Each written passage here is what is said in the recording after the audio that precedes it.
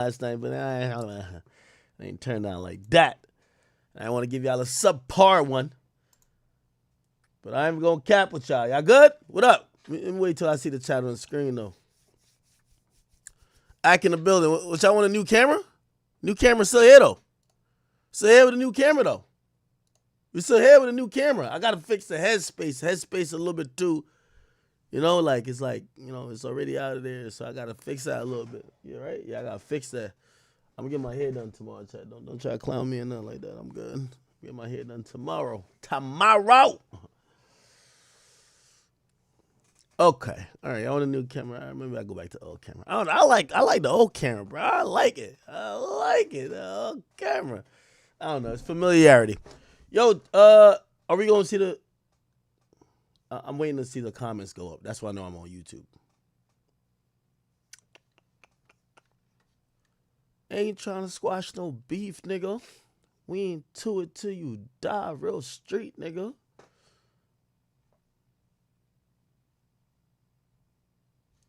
Wait, are we even live on Rumble? Let me just check. Let me make sure I'm live everywhere. We not live on Rumble? Yo, Rumble be like blowing me recently, bro. Every like 2 days they like expire my connection on my multi-stream joint. The fuck? Okay, we should be live on Rumble now. Like, what the hell? How we not live on Rumble? They having me treat Rumble like it's a side bear, which is not. It would never be. We love Rumble. Okay, say we on YouTube. We definitely on Kick.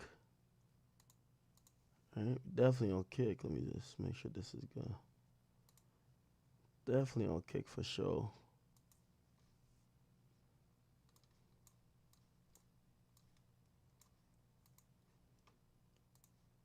And then we just gotta make sure we on Rumble. Just give me one refresh. Chat, I just gotta make sure I'm on Rumble. I'm sorry. Why am I shit not on Rumble? All right, I'm starting it on Rumble again. What the fuck? Just give me 1 second.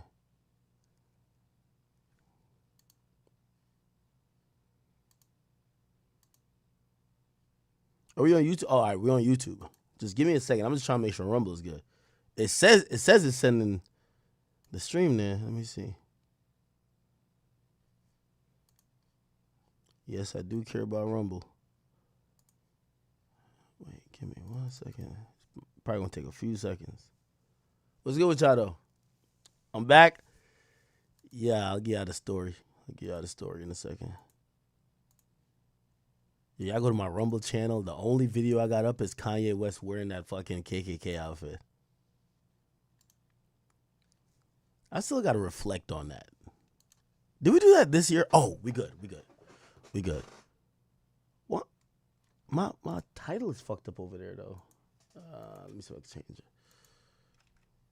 Okay. Yeah, I think we changed it. Let me see. Yeah. All right, we on Rumble. All right, chat. All right, what's popping with y'all? What's good? What's cracking with y'all? I'm gonna lie, I gotta keep it a beam with y'all. Okay? Definitely was gonna stream today. I know I should have streamed yesterday because I streamed like late night, like the day before, or like really that day. Yesterday I streamed late night, and I was like, I'm gonna come back later. I never came back. I've been really recovering from like, that's the thing when you like go out a bunch, like maybe I'm getting old, man. Like I really commend these whores. Well, actually I don't commend them at all.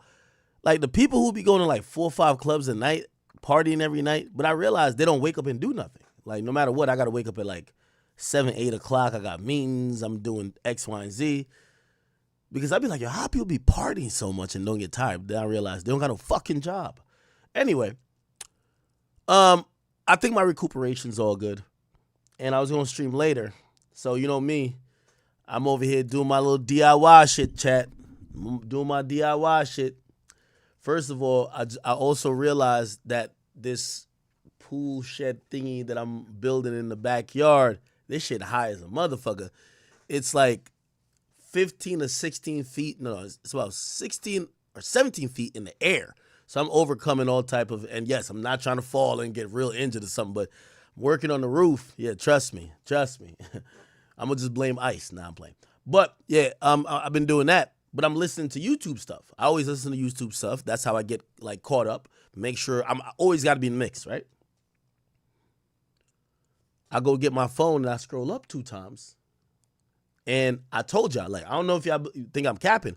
I read every DM. Like, even if y'all niggas go to hidden or whatever, I read every DM because you always get the best information that way. You know what I mean? Like, so I read everything. People will give me like, yo, this just happened in my city. This just happened. Da-da-da. Yo, I got this video. Because they kind of look at us like a little bit of like modern day world star in a sense, right? So I'm on the roof, but like I think I'll finish watching the video. I'm about to go to another video, but I'm like, let me check my DMs real quick. I check my DMs. A nigga be like, yo, you seen what Thug said about you? So I'm like, what's this nigga talking about? So I scroll a couple times, see another nigga say it, then I click on it. Then it's a whole video. Yo, chat, you would have called me Spider-Man. Fuck the ladder. I backflipped off the goddamn roof. 17 feet, nigga. Backflipped off of it. I'm like, I'm on stream immediately, chat. Y'all know how it go. As soon as it I'm like, yo, what? Nigga, fuck a ladder. Nigga, I got a ladder, a scaffolding, all type of shit to make sure I'm safe. Nigga, fuck that. Let's start the stream now. I backflip over that ladder like it was I ain't gonna lie, chat. I might have some joint pain later, but god damn it. I had to get here. I ain't even gonna lie to y'all. I'm like, what? Now I ain't hear fully what happened. I was trying to play a couple of things, but I was setting up the stream. Anyway, we gonna react to all of that live.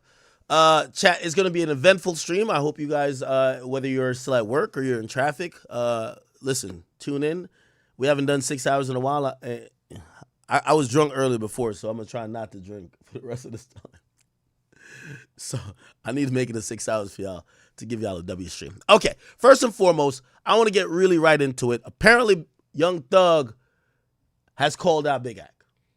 He's called out Big Ack in another interview that he's doing on what we now know is an explanation tour, and he wanted to, address me. Now, I'm, maybe this is also a little bit overblown. Like, he ain't say fuck me, like, at least from what I've seen. But he wanted to kind of like, address certain things to me. And, we want to be fair. And I don't know what you guys have thought about me covering the whole Young Thug saga. We want to be fair to him too, right? But we want to be fair, but we want to be real. What I've realized about in hip hop, I really dislike it. And y'all gonna hear me bring this up a lot. I dislike it. I don't think really these rap niggas are my friends.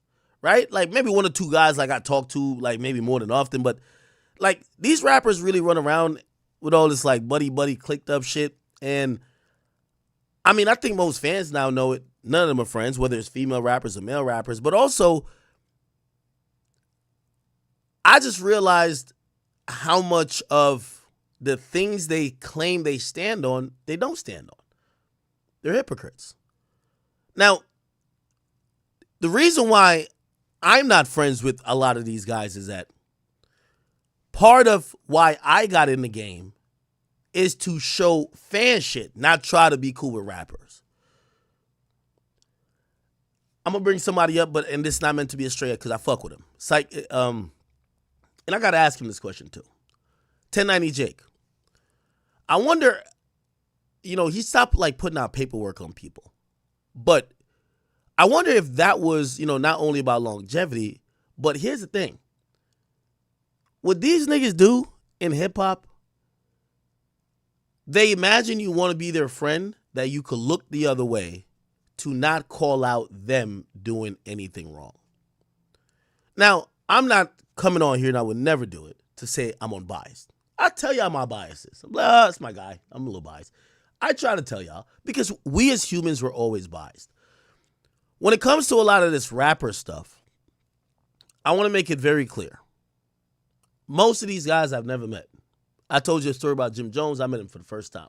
I can't even dislike you, even if I wanted to, that much. Right? However, what I've realized with when people start talking about my platform, rappers think I'm trying to be cool with them. And that's where I think today I might have to give a real education. None of y'all never, well, most of y'all wasn't even on at that time, but rappers never gave me a chance. It's the fans that gave me a chance.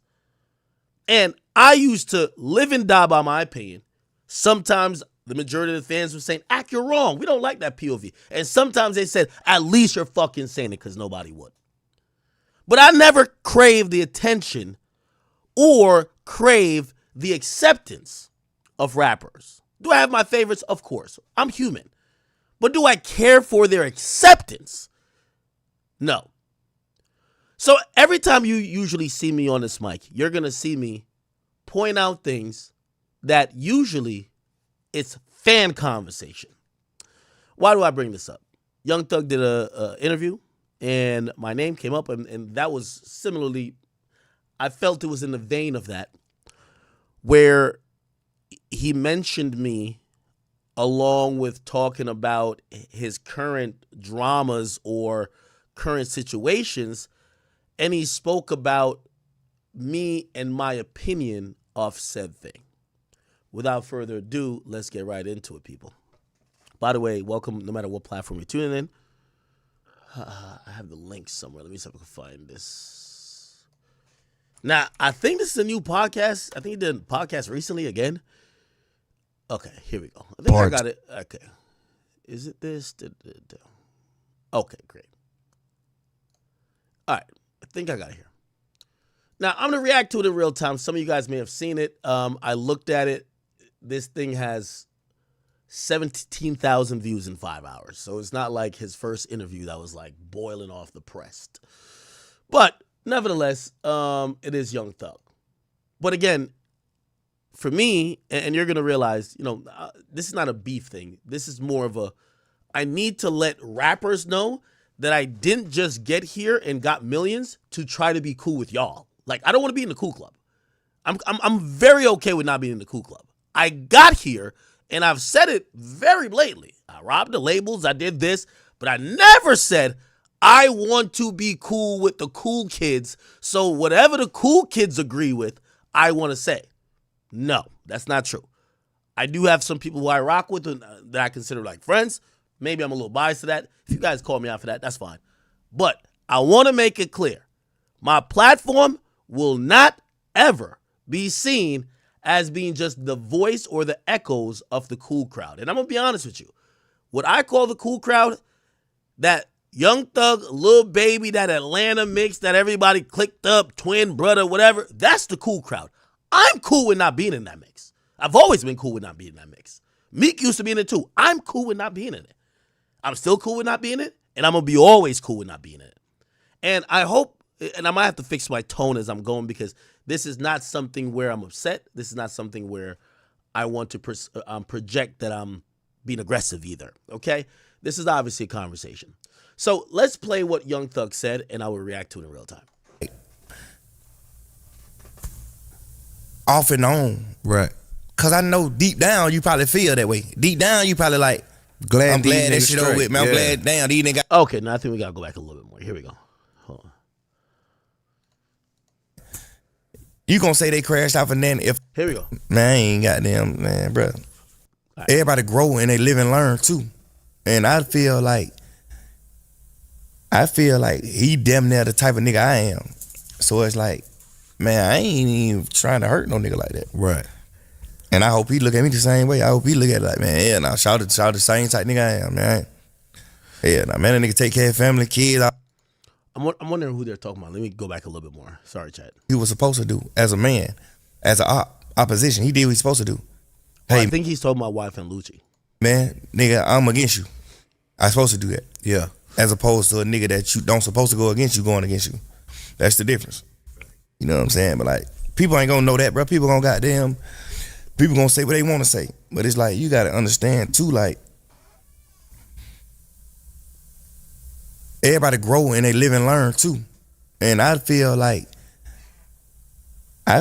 he damn near the type of nigga I am. So it's like, man, I ain't even trying to hurt no nigga like that. Right. And I hope he look at me the same way. I hope he look at it like, man, yeah, now shout the same type nigga I am, man. Yeah, now man, that nigga take care of family, kids, all type of shit. Man, that nigga goddamn a man to me. Right. Man, I ain't goddamn, man, bro. We doing, man. Nigga, I ain't against you. Go and get you some money, man. I'm give me some, man. We doing. We link up. We goddamn click up, do us some songs, and goddamn going on. So be it. We good. We do it. We don't. We do. You know what I'm saying? But man, some people gonna look at it like, man, you ain't got no business fuck with him. But it's just like people be so burnt. Yeah. Because you got the same people on the internet years ago saying y'all nigga that fake beef with each other shit. Now y'all going to jail. Y'all done for right. Now when we act like we cool, now they like, man, you know what I'm saying? You got a nigga like Academic. Like, how Thug and Lucci gonna get cool? Now all the young niggas on both of their side crashed out for nothing. But it's like, you gonna say they crashed out for nothing if I make them go try to kill Lucci, or if he make somebody go try to kill me, you gonna say they crashed out for nothing. Right. And then if me and Lucci become cool, you gonna say they crashed out for nothing. It's just like you can't win. You can't win, yeah. You know, and that's part of the formula. I want to respond to that. When I spoke about Lucci and Thug, I was very happy that they actually became cool. Very happy. I'm actually very happy that they became cool. You see, the problem I have with this Young Thug story is that Young Thug is still portraying that he's the only one that's in the story. You got indicted with about like 20 people, brother. And your life is not more important than theirs. Your family, your sister, as you portrayed, you said, yo, well, my brother could do it because my mama was crying. Everybody has a mama. Everybody has a story. The thing with rap, we only care about the top guy. So we don't care about these other people. We don't care about the victims. We don't care about everybody else's lives that got ruined. We only care that you could come back to give us good music. We love you, Thug. We want you to give us good music. But, you know, if I have a platform, I didn't build my platform appeasing to y'all. So I'm going to tell the fans the reality. Oh, of course it's a good thing that Thug and Lucci are cool. But it's definitely a signal and a symbol to everybody who might not be in this particular situation, but might be in a situation with someone else where you got the moneymaker who's telling you or instructing you to go crash out.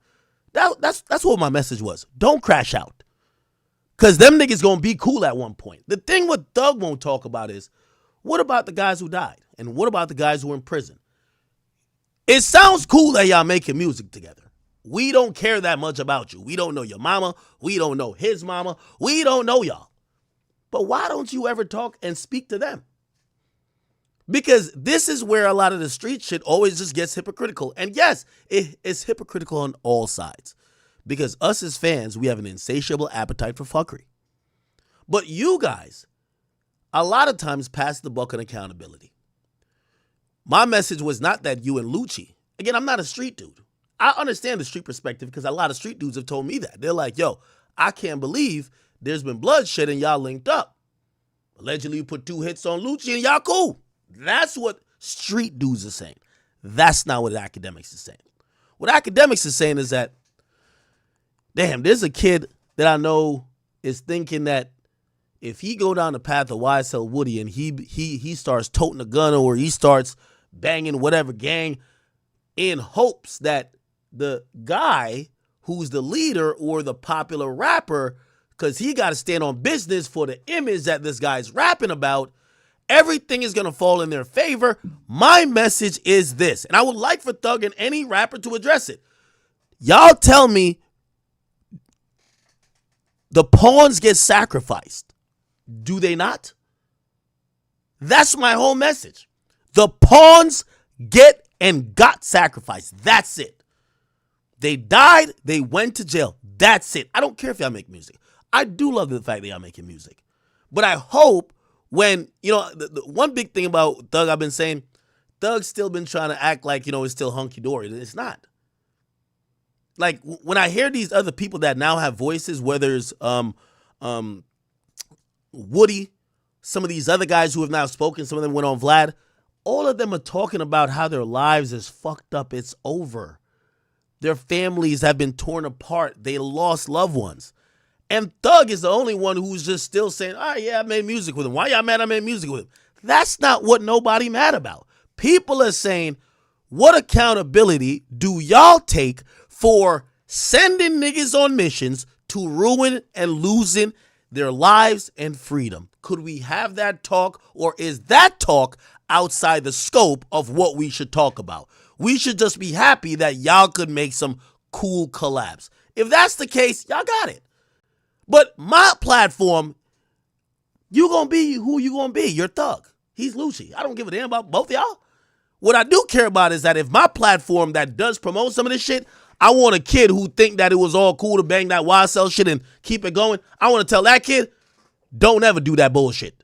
Because you're the one that's going to lose.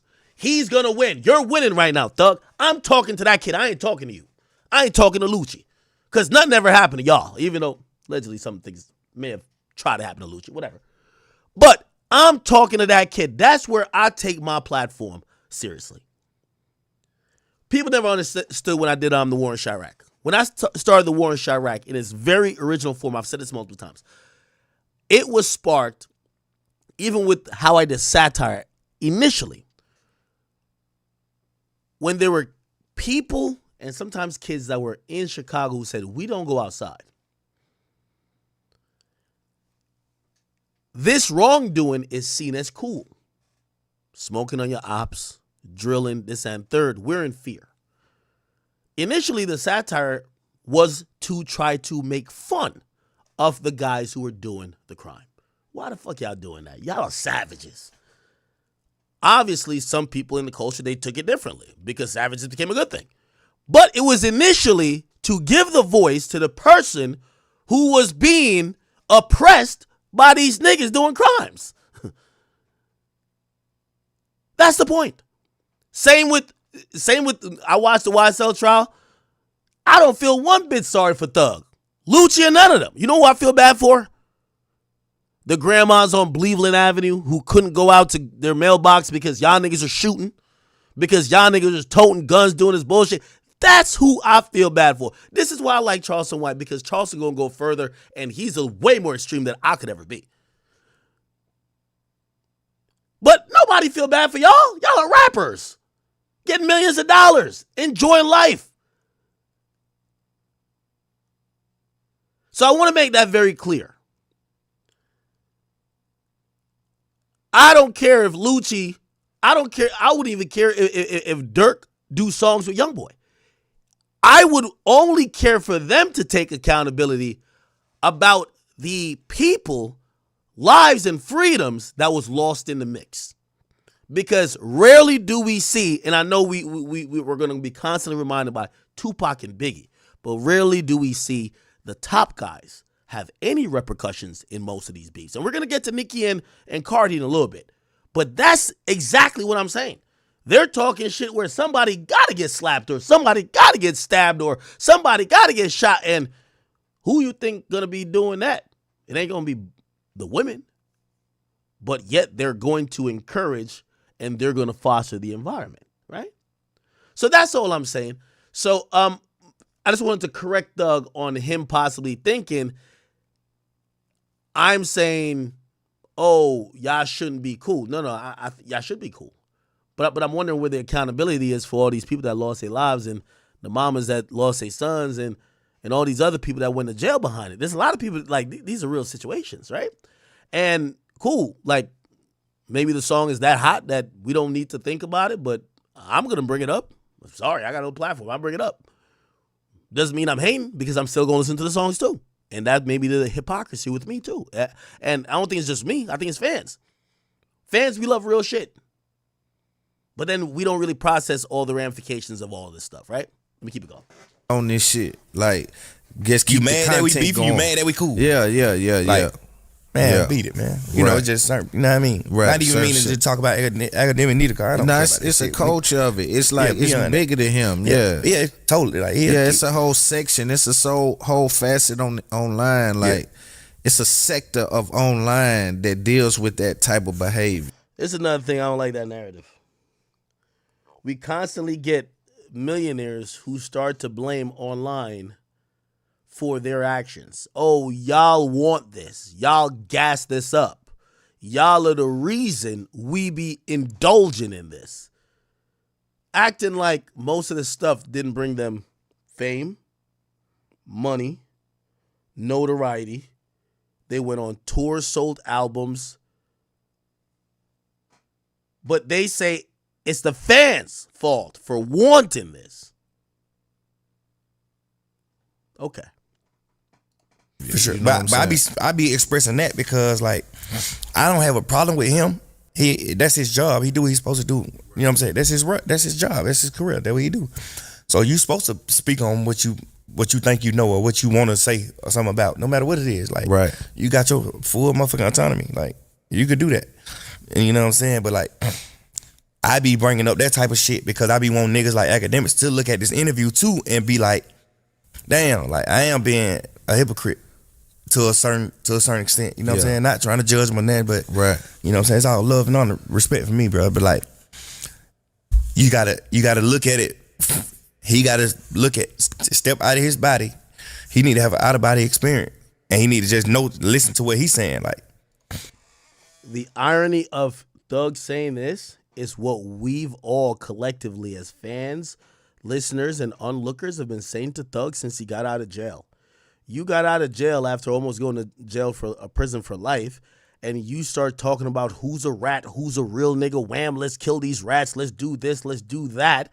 And you started being the aficionado on what telling was, and people brought up a situation they felt that you didn't keep it maybe up to your standards, and you're like, well, it's different.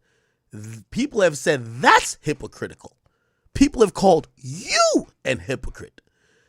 So now you're able, when you're speaking about me, you're saying, well, I think it's a little hypocritical. I feel like Ack has a, damned if you do, damned if you don't type of situation where he's like, yo, y'all niggas need to squash the beef. They squash the beef. I'm like, damn, y'all niggas squash that? Okay, I get you. We talked about that already, so I don't got to clear that up. But the same thing you're actually accusing someone of is what the entire culture has been saying to you. You've been talking about rats, this, cooperating, mentioning, and then some of these things happen, and you've acted like you're a victim now. You know what I'm saying? You know what I'm saying? You saying that goddamn, we done been to jail, we done have dodged life sentences, we don't need to be getting out of jail with no fake ass beef and Yep, I have said that. Keeping that shit up. But now we link up and do a song, now that's a problem. Right. No, I got no problem with y'all doing a song. I'm just asking about the people who have died and the people who have, because from what I've heard, you never did nothing to that man. It's very easy to forgive somebody when they never put hands on you personally and you never put hands on them personally.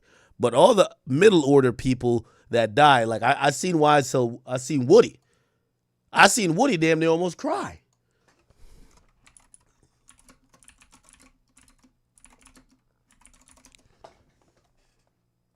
Look at this. The word of the day is, don't be looking for loyalty in these streets. There is no such thing as loyalty in the streets. You got sitting in jail doing the rest of their life. And by the way, I want to emphasize this again. What I don't like about the music industry is that because Thug got a popularity vote and he got still real niggas that fuck with him, he's not supposed to be held to the same standard. Right? Like, so this is not an academics hating on you thing. Is that academics is not trying to be a part of the cool crew to be like, nah, it's all good. No, I'm going to ask and raise the questions as everybody's raising and asking for everybody else. We raised and asked them for Gunna. We raised and asked him for Rollo, Boston, Richie, for everybody else. Again, if I want to be part of the cool club, have you noticed that none of these people, and by the way, I've seen he's been on like a trek of like podcasts or interviews where he's sitting with street dudes. None of them are saying what we hear other people are saying at all. It's almost like, nah, it's Thug, we cool. And that's fine. You know what I mean? My job also is to let people know the rules of the streets is rules for thee, but not for you or for me. Like, that's how it goes. It's who you like, not who is exactly. So, when you hear people, I don't want this to get like simplified as, oh, this was about academics hating, because I don't give a damn. Nigga, I told you I like his album, right? I didn't even think his career was ever affected until I seen the sales. Once I seen the sales, I'm like, ooh, maybe people do give a fuck. Because I thought people didn't care. Right? Do people care about snitching these days? Nobody cares. I don't give a fuck. However, it's people like this, YSL Woody. I think that their voice is the voice that maybe I'm amplifying, but he's not in the cool club. And I'm saying respectfully, I know I got whatever amount of followers y'all think I got. I'm cool with not being in whatever club that hangs with y'all and just supports whatever fuckery I have going on. Because that's how you get in some type of Rock Nation conglomerate where like you just let these people rob people blindly and then you try to play moral high ground with others. I don't want to be a part of that type of stuff. So when y'all hear me speak, I'm not anti-thug, but when I'm giving any talking points, I'm giving talking points for niggas that was actually in it. Like this. Life, you got this in their grind that ain't never getting up out of that much loyalty in the streets. You got they sitting in jail doing the rest of their life. You got this in their grind that ain't never getting up out of that much. Word of the day is there's no loyalty in the streets. Don't let them trick you. Don't let them manipulate you. Don't let them fool you. No honor amongst thieves. That's the God honest truth. No matter how much you put your life on the line, the streets, gang banging. By the way, I think that's the right message. What have you heard me been saying? It's not anti-thug. I use thug as an example. Hey, I hope y'all see with this thug shit, there's a whole different new set of a rubric that will whatever, and people don't think of certain things the same way. So if you are a crash out, don't even do it. If you feel like, nah, man, if I crash out for so-and-so, it's going to go like this, don't do it. He's saying the same thing. I'm saying the same thing too. This is not even really a thug thing. He's a example for it, but we're talking about something else, at least for me. I'll live it because you're destroying your life. And don't nobody care about your life like you supposed to be caring about your life. Nobody's sitting in jail or in that ground but those that's in it. Think. When I get bored, I just go buy me a new cup. Okay. And I agree with that message.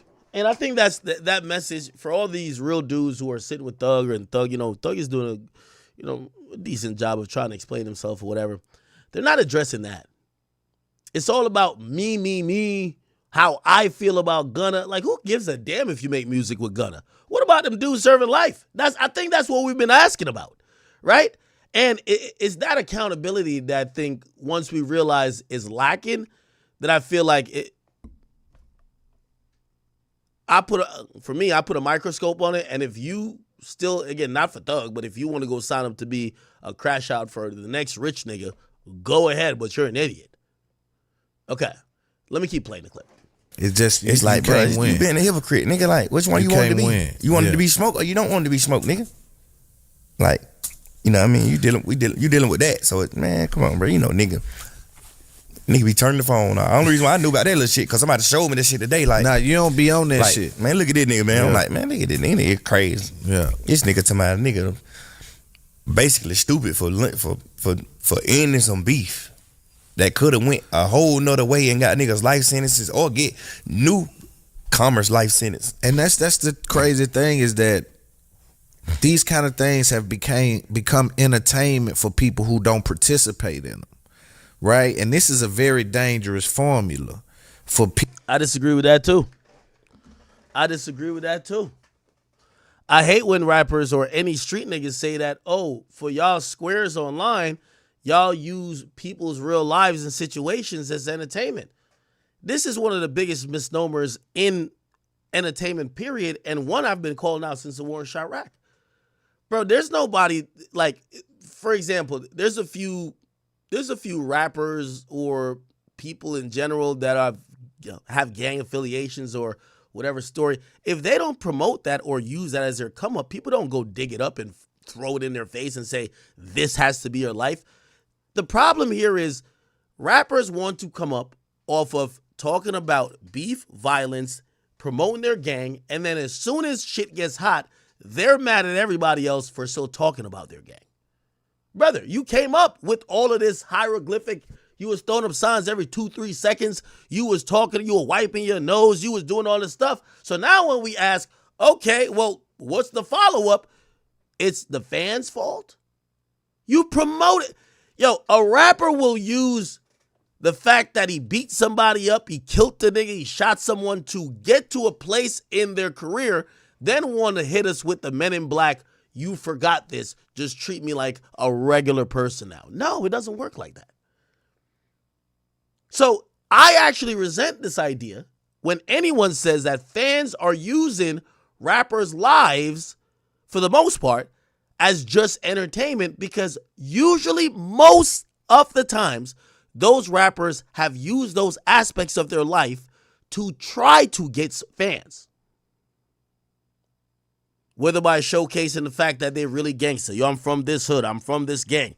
This is me actually in a shootout. This is me beating niggas up. Yo, I'm going to tell you that I did X, Y, and Z. Now, after when it gets maybe a little bit too critical, it's like, why y'all so entertained by my... Nigga, that was the entertainment you brought in the game with. Am I lying?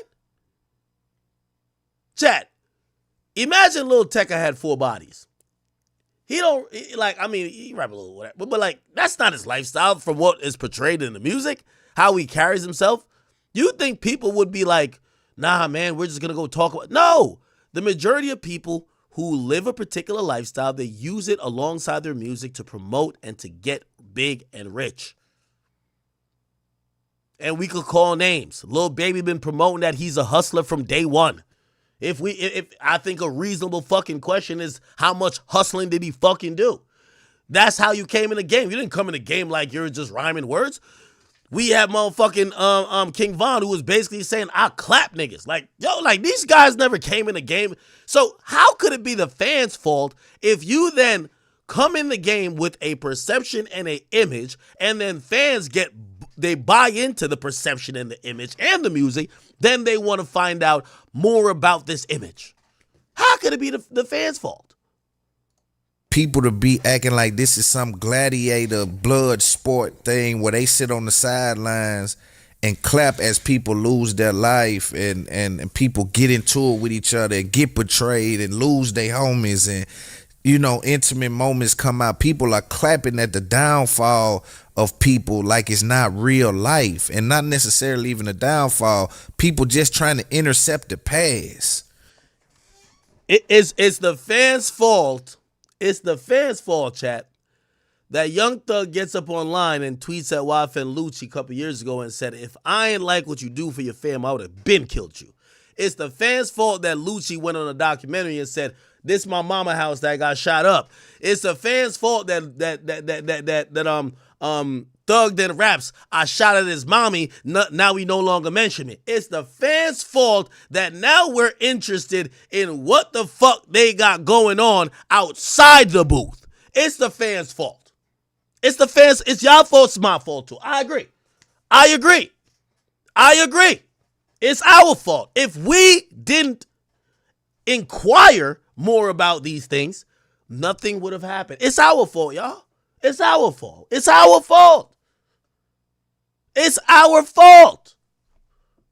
Okay.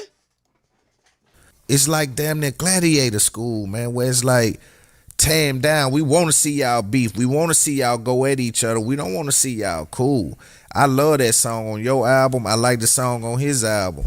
We supposed to champion the fact that y'all are able to bury the hatchet. You understand what I'm saying? Come on, bro. That's what we supposed to be doing.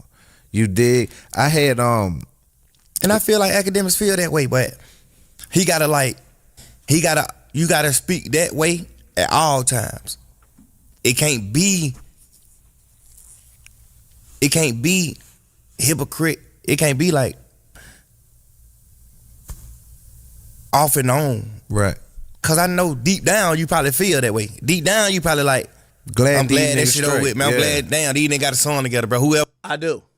would thought we would hear that, Right. But you ain't saying that. You gotta say that too. You can't just think that in your mind, but you say some bullshit because you want some clickbait or you want. No, I'm going to keep saying this, Thug. I'm happy for you and I'm happy for Lucci. Y'all are both out and y'all have gotten a second chance and a lease at life. However, I will say, if anyone sat through that entire trial and you don't think about, I ain't going to lie to you, even with 6ix9ine, like all that bullshit that 6ix9ine and his gang did, I wonder about? 6ix9ine got sued by somebody because somebody was shot in the leg when them niggas hopped out of a car trying to kill somebody. I think about those people. Those people also do matter.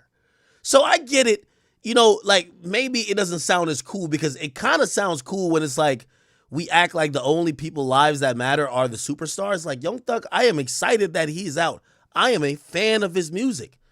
I'm only saying, and this is where we got to send the message. I feel like I'm beating a dead horse, but I'll say it again. We got to send a message to these people that end up being crash outs. Just know, usually, unless everybody die, this is how it happens. But we've never seen a situation where the crash dummies is also... You remember how Young Thug did his interview with $1 million worth of game? There was 1 million people behind him. Dirk did the interview with $1 million worth of game. There's 1 million people behind him.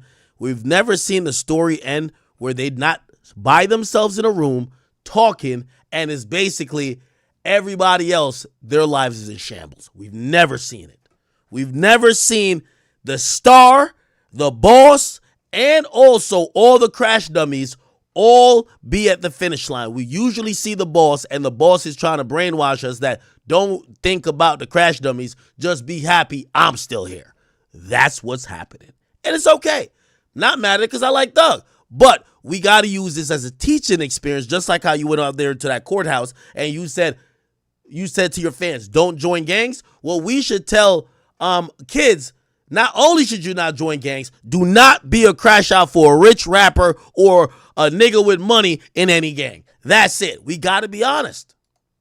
People to look at your shit, you already got a fan base. Niggas, all right. Right. Like, when you got your fan base big like that, it don't supposed to entice you to be negative. You supposed to say, dang, boy, God gave me millions of subscribers. I got millions of people on my shit right now that subscribe to me. Boy, let me put the right word out. Right. Let me do the right thing. The right thing is to talk to the right thing is never to talk to the guy who's buying Bugattis, Rolls Royces, Lamborghinis, and multiple houses with the most beautiful women. The right thing is to talk to that lost kid who basically, you know, like even when I go to young boy shows, you know, one of the most endearing things people say, yo, listen, we watch it. Yo, we were just watching your shit on the way here. Again, I know I bullshit around a lot, but we do have to send like at least a message to be like, listen, yo, this is entertainment. But some of this shit dumb, okay? And you should watch but not participate. And that's kind of what the message I would like to put out. I'm not sure if that's what Thug would like to put out, but you know, we could agree to disagree there. Goddamn, I'm gonna stop feeding into this shit. I already done got big off of it. I don't want to, you know, direct my entire life to this because it end up ruining you as a person. It end up making you like that. In real life, then you get to a point where you can't shake it. Exactly. Now it's just you. Yes. Now that's you. That's the real you. You know, you got to have a moment where you turn it off. You got to have a moment where you like, I done did all I can do. Balance with this shit. it out. I'm through with that. Yeah. I'm on the next journey. I'm on the next chapter. Yes. And that's what I'm doing. You know what I'm saying? Because people probably could say the same. It's not true, Thug. You came out of jail saying fuck the rats. Gunna a rat, Woody a rat, Yak a rat. Fuck that nigga Obama, he's some mad by baby mama. You came out with the same energy. You came out basically saying, yo, I kept it real in there and I'm still on the same shit. What are we talking about? Yo, a rapper, let me tell you this. I always say a rapper, when you have a job as a rapper, you're basically just a glorified liar. And the better of a rapper you are good at convincing people of shit that didn't happen, that you're going to convince them that did happen, or you're convincing them to change a reality that they may have not at first accepted. All these things that Thug is saying is like, only in court did you say Young truly humbled unto God. Your first tweet was whatever Wham says goes, fuck these rats, Gunna a rat, stop acting like I like you. Then you made a song dissing niggas. Then you said, who kept it real, who kept it whatever. Basically, like, you said, I will step on this, I will step on that. Is Thug acting like we're forcing him to be a thug? I get it. He's now Young, truly humbled on the God, but when he get out of the courtroom, he's thugger motherfucker. Anything about Somebody's right in the chat. My whole point is, I ain't talking to Thug. I love the music. I'm gonna listen to the music no matter what. And by the way, I don't care what nobody says about his album. I think it was good. my point is, we got to dissuade crash dummies. I think people like Woody exist all over the place. Woody is a crash dummy. One that actually crashed a couple times but still made it. And made it by the luck of God. But there's a lot of niggas who didn't make it. There's a lot of niggas who are locked up, and there's a lot of niggas who are dead. Those are the people who we got to send the message to. And I see some people in there saying, well, so what about them? They made their own decisions. Well, if that's how you feel, just say you only care about the famous guy, because Thug made his decisions, but we all felt bad for him. About me, but that's what I'm doing now. End the chapter. This shit over with. After this album, that's the last I'm talking about any of this shit, bro. I ain't talking about that at all. I'm going to the next chapter. I'm making better music. I'm making pop star shit. I'm making rock star shit. I'm making motherfucking house music. I'm not even studying the hip hop shit no more. I'm not even studying all that shit. Like, I actually like him saying that. I don't think he should. I think he needs to go past this moment. I can't wait. Cause I'm trying to advance. I'm not trying to sit around and be goddamn complacent or be, you know what I'm saying, content. Like niggas, bro. I ain't never been that. I always grew. My whole career I always been on the up. You know what I'm saying? I always grew, you know what I'm saying? Like, but I just hope he look at this interview and I hope he just understand, like, all right, cool. Like, maybe I do need to, like, be more, cause I don't think that he negative. I think he just, he make other people negative. But he not negative, which is dangerous. Yeah, definitely. Like, you know what I'm saying? You at home, happy as fuck, living your life. You get off the internet, you good. You got your girlfriend, your family, your mama, and whatever. But you make other people's life negative. And then you just click off of the internet and then you just go live your life regular. Right. That's what you gotta understand, and that's what you gotta, like, change. Yes. Not even just talking about him. Everybody who's doing that type shit. Yeah. Do you believe in karma? That was interesting. Not too sure what he fully meant by the comment. I don't know if he meant he feels that me or my platform makes people want to be negative, or basically he feels like I or the platform makes, for example, his life negative, which means like, hey, like you kind of ruin people's lives. Not too sure what he means by that. Again, you know, I know we're still in the passing the buck era, but I'm in the era if I pass it right back. So, you know, I would like to bring a few facts up. Y'all could go to my YouTube page, my original one. That's still up. I think I got like 340,000 or 50,000 subscribers. And when we covered Thug, it wasn't us telling Thug to do these things, but when Thug was pulling out guns on Wayne, not Wayne, but while beefing with Game, talking slick to Wayne, beefing all over the place, we covered it. That was negative. Did we bring the negativity there, or did you bring the negativity that we covered? Like, you know, with rappers, they don't have accountability. So for them, it's always like, all right, nah, that was cool then when I was building my career, but now, nah, chill. Let me see.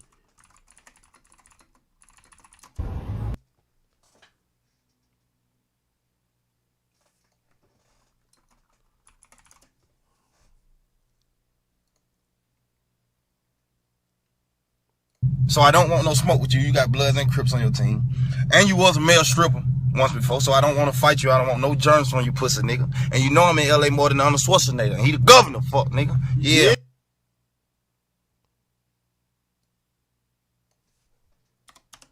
This was in his indictment. I didn't do these things. Where's the other one where he just randomly... There's a dude with him and they just randomly pull out guns. I can't remember who they was threatening at that time.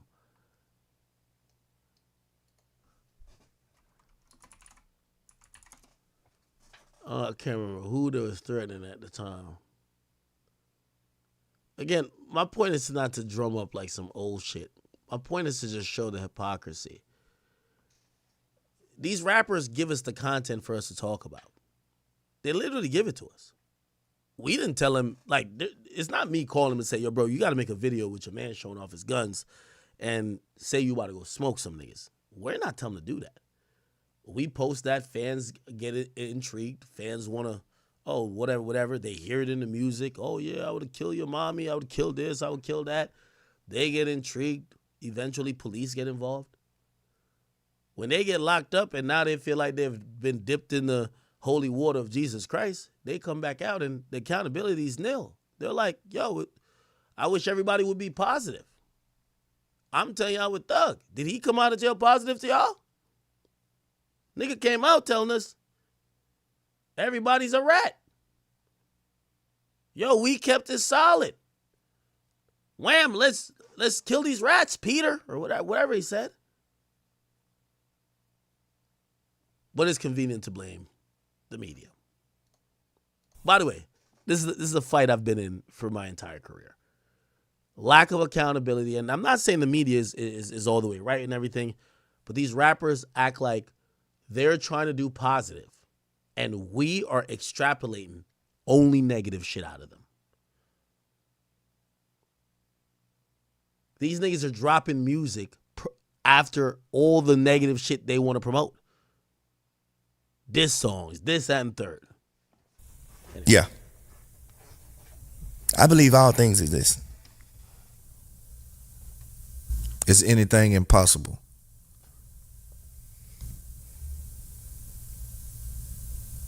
One thing. There's only one thing in the world I feel like is impossible, and that's being God. Anything else you could do is possible. Can't be home. Right. But anything else you most definitely can do. Yeah. I think everything is possible except being him. Right. What's your feelings on Wack 100? Now, this was an odd question to me. You're interviewing Young Thug, but it feels like you're trying to rage bait him into saying negative things, which ironically, that's your thing of accusing everybody else of doing. What does Wack 100 have to do with any of this? Right? Now, granted, Wack might not like him. He might not like Wack. I don't know what their relationship is. But after, I think Thug voluntarily brought me up. But what does Wack got to do with this? Unless your interviewer is soliciting a negative response that could hopefully go viral. On the West Coast? West Coast, Wack 100. Yeah. Game manager? Yeah. What you mean with my feeling? That OG. I fuck with him. You fuck with him? They're my mans. Yeah. What you mean by that? I'm just wondering, I had him on the show, he called me here and there sometime to ask me questions. But I just wanted to know, you know what I'm saying? I've seen him engage with your name online sometime. What he say? He said something bad about me? Oh man, this is how half the beef starts. Look like whatever Thug might be oblivious, maybe, to everything Wack has ever said or whatever. But I guess not no more. Well, I don't know. I wouldn't call it bad. Well, I don't know. I haven't tuned in to everything he said. I think he done went rogue on you though. Wack 100 game Wack? Game Wack. Hell no, that my man. That's your man. That Okay, bet. They probably some cap. They probably got them put his name, just try to put a nigga name on some shit, man. You know how this shit go, bro. Yeah, you gotta watch out for people like this, chat. He only bringing this up for a reason. Anything else you could do is possible. Can't be home. Right. But anything else you most definitely can do. Yeah. I think everything is possible except being him. Right. What's your feelings on Wack 100? On the West Coast? West Coast, Wack 100. Yeah. Game manager? Yeah. What you mean with my feeling? That OG. I fuck with him. You fuck with him? They're my mans. Yeah. What you mean by that? I'm just wondering, I had him on the show, he called me here and there sometime to ask me questions. But I just wanted to know, you know what I'm saying? I've seen him engage with your name online sometime. What he say? He said something bad about me? Well, I don't know. I wouldn't call it bad. Well, I don't know. I haven't tuned in to everything he said. I think he done went rogue on you though. Wack 100 game Wack? Game Wack. Hell no, that my man. That's your man. That Okay, bet. They They probably some cap. They probably got damn put his name, just try to put a nigga name on some shit, man. You know how that shit go, bro. Yeah, Niggas for sure. Niggas just want to put nigga name on shit. I ain't never had no problem with him. He ain't never been nothing but some goddamn respect on his end with me and on my end with him. You know what I'm saying? Right. Yeah. He was on the show. We had a good conversation. We debated and he got kind of heated, but that's what he does, you know, on this internet thing. So, you know, I took it for what it was. I done seen him have some little internet feuds and shit with people and shit like that, but I ain't nothing about me. He always showed me love. I can't tell you exactly what it was, but I'm gonna have my people pull it up. You said something about me? I don't know. We'll figure it out. Nah, I'm finna call. I'm get on them, man. Get wait them. We'll figure it out for sure. I know I ain't saying that about me on the internet. Bro. Yeah, man. Yeah.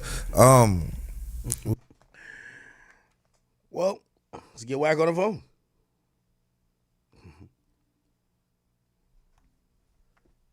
Let me call him right now.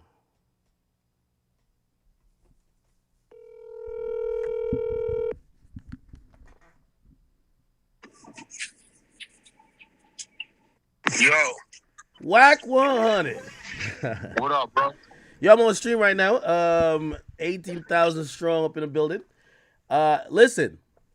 I was just listening to a newly dropped Young Thug interview. And I don't know. It was interesting. Your name came up. Oh, okay. Shit. That's the norm. Well, it came up. Well, I don't know if the interviewer tried to bring it up in a slick way, but Thug kind of handled it well. He handled it well. He basically said you unk. He said everything, you know what I mean? He said he got respect for you. He believed you have respect for him. He don't think you would be speaking ill of his name.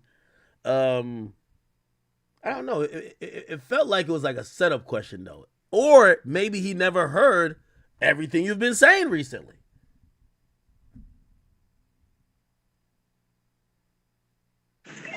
Man, listen, bro. I don't know what the big deal is, Well, here's the thing. I think everybody's moving away from the narrative of kind of what you accepted, and everyone is saying that. There's no narrative. Yo, look, here goes the thing, bro. Listen, a murder's a murder, a robbery's a robbery. If I go out and I commit a bank robbery today, right?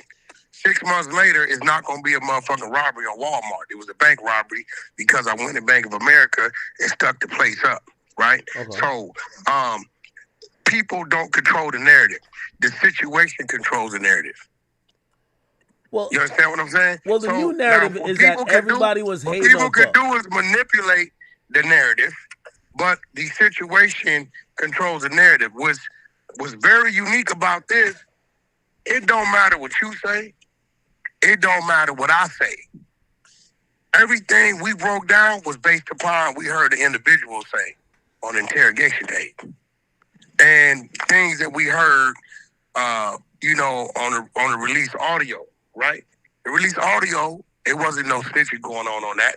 The interrogation is when a lot of the rules was broken. So it doesn't matter what, you can go over here to Big Bank, you can go to Loon, you can go wherever the fuck you want to go. You can go to Black, you can go wherever you want to go, right? It doesn't matter what they say, because what's unique about this situation is we heard what that individual said. Doesn't matter. Well, Wack, I've been telling you, I do believe that, depending on how many friends you have, the situation could be interpreted a little bit different. No. It can only be interpreted different if you don't have something to gauge it. In this situation, it's not like I'm saying, hey, I heard this. You like, Wack, you heard that? Yeah, I heard this. Well, Mac, maybe he meant this. There's nothing to talk about because we're all listening. And I'm going to be real. We had the same interrogation tape 20 months ago on the 100 side of Clubhouse. It's on my replays. The difference is we didn't really hear it all because it was distorted. Trap Lord Ross woke the shit up. If Trap wouldn't have did what he did, right? What we listened to the first 20, 30 minutes, it was so distorted. I never got to the end of it to hear that shit. Take my number, call me if you need me, don't tell nobody about it. First time I heard that was on Trap Lord's content. Because Trap did what you do. Wait, stop. You heard that? Heard what? He said this. Let me rewind it. Press play. Oh, shit. Wait, so It's a different play. So let me ask you a question, because at a point in the interview, it says, yo, somebody give me Wack number. Like, if Thug, Thug seemed like he rock with you. If Thug's like, come on, I rock with you. Act, here goes the thing. I came on your show. You'll change your mind. I came on your show. Okay. You knew what you were doing, right? You knew Wack fuck with Thug. You was telling your chat, depending on who people are, is going to dictate what they're going to say about you. I still believe that. That part of me, and I came on the show, and you said, Wack, you seen the shit? Yeah, I seen it. Sweet and spicy. Right? Cocktail, right? So you said, what do you think? I said, bro, what I'm seeing is not right. He did bad, but I won't call him out his name. Remember that? I remember that. Okay. I was cool. You doing some picking and choosing a little bit. Like no, I don't do no picking and choosing. I said, what I'm looking at is wrong. What he did was out of line. It's telling. But I won't call him out his name. I left it there. When Pee-wee came on here, getting disrespectful, and your chat would agree. I didn't start that. I was calm. I was cool. But Pee-wee is a little kid. He always been emotional, and he been trying to make a name for himself all his life, and he been unable to do it. He hollering, he screaming, he defensive. Why is he defensive? Because he see what it is. So what he's gonna do is holler, scream to keep the motherfucking attention off of what we talking about. When he started to disrespect QCP, I asked the nigga one question. You saying you speak for Thug? What did he tell me? He said, I speak for Thug. So this disrespect that's coming out your mouth about my brother, you saying this is what's coming out of Thug mouth. He said, yes. At that point in time, I did what Wack does. Nigga, now it's on. It's on now. You didn't brought disrespect to a respectful situation. That's a violation on your side. Baby, put your seatbelt on. That's a violation on your side. And then that's when I went up. So if Thug called me, whoop de whoop, bro, what you mean? What's happening with this shit about P? Paru, I'm getting straight to it. I ain't doing. You think I ain't got calls? You think Birdman ain't called me? You think niggas ain't? Hey, listen, nigga disrespected P. I don't give a fuck about nothing. I think if he calls Let me you, slow it down. I think if he calls you and he says, Wack, and I don't give a fuck about nothing. What do you think about like whatever tape or whatever? I think you're gonna say, nephew, I fuck with you. You just did a little bit bad. No.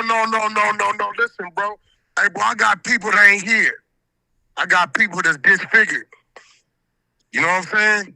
I got people that aren't the same mentally. Right? Because of violations. Nigga, we ain't harboring no fugitives. That ain't what we doing. Like, I'm gonna tell a nigga, I come from this shit. Thug came in this rapping and got his whatever. Nigga, what I hold look like bite my tongue. Well, nigga, you talking to the police. Paru, that's a violation. So let me ask you a question. I don't give a fuck. You, me, him, them. Wait, I got niggas that love me to death. Will live and die for me. If they saw me doing that on the tape, they gonna say, big homie, we poured up front, nigga. Come get your issue. That's what this is, bro. Ain't no, nigga, no. Let me ask you a question, though. I feel like Thug been on a street podcast tour, but no street dude is saying what. Why are you the only street dude saying this? Because no street dude is saying that what he did. Well, let me ask you something. Yeah. It ain't another street nigga in the game that got my credentials right? And that ain't scared to speak their mind. Some of these niggas is scared because they got dirt on their motherfucking jacket. Some of these niggas is scared because they might need a favor. Some of these niggas is scared because they trapped where they at right there and they ain't got the money, power, respect, or resources to fight a nigga back. I don't give a fuck. Ain't no nigga in this industry bring enough to silence me when I'm asked a question. It is what it is, bro. So wait. So do you think the podcast should? Did you see the podcast, by the way? I just got through watching it when you called, literally. So wait. So do you think that like there's no? Your name came up too. Yeah, I know it came up before. That's what I'm saying. Thug brought me up. That's why I said I felt like he was reaching when he brought up your name to Thug. See, here go the difference, right? I'm gonna tell that nigga in his face, nigga, you tell it. Y'all didn't watch me interview 2-3 people. Not only would I tell him in his face, he telling, You I would do will that to pull Thug. your Stop it. paperwork out. I will pull your paperwork out and make you read it. I don't give a fuck, bro. It is what it is, nigga. So, I don't know. Maybe niggas be having their teams with them and they nervous. That's cool. My team with me too. Wherever it's gonna go, it's gonna go. Y'all heard me tell Gumby, and I fuck with Gumby. Wack, man, they say you bad. I say Gumby. It's enough of your homeboys and my homeboys here. We can go out there and get out. Watch your mouth. Right there on the camera. Nigga, I'm not, some of these niggas, I don't know what made them a street nigga. Right? Today, I'm not a street nigga. I'm a nigga that come from the streets and understand it because I take meetings in Beverly Hills and on the 80th floor, right? So what I'm saying is I don't wake up hustling in the streets. Some of these niggas, I don't know where their credentials come from. Maybe they got them from their uncle or big brother. I don't know. But Loon or Big Bank, and I stand on this, and they both got my line, will never call my phone and tell me Thug didn't violate the code of the streets in that interrogation. And any nigga that call himself a street nigga to say that is a bitch nigga, and I nigga. You's a bitch nigga. Any nigga, whoever that nigga may be, whoever that nigga may be, that say they're a street nigga, that say what they witnessed Thug do or in that interrogation tape with them police and a violation to the code of the streets, ain't telling and cooperating with the police, you's a bitch ass nigga. Any nigga. And I stand on it. I would love to hear you have a conversation with that individual because y'all are both I've never heard Loon agree with what Thug did in that tape. I think what Loon did was took the position. These are selected questions I want to ask, and that's what it is. But if you ask Loon what Thug did in that tape, ain't no way Loon gonna say that ain't a violation. No way possible. He definitely ain't gonna. Well, I don't think he gonna say that. You know why? That's his friend. Huh? Wack. If it's your friend, there's no foul. If it's not your friend, no, that ain't how that works. This is how the streets work, Wack. Like we've been seeing it. Listen, before Roscoe got beside himself, I told you, Thug violated in that interrogation. What he did was absolutely wrong and is telling. But I'm not gonna call him out his name. People wanted to hear me call him a snitch at the time. Right? I had enough respect for him and our relationship prior to nigga Wack. Is that right? No, that's wrong. Is that telling? Yeah, that's telling. Now, I done told you what I done told you. Now, if you can't take that and say, well, Wack saying the nigga done violated, then maybe you slow. I don't know. At the time, before they started disrespecting bro, I sat on the sideline. Wack, what's the score? 0. 0 to 10, what you give him? For his gangsters, 0. That's it. So I don't know nothing about that. If you fuck up, you fuck up, bro. Hey, did you hear that song? One of my favorite songs by him is a song where he calling out the rats. He said, Gunna a rat, Woody a rat. I mean, it's a whole lot of these niggas. Yak a rat. Gunna's a rat. Woody's a rat. Jack told too. Remember, I'm the one released that goddamn content. You know, right? But guess what? But guess what? You know, I like that verse because he basically saying all these niggas ratted but me. I like that. I like that. Okay, well let's do it like this. Yeah. All right. Okay. Saucy Santana, right? He's gay, right? Yeah. Who else we got? Lil Nas X, he's gay. Can we agree? Yeah. Right? And Puff Daddy, his ass is gay too. That's it, right? It's what it is, nigga. It is what it is. Yo, Wack. So if Puffy wants to say, Saucy, you gay. Nas X, you gay. I'm going to say, you are the pot calling the kettle black. You're gay too. Yo, Wack, I think you say this because, like, if you and Thug did an interview like I did with 6ix9ine, you not. I'm gonna tell him. Hey, look. No. I'm gonna be real. I'm gonna be real. Right? Wack, I got 5,000 on that one. I will. I will have 5,000 on that one. Let's make it 50. But Wack, nigga, I'm original. Hey, listen. Nah. I'm from recording, my homie, the Valley 818 projects called the Knobs. I'm original baby gangster.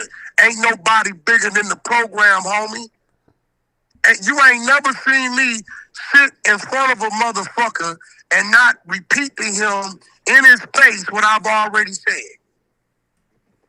Show me one. Nah, that's true. I give you that. It didn't happen 4-5 times. Yeah, nigga, but I do think Thug is a different case. But I'm gonna be honest with you. What I've realized. What do you mean Thug is a different case? How? Because I've never seen people this side. Yo, I've heard people come out loudly and just disassociate or call somebody whatever. Well, you gotta look. Act. Let's go through the podcast base. Joe Budden, yourself, Gillian Wallow, Drink Champs, Vlad, No Jumper, Bootleg Kev. Bro, the only space that remotely stands in with me is community. And that's AD. And I'm going to be real. I'm going to limit that to AD and Pun. Right? The rest of them, they think how they think. I don't really take it serious because I know they really ain't tripping like that. T-Rail know what it's supposed to be, but every now and then he'll say fuck it and take the high road, whatever. But ain't none of these other niggas, bro. None of these other niggas on some real shit, respectfully, when it comes to what I know about this industry, where I've been, the time I done did, right? Could have had this conversation. Nephew them out of Philly, I think his name was like Oskino or something like that. Okay. He a motherfucker that got some credentials. But Wallow, come on. Wallow wasn't a nigga in jail. He wasn't in there for no gangster shit. And he wasn't in there doing no gangster shit. He gonna tell you that. Philly, real Philly niggas gonna tell you he just a rapper. Right? You know this shit. So a lot of these people, when it comes to this subject matter, are gonna see it their way, but it ain't the way of the rules, bro. It's just not. I feel like more people were vocal about definitely 6ix9ine, but definitely Gunna. Because they racist. If 6ix9ine would have been black, the whole New York would have stood up for him. But because he was a little Latin kid, getting money, dominating, they was already hating on him. We already watched this shit. Max B on his way home. The paperwork is out. His brother Pooh Sims is saying he told, we found the paperwork. He's gonna come home in New York because he's black, gonna stand with him. What you want to bet? You think so? Well, I mean, let's bet. Well, maybe nobody knows about whatever paperwork you're talking about. Everybody know about it. We put it out on the Hunter side about a year ago. It's right there. Bullshit. Man. So you're telling me if you had an interview with Thug, You would tell him like, Thug, I'm gonna be honest Nigga, with you you. violated blood palm rule. You did too much talking. You was penning. Nigga, that's it. Ain't nobody bigger than the program, my nigga. Dead homies. The fuck is you talking about, bro? What else I supposed to say? Hey, listen, sir. Hey, you know, I'm a civilian, so I can't stamp none of these things. But I was watching Big That's Bank. it, my nigga. Like, I was watching Big Bank, hoping Big Bank would give us some clarity. He didn't. And then this guy right here, supposedly some super street dude, he was just skinning and grinning. Like he didn't feel like he. Big Bank in Atlanta. Maybe he trying to savor a relationship. But I bet you this. Big Bank, I guarantee you this, will not say what Thug did on that 2-hour interrogation tape is solid and ain't wrong. He will not deny that the nigga violated and nigga, it look like you cooperating, working, and we gonna deem that as telling. Ain't no way Big Bank will ever say, because for Big Bank to say that tells us he'll do it too. Any nigga. For you to say what you saw was right means that you will handle a situation the same way. Well, I was just shocked that they were blaming other people. Like they're basically saying people are hating. Do you think you're hating on Young Thug? Hating on what? Ain't no hating on, bro. Nigga, we're looking at the interrogation. That's it. There's no hating. The truth can never be considered disrespect. There's no hate. That's what it is. It's right here, bro. That's it. Like if you ain't giving him a pass, he probably hate him, right? What? You gotta give him a pass. Give who a pass? Thug. Pass for what? What you mean? You mean to say we didn't hear what we heard? He did a little bit of flirting, talked a little bit too much, but like it wasn't all the way. Nah, and see, this where you civilian niggas gotta shut the fuck up. It was like foreplay. It wasn't really fucking. It was foreplay. Ain't no you told a little bit. It's a little bit. Ain't no you told a lot. Ain't no you cooperated a little bit. You cooperated mild, medium, spicy. No, cooperating is cooperating. Any form of it is a violation. That's it. Wait, so you Or hang it up, go to church, as they say, drop your flag and be normal and do what you want to do. Hey, I'm taking the perspective of another street dude. 1090 Jake. He said he ain't snitch. He told. 1090. Look, snitching, telling, working, cooperating is all a violation. That's what he said. He said he didn't snitch. He told. Bro, That's crazy. snitching, telling, all a violation, bro. Listen. Okay, listen. The R word is the R word. Yeah. You got oral, you got anal, you got forced this, you got that, right? But it all falls under the R word. Give a fuck. It's a violation. Whatever style you did is wrong. That's it. Your girlfriend act, okay, your girlfriend. She can go out and fuck a nigga. That's cheating, right? Yeah. She can go over here and kiss a nigga. That's cheating, right? She can go over here and walk through the beach holding a nigga's hand. Cheating, right? She can go over and give a nigga her phone number. It's cheating, right? Yeah, but are you going to say any of those are not cheating? Nah, all of those are cheating. But when it comes to telling, like, there's something called talking too much. No. Nigga, it's what it is. We gotta have a little bit of leeway. There's no leeway. Tell that to the motherfucking people that ain't here no more. Tell them you all of a sudden want to factor in leeway. Tell them that. Well, for Thug, we gotta make an exception. Come on. There's no, hey, bro, listen. Come on. It's content. It ain't nothing. Ain't none of these bitch ass niggas gonna do nothing, but it's content. And I'm running it up on every nigga that come across my table because these niggas been playing for my downfall. So, nigga, you come across my table, I'm gonna fuck over you real good. Wait, Thug said he has a relationship. Shout out to Poetic Flacco, Rich Trapper, a.k.a. Rich Grinder, been exposed. Y'all go to Poetic Flacco page or go to the _100 show story, the link there. Exposed. He got exclusive content. This dude torturing a woman, torturing her, telling her what she better do to clean up or the police come. Torturing. Shout out to Poetic Flacco. See, that's real content. We ain't gonna look the other way. It is what it is. Nigga been lying, perpetrating the fraud. Now you exposed. But with Thug, it is what it is. I think the worst is yet to come. I can foresee Atlantic, Warner, 300 not re-upping because they're in the bidding war for Gunna, right? I can see them showing Gunna that they side with him. They want to do business with him. I believe Thug gonna do half of Gunna's numbers, 40, 50, right? He did it to himself. If he would have got out, dropped his music, not been attacking this dude, you a rat. I ain't that stupid, bro. Like, I know if I'm a car thief, I know I'm a car thief. I'm not going to be running around calling everybody, you fucking car thief, in hopes that they don't figure it out. I'm never going to mention car thief out my mouth ever in life. So that's what was so crazy, bro. It's like he got out going so strong at these people. But damn, nigga, you right there with them. Yeah, my thing with Thug is that, I'm a civilian, so I don't care if he did whatever he did, do whatever.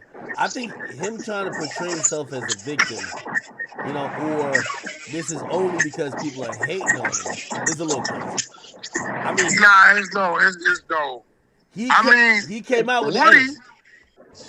Look, for a whole year, I said Woody a rat. I saw Woody at No Jumper. What did I tell him? You're a rat. That's it. But Woody said Thug ratted on me first. Wait, that's commandment one. That's commandment one. And the 13, the New Testament of the YNs, you can get it on Amazon. Commandment one for the YNs, if you snitch on me, I can snitch on you back. It shows the new law. You told Woody he's a rat to his face? Definitely. What you mean? I told my dad, the nigga's a rat. He said, what you mean he a rat? The nigga told, he a rat. My dad wouldn't shake his hand after that. My dad been to the penitentiary. He's a pastor, but he been to the penitentiary. But I accept Woody as a rat. He's a rat. When I see him or he text me or call me, it's content. I'm not talking about breaking the law, committing a crime with Woody. Wack, you gotta stop, man. You did not do that, man. No, Woody a cool nigga, but he ratty. You ain't do that, man. Stop it, man. Bro, No Jumper 2 weeks ago. Go pull it up. Stop it, ask your chat. Chat, is this true? Hey, Wack, how I found this book? He said, what's it called? It's on Amazon? It's on Amazon. I don't know how you ain't pulled it up and did a segment on it. Well, I know because you probably hating on me. I get it. Nah, it's probably we need a digital reading or something like that. I hope you got the audio. Wait, tell me what to type. What do I type? You just go to Amazon. You put what, Wack 100? Just put Wack 100 books. 2 of them will pop up. Ego Exposed, me and R&B story, and then you'll see the 13 new commandments for the YNs. Oh, the New Testament of the streets. There you go. New Testament of the streets. There you go. Nah, Wack really got a book. And guess what I use for case study? Commandment 1. If they snitch on you, you can snitch on them back. Case study is our guy. 6ix9ine. 6ix9ine. When 6ix9ine heard all these people told on him, he told on them back. The New Testament of the streets. Oh, man. It gives case study. It gives an example of a story. All that. About 70, 75 pages. A few of them in there, man, And listen, to you old dudes, regardless of what you're saying, these are the rules the YNs are going by. So you might need to learn them so you don't learn them when you in the holding tank and it's too fucking late. The streets have always had a code, but the code evolves. The OGs live by one set of laws. The YNs, the young niggas, wrote new ones. Rules born from betrayal, survival, and the need to outthink a world that never played fair. In the New Testament of the streets, Wack 100, aka Cash Jones, breaks down the 13 commandments of the new generation, a doctrine forged on concrete, tested in courtrooms, and lived in silence of scars. Inside you find the rules, the raw laws of the YNs. Street soldier, y'all Wack. This is epic. Nah, this is epic. This is epic. Hey, chat. Y'all gotta do Wack a favor. Y'all gotta go cop this. It's $6 on Amazon. Come on. This is some good bathroom reading right here. Hey, yo. You gotta check it out. Authored by the lovely R&B. Listen, man. I'm just keeping it real. I ain't changing the rules. I'm just enlightening everybody to what these people are saying the new rules are. So Wack, if Thug call you and be like, yo, OG, why you switch up on me like that, OG? OG, why I you ain't switched up. You ain't like, no switching up. Why you online talking about me like that, OG? Like, I would never talk about you like that. Well, the first thing I'm gonna tell him is you sent Roscoe out there the wrong way. You was wrong either way. Ain't nobody going at my family, bro. Nobody. Man, oh man. But yeah, okay, all right. So for you, you're still standing on the same points that you're saying, and despite he said kind words about you, he didn't say nothing bad. Listen, I said kind words about him, but you still think? I think he made the wrong decision when he sent Roscoe out there to represent him, bro.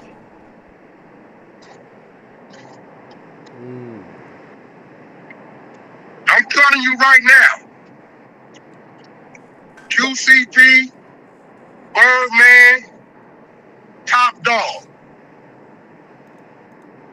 You don't gotta ask where I stand. You might want to get at me before you get at them, cause I'm coming. I ain't like these bitch ass niggas. See, I run into a nigga. Ask Molly Mall this. He'll tell you this.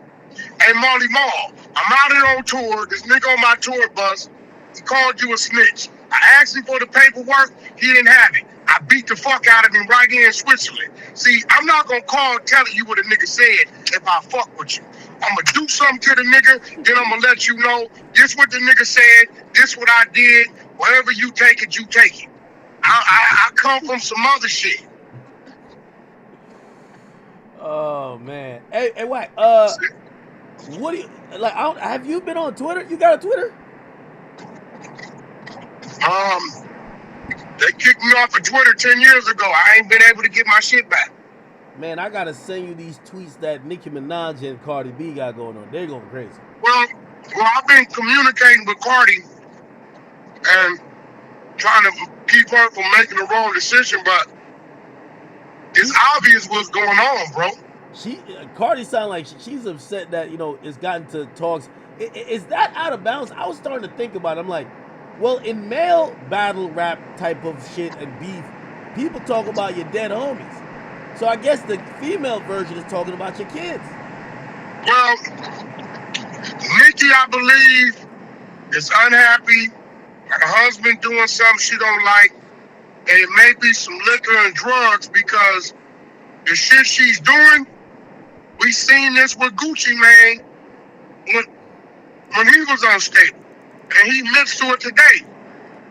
She's going at Jay-Z, Beyonce. She sent a tweet to Cardi's child, a 7-year-old child. Bro, ain't no way dude is in the house. He ain't there because he would have stopped her. And she's not thinking straight. How do I know? I've seen her in this state before. What? What do you mean? Yeah, definitely. I've seen her in this state before.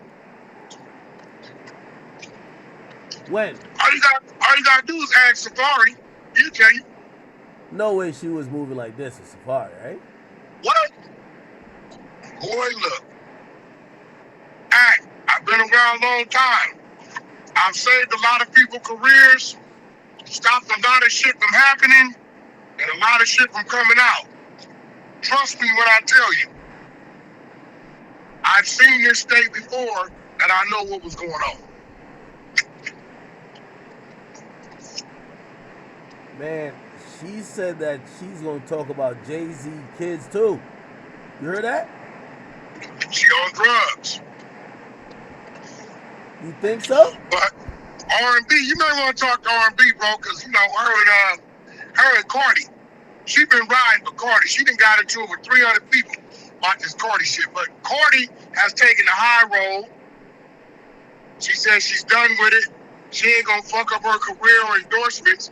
Now, the pressure's on Nicki. Why? Screaming out March, March, March.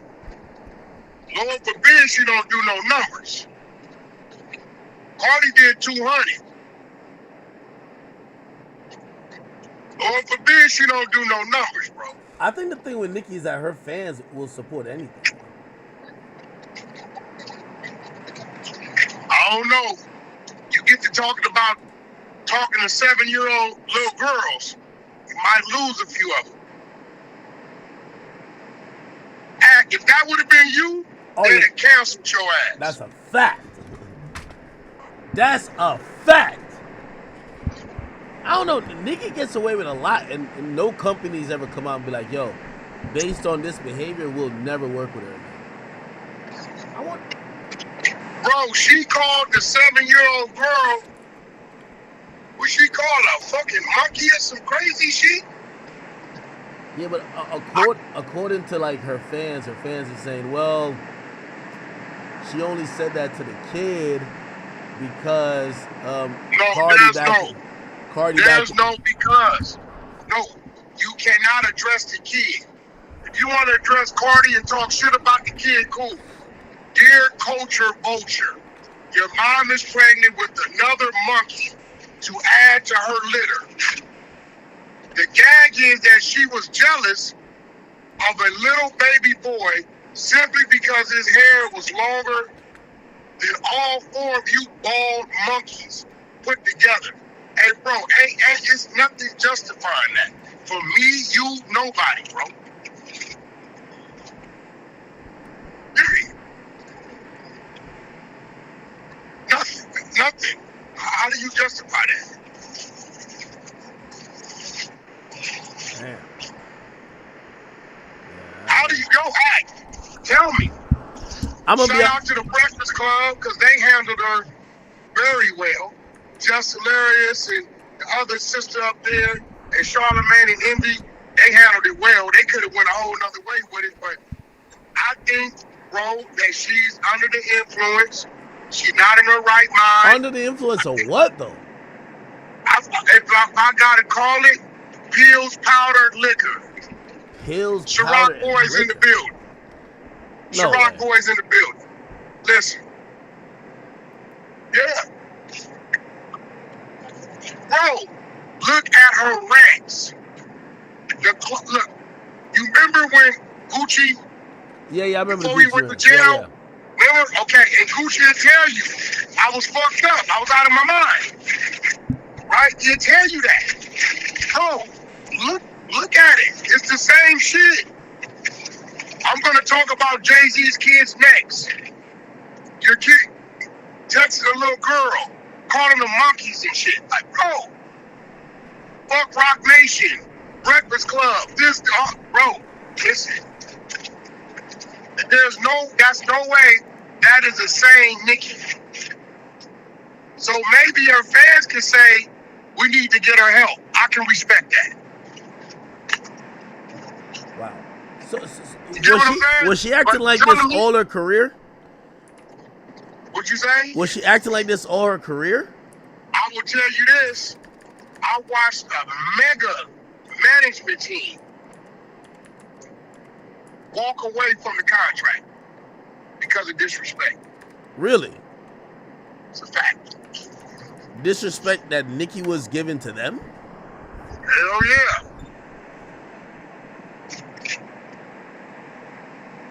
Yeah, she was going really crazy about. They told me one time Nicki cussed one of them out because she said, "Why the fuck you didn't tell me it was gonna be cloudy today?"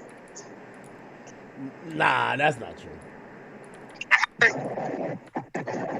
Hey, Act, they in your city. They're major names. No way. These people will tell you I played a very important part in saving her career.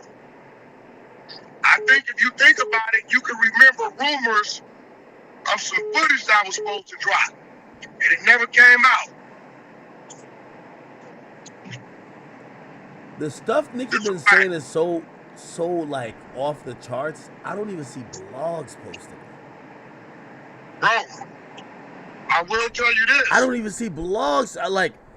I ain't gonna lie to you. Like some of the stuff, I was like, I think I'm about to either have to post it quick and then delete it because. I will tell you this. She's powerful because they not going at her. That would have been anybody else, bro. It'll be a cancel movement on their ass. You know it. Nah, that's true. That's true. But that's what I can't understand. Her thing is that everybody's against her. But I'm like, you're so a legendary and huge rapper that you get to do all this stuff and you go virtually untouched. No, you don't lose no endorsements. We don't hear about, oh, this arena won't take you in because you've said X, Y, and Z. She gets to say all this and say be good. I don't know. I haven't seen anybody against her, bro. I mean, look, bro, Cardi didn't even mention her name, bro. Nah, she hates Jay-Z. She definitely hates Jay-Z. Listen, bro. Jay-Z's a very respectable guy. He's somebody you can always talk to. I think Nicki didn't understand her deal, and that's what it is. I understand the Triller deal. I get it. I watched the whole buy, bring people in. I watched them bring investors. As you know, shit get diluted then. I watched the whole shit. I don't think she understands how that works. And I think even when her business partners try to tell her, she probably flips out on them, so they just leave it where it's at. Because at the end of the day, if Jay-Z would have stole that kind of money, they'd have been in court. Man, Cardi be tweeting back at her right now. This tweet's going up from like 2 minutes ago. Jesus Christ. What Cardi say? Cardi's trying to clarify that she didn't mock her son. Because I guess Nicki said, I only talked about Cardi's kids because Cardi talked about my kids. So Cardi said, wait, I mocked your son? I think if I can remember, Nicki said something first about Cardi's kids, and then Cardi shot back and said something about you miserable, this, that, and something about maybe alluding to her kid has some delay problems. So I want to say Nicki shot, Cardi returned fire, and then Nicki tweeted the 7-year-old. And I don't think Cardi responded. Do you think this is going to get violent? Gonna get what? Violent. Nah, you dealing with two people that got teams. Cardi's security is crazy. Nicki's security is crazy. They couldn't get to each other if they wanted to. Yeah, but I mean, they don't even move. They don't move like us. You know how, nigga, I can catch you late night moving by yourself. You can catch me moving. They don't move like that, bro. Everywhere they go. I mean, even Young Dolph, they caught at the cookie shop. So I mean, you never know. Might catch him on a one-away in Sephora, you know? Nah, that ain't gonna happen, bro. You're not going to catch not either one of those women out in the open like that by themselves. It ain't going to happen. It's just not going to happen. You know that. Yeah. That's like telling me you're going to catch Jay-Z by himself.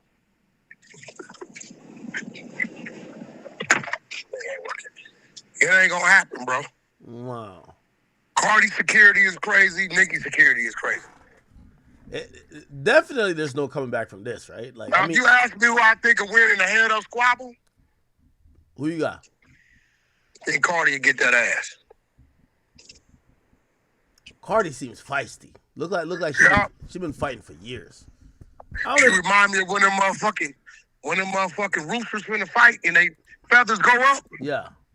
Yeah, that's Cardi. I don't know if Nicki's been in a fight like that. But Oh, Cardi? no, Nicki. Man, I don't think Nicki, but Cardi from the Bronx, nigga. Cardi, and she a little homegirl. She gonna squabble up. Cardi gonna squabble up, nigga, for sure. Cardi squabbling up. People think that Nicki is stressed out by her man, but I think she I run that. believe that. I believe her man, and I believe because of her man, I think she's dibbling and dabbling, bro. Straight up. I think she's gonna get right. But I definitely believe that men can have an effect on women like women can have an effect on men, bro, for real. That's a fact. Don't act like a female ain't did nothing and had you looking over there at that Don Julio and you just said, fuck it. Yeah, but I don't think I've ever crashed out because of like my personal problems. You probably at the house. You probably tore the house up, through some shit, and fell on the couch face first. You ain't gonna tell us, but you definitely. Argued in the house.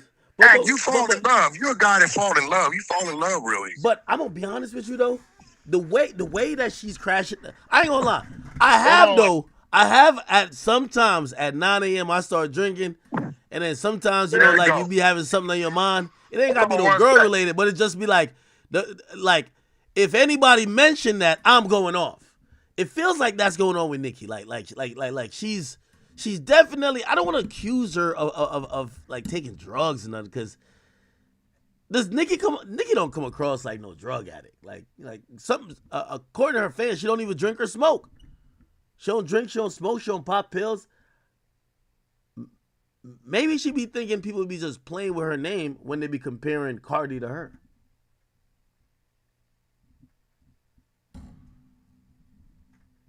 What y'all think, chat?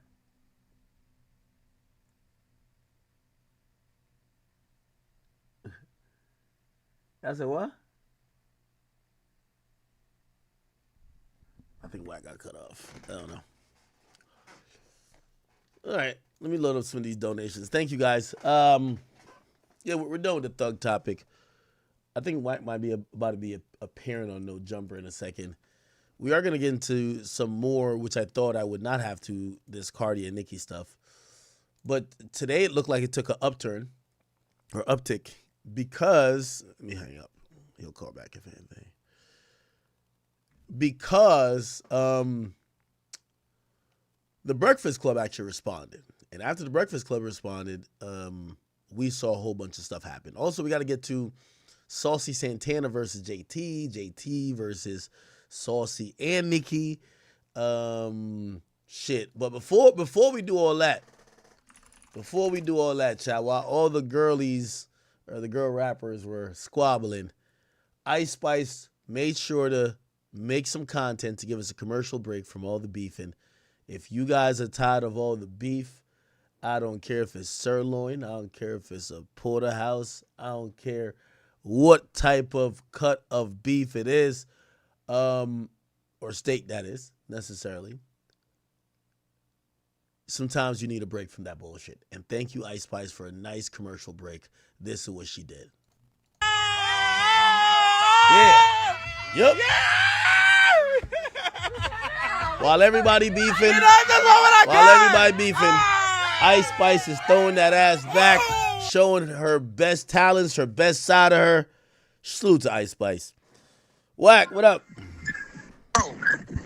Yo, that was Birdman. He said, hey, bro, they got you on camera taking that thing off his bus. He need that back. Never. Huh? What up with Birdo? What up with him? Nah. That was QCP. You know, that was bro. He just happened to call. So, at the end of the day, listen, when it comes to Thug, right now it's just content. But this ain't nothing we went looking for. This is something that came across our desk. Act. What is it going to take for QCP to forgive Young Thug? I think as a man, there's nothing you forgive. It's just something you acknowledge and you do the right things that you got to do for yourself to stay free, stay sane, and stay out the way. QC a grown-ass man. He a businessman. He got children. He got a family. He do a lot for people. So at this point in time, I don't believe he's looking to do any business with Thug. If it is some business to be done, I believe P can do it through the proper channels of a attorney negotiation. But, you know, once you show your hand, you show your hand. But motherfucker come show you tomorrow text messages and voice recordings of me plotting to do something to you or violate you. Ain't nothing that's gonna erase that from your mind, bro. But it looks like Savage and Drake and a few others forgave him. Why can't QCP? Savage and who? Nigga, that's Savage and Drake. And I don't believe Drake forgave the nigga. Drake just taking the high road, playing the role, my nigga, because we know what Drake got. Drake know the recordings that was sent to him. He heard some shit y'all didn't even hear. What? Yeah, that's a fact. Wait, Drake got other recordings that the public didn't hear. That's a fact. When it comes to Savage, you already know. Savage a rat too, so of course he gonna fuck with it. Stop it, man. Stop it. Stop it, Wack. Okay, so he won't forgive him. No, I'm just saying.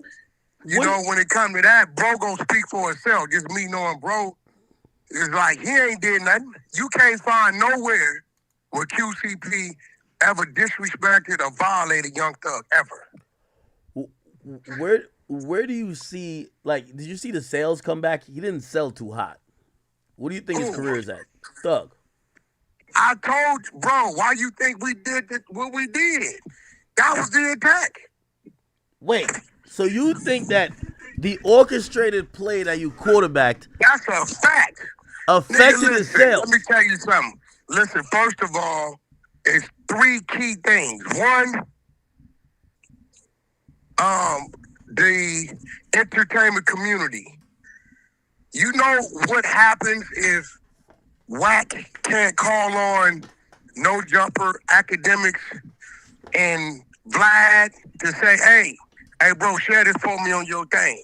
That you know, on your site, that counts for something, right? Yeah. So you got a lot of people bagged up. The label can't do nothing for you because you pulled a 6ix9ine. You told everybody you going through the label buying streams and buying positioning. Oh, so now that's a good question. You know what I was thinking the whole time? Like, if he bought bots for Gunna, why not buy bots for yourself? Every move is a calculated step. It ain't gonna happen because once the light is on you, it's on you. So wait, are you taking credit for, since the information got leaked where he's talking about he bought bots, the label says we ain't touching that because we don't want to. That's a fact. Oh shit. Why you think Drake and Party Next Door shit didn't do too well? Nigga, you out here screaming what we doing, we definitely can't do it. And and it was a joint effort.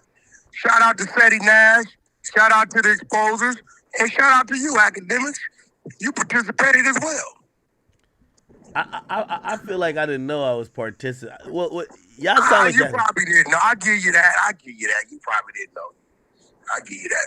Yeah, because I rock with, like, I don't have anything against Thug. Bro, I ain't got nothing against him either.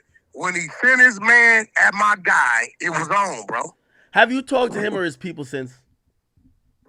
I talked to one of his management. What'd they say? They just listen, because They called me and I didn't give them a chance to say nothing. Because once I'm tripping, I'm tripping. Really? Oh shit. Just listen, it is what it is, bro.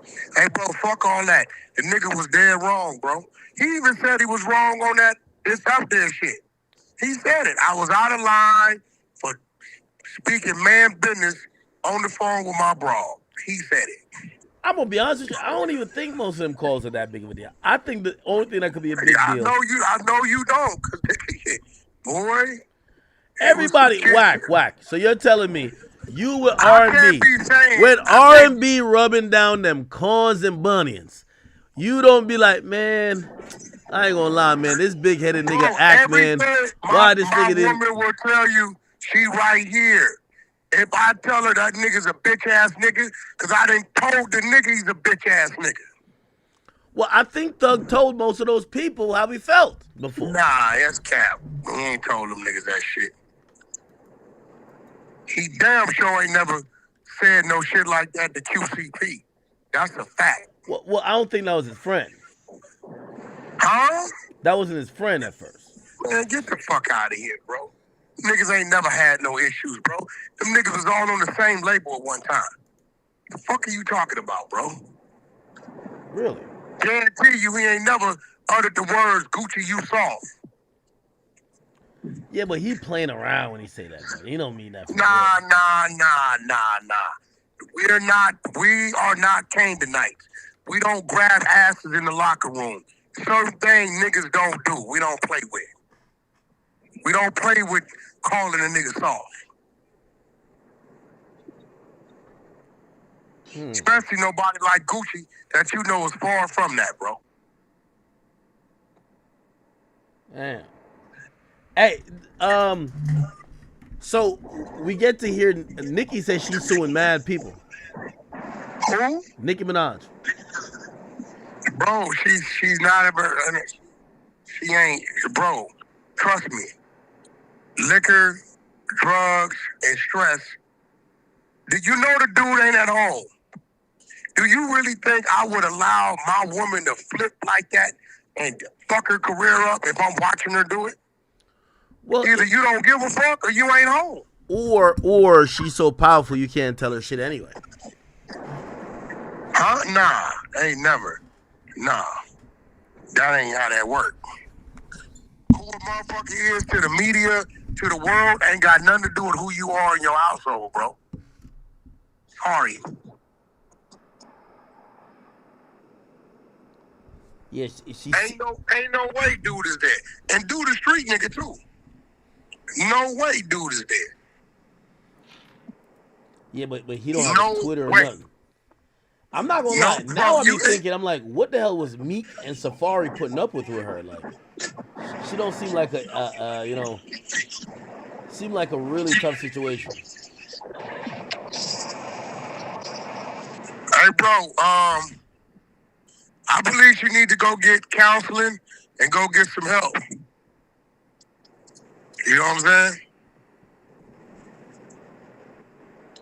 And another thing, shout out to AB, Adrian Broner. You know what I'm saying? Hey, we praying for you. We rooting for you. You know, we all fall, but we can get back up.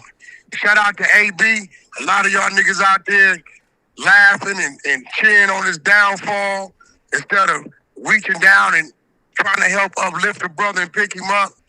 But I just might show y'all how it's supposed to go. Don't tell me you got a boxing match for him.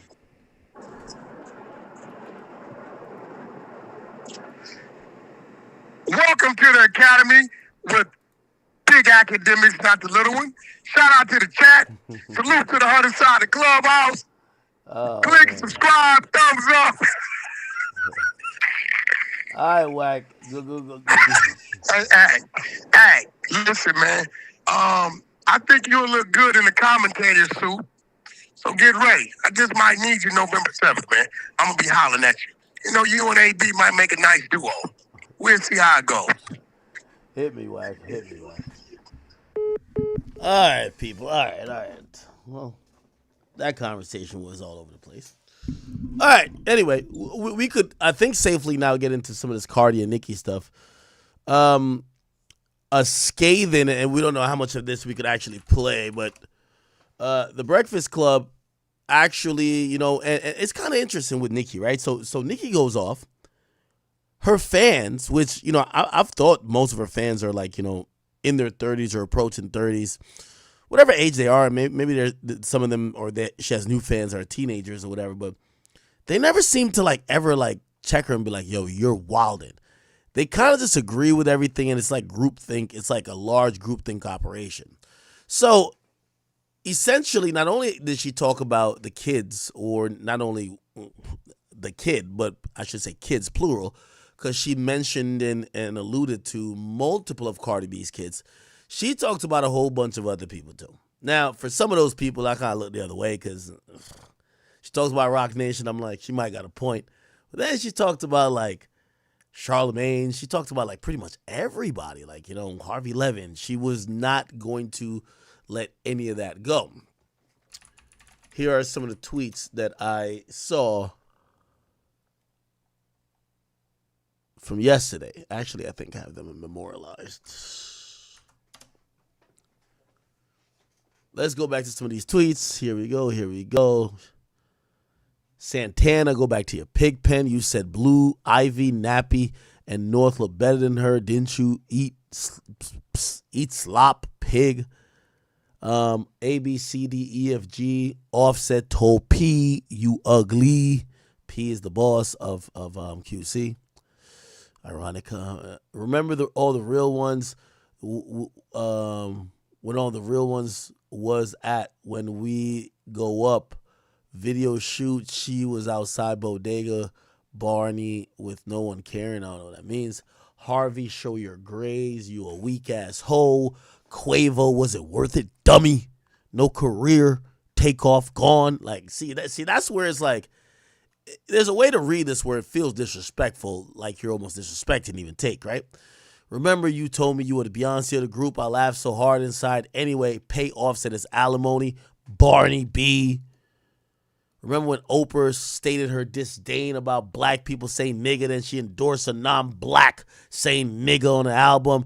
They were mad I turned down doing Oprah's show because I wanted to wait until after my album so that I didn't have to keep talking about Mariah. Wow. I don't think she was done.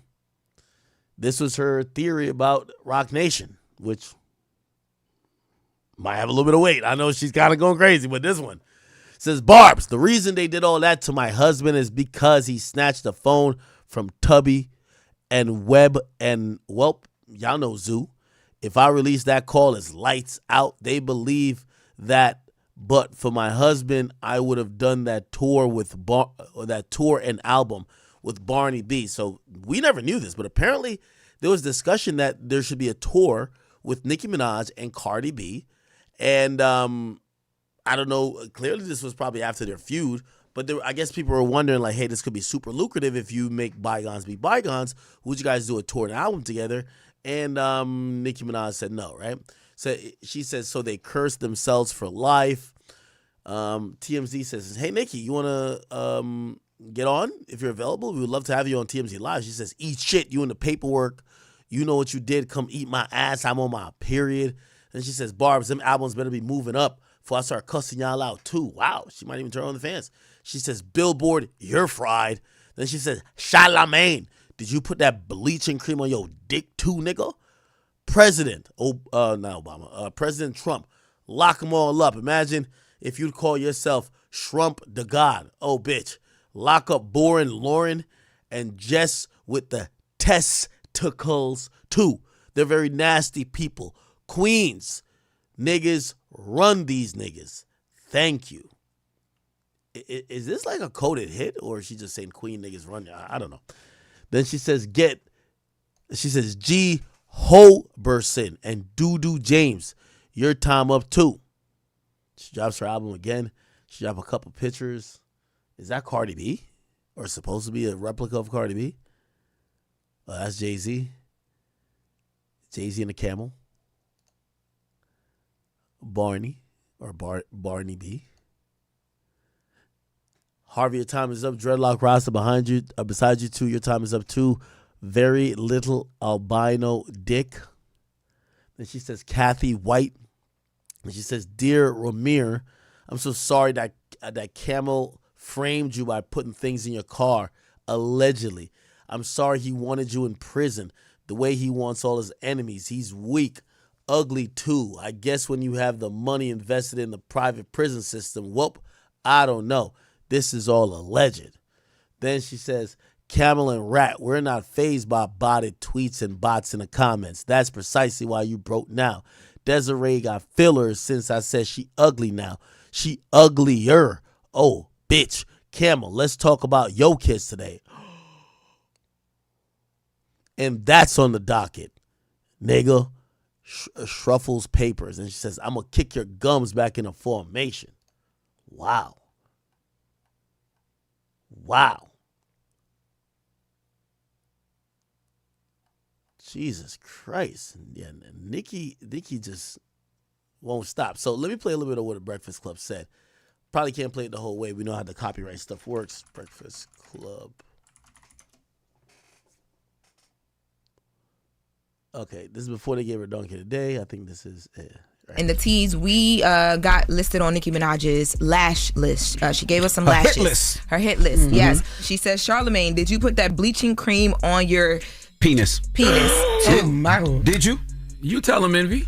You tell him if I did or not, King. Then she tags the President of the United States and says, lock them all up. Imagine if you called yourself Trump the God. Oh, then she says the B word. Not MAGA Minaj. Oh, gosh. Lock up Boring Lauren. She spelled my name wrong. And Jess with the testicles, too. I'm glad she know I got balls and I drag them. Okay. So I'm glad she know. Drop them. Okay. She said they're very nasty people. Queens in words run these in words. So Envy, you run us? You or like, run are you in Envy? cahoots? Oh my God. Because they know other lines. And then she says thank you. And then she drops the album date again, March 27, 2026. We're not waiting. Yeah. I don't know. You run us? Yes. I don't know. If you have balls and you're boring and you dye your penis, you know. Yo, stop it, That's man. People gonna be stop it. You know. I don't know nothing. Yeah. Now you don't know. He'll shut up. Okay, continue Miserable on. again. Yeah. That's just what it is. And she just proved my point even further. Miserable, whatever. It's laughable though. I just hate the fact that you go at somebody's kids. Yeah. I did. Like there has to be a line drawn, right? And because once you go to somebody's kids, Chat, what do y'all think about that, right? So I was starting to think, I said, yo, listen, obviously I don't think it's cool, but I was equating it to when drill rappers say, I'm smoking on your dads, fuck your dead man. It feels like maybe tantamount to the same disrespect. And I've always just said, I can't tell somebody whether they should or shouldn't say it if they're down to die over it. I think once you start saying words like that, you're down to die over it. And usually we'll find out that most people who play along those lines ain't down to die over it. But if you're down to die over it, fuck it. So I don't necessarily give a damn what she's saying. But people did find objectionably that this was out of bounds that she was mentioning kids. What say you? I don't know how you go back from there. And it's like what Cardi said. Once you talk about my kids, what else is there left for me to do when I see you?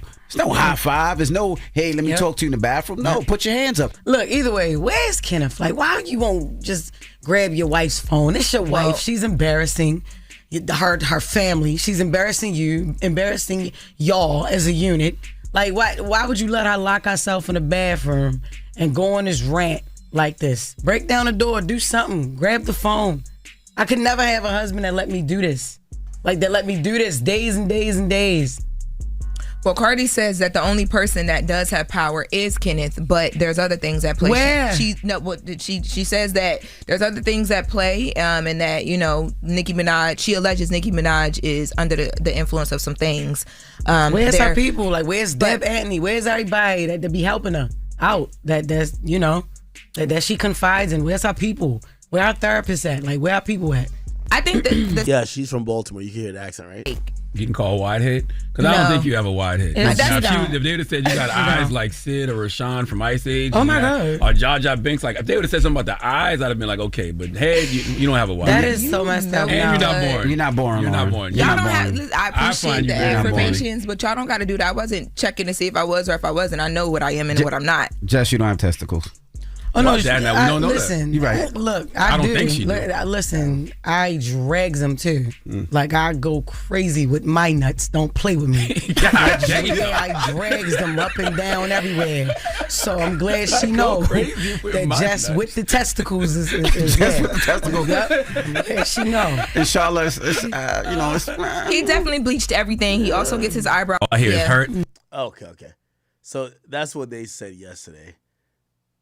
And Nicki is an artist, but when I read then they gave her Donkey of the Day. And this was this. the October 2nd goes to Anika. Chat, I'm going to keep it a bean with you. We got to call a spade, man. Yo, Kanye, you got 24 hours to respond, man. You thought you was the craziest one this year. Nah, I don't think so, gang. You got 24 hours to respond, yay. You got 24 hours to respond.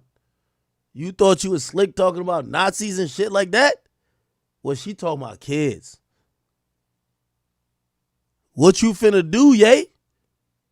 You got 24 hours to respond to this rant. There could only be one top lunatic. And I think it might be Ye, respectfully. We love Ye. But you can't let her unhinge you out. That's a fact. Yeah. Everybody be trying to give Nicki a scripture, man. Let Nicki crash out, man. Man, Nicki been doing this for like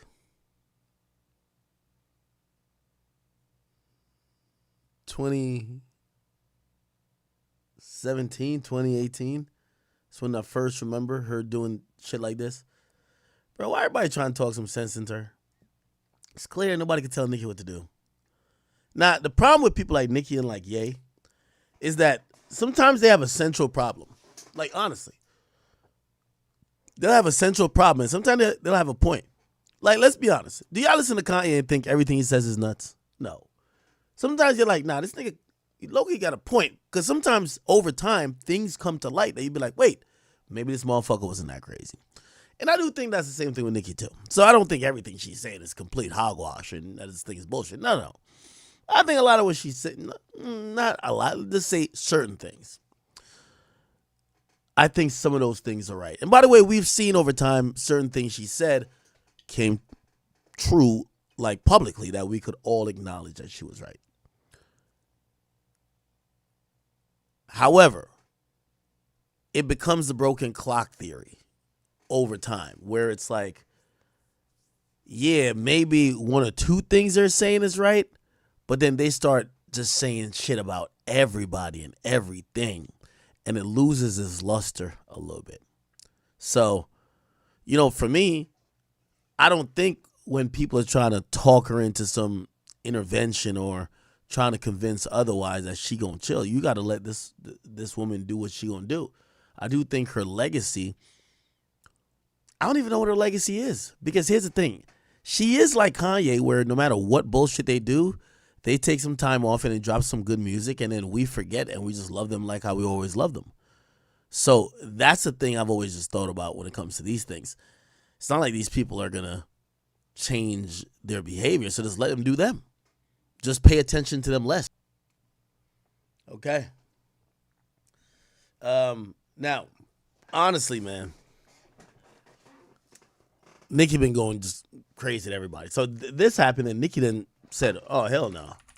And she's been deleting tweets, so not too sure if she's deleting it because maybe she want to keep like a certain Twitter aesthetic, or maybe it's being reported. But let's read a few of them that came down in the last like week or two. Like, she is going bananas, bro. So she got back on Charlemagne, and for that, she was trying to bring up some old stuff. She first showed the video of the Can I Get a Drop where someone swung on Charlemagne. She started bringing up some stuff about Jay-Z. She said, remember when Jay-Z said he left condoms in a child's car seat? almost like trying to put like damn near an allegation on him, right? Brought up some stuff about Charlemagne with some old case that never really turned into anything. And then all while she's doing this, she says all of her albums are now charted in the top 30 on iTunes. So it's like while she's crashing out, she's telling her fans, go support my music, right? Let's read some more. Oh, and let's remind everyone how you should never call anyone a donkey. And they brought up some case stuff. They bring it up again. Yeah, she's just kind of like going at anybody. Guess who just got a call telling me I have to leave New York? Is this not suspicious? Well, we're not going anywhere. Dear Matt and Barry Klarberg. Who's that? Matt Klarberg. Who's that? A senior client advisor and managing director. Wow.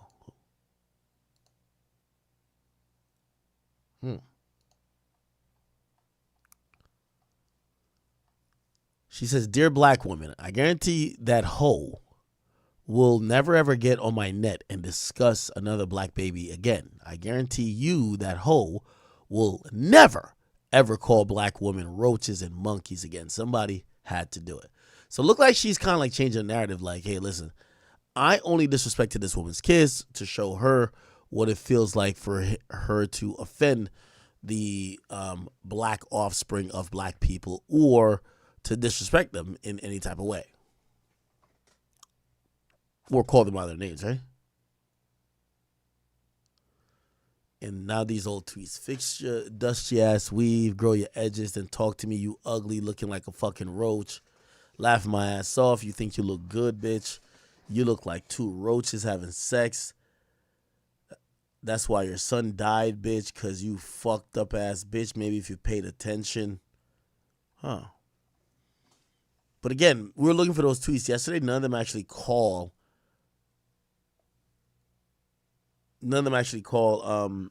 black people in general bitches or roaches. It says Jay-Z and Desiree Perez, it appears to me that you wanted album sales for your pawns, but you've gotten much more. You see now, you'll see soon. The seers see first. Desiree, I know it hurts that your daughter Demori hates you, which brings me to your other daughter. I heard she had a position at Kamala's campaign. I heard that she had a major position at Live Nation. Epiphany? Was she the one telling Live Nation not to promote my tour on the second leg? And what about the Live Nation rep who killed himself? Or so I heard. The last convo he and I had, I was asking him, why hasn't my tour been promoted in 3 months? I sent him proof and he pretended to not understand what was going on and even got a little bit testy with me. I couldn't understand why after I just had done a completely sold out first leg, they say 30 days after my tour, he was gone. They say he was supposed to be working on an upcoming Kendrick tour with stadium tour. Why would he kill himself as it's such a great time in his life? So Nicki thinks that maybe these people got someone killed. Wow. Post up Cardi B. She says, you see, Desiree, when I told you to get Barnaby in order, I meant it. Now every time she speaks, it'll be your turn to be spoken on. The spells are broken, Desiree. Can't you see now? Remember all the warnings I gave you. Well, tweet some more stats, and here we are. Jesus Christ. Yo, Cardi B, man. Not Cardi B. I mean, Nicki. Me and you, we ain't friends, but recently we have aligned maybe on one issue that Rock Nation, their conglomerates and their agenda, it's on some devilish-ish. That's cool. However, the behavior you got going on that is so unhinged, you got to chill, man. You got to chill, or somebody got to put you in a straitjacket. You got to chill. While having a problem with an entity that maybe most are unfamiliar with is kind of common because you want to keep people in your business. It appears that Nicki got a problem with everybody. Everybody. And I think that's the problem there. You get what I'm saying? All right. Well, in other news, since Cardi was occupied with Nicki, JT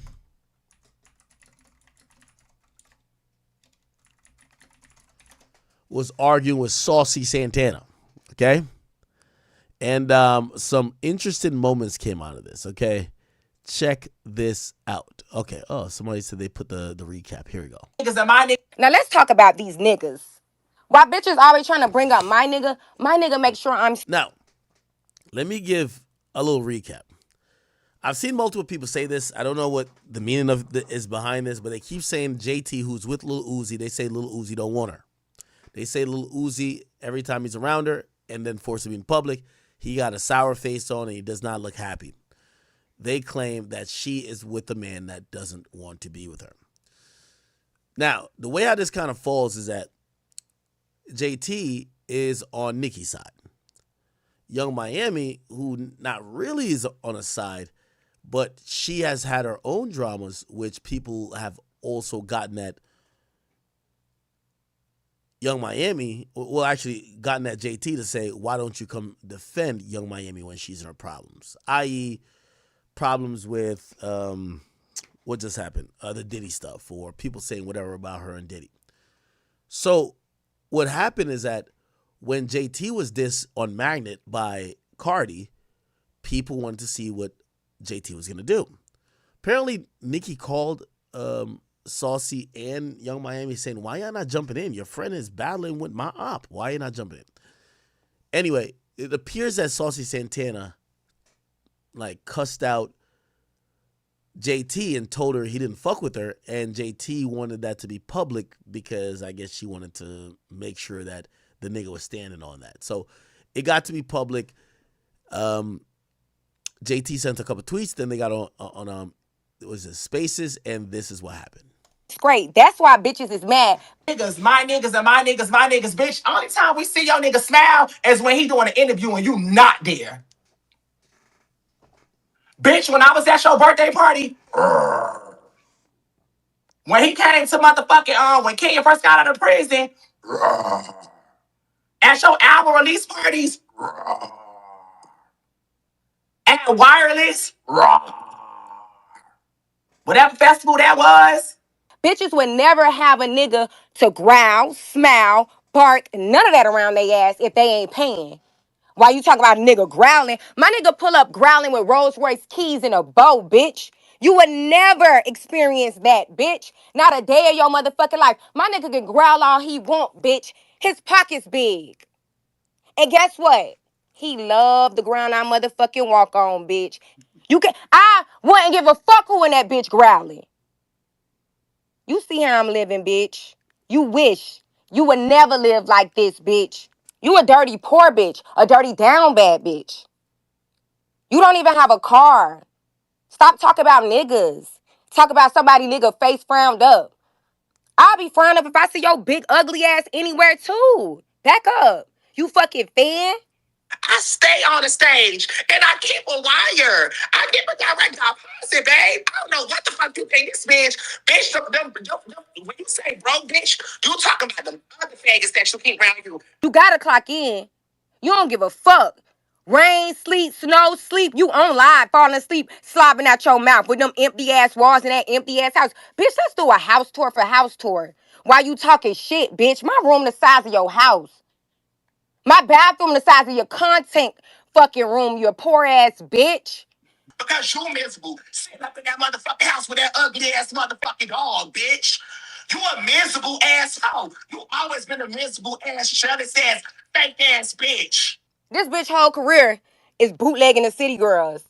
And he want to get on here and talk about the lowest female rappers when you wouldn't even put out a song if you ain't get a verse from me. You cried for Shisha, ho. You cried for Shisha. That's why Shisha ain't got no video. Because Big JT ain't want to be in it, baby. Where the Shisha?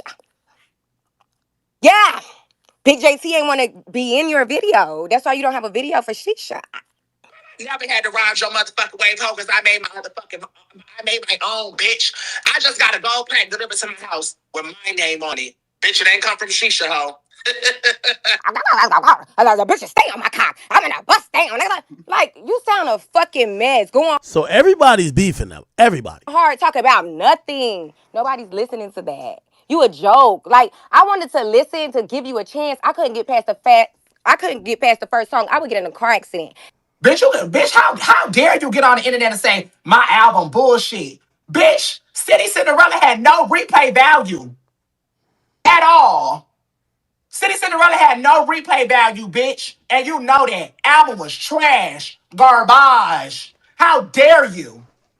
It's 2025. We do not play City Cinderella no more. I do apologize. That noisy ass, stupid ass, loud ass song that ain't talking about shit. You beefing, you talking about bitches been hating. Nobody's hating on no bitch who look like you. Nothing you say makes sense. All your raps talk about pussy. And you got a little ass dick between your legs with warts, bitch.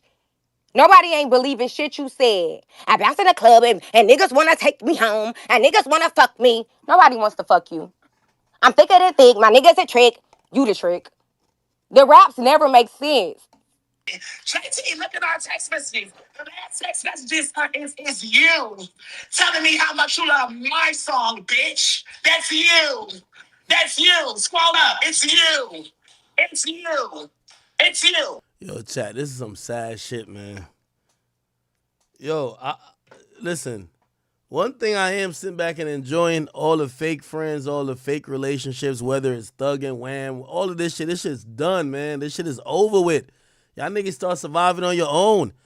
And for all y'all niggas who got like a girl and she got like a bati boy in her circle, yeah, this is like, let me tell you this. The funny thing with Saucy Santana, like and like Young Miami and JT, Saucy Santana always thought he was the baddest bitch in the trio, which is, yo, if your girl got a Batiman friend like this, you gotta watch out. You feel what I'm saying?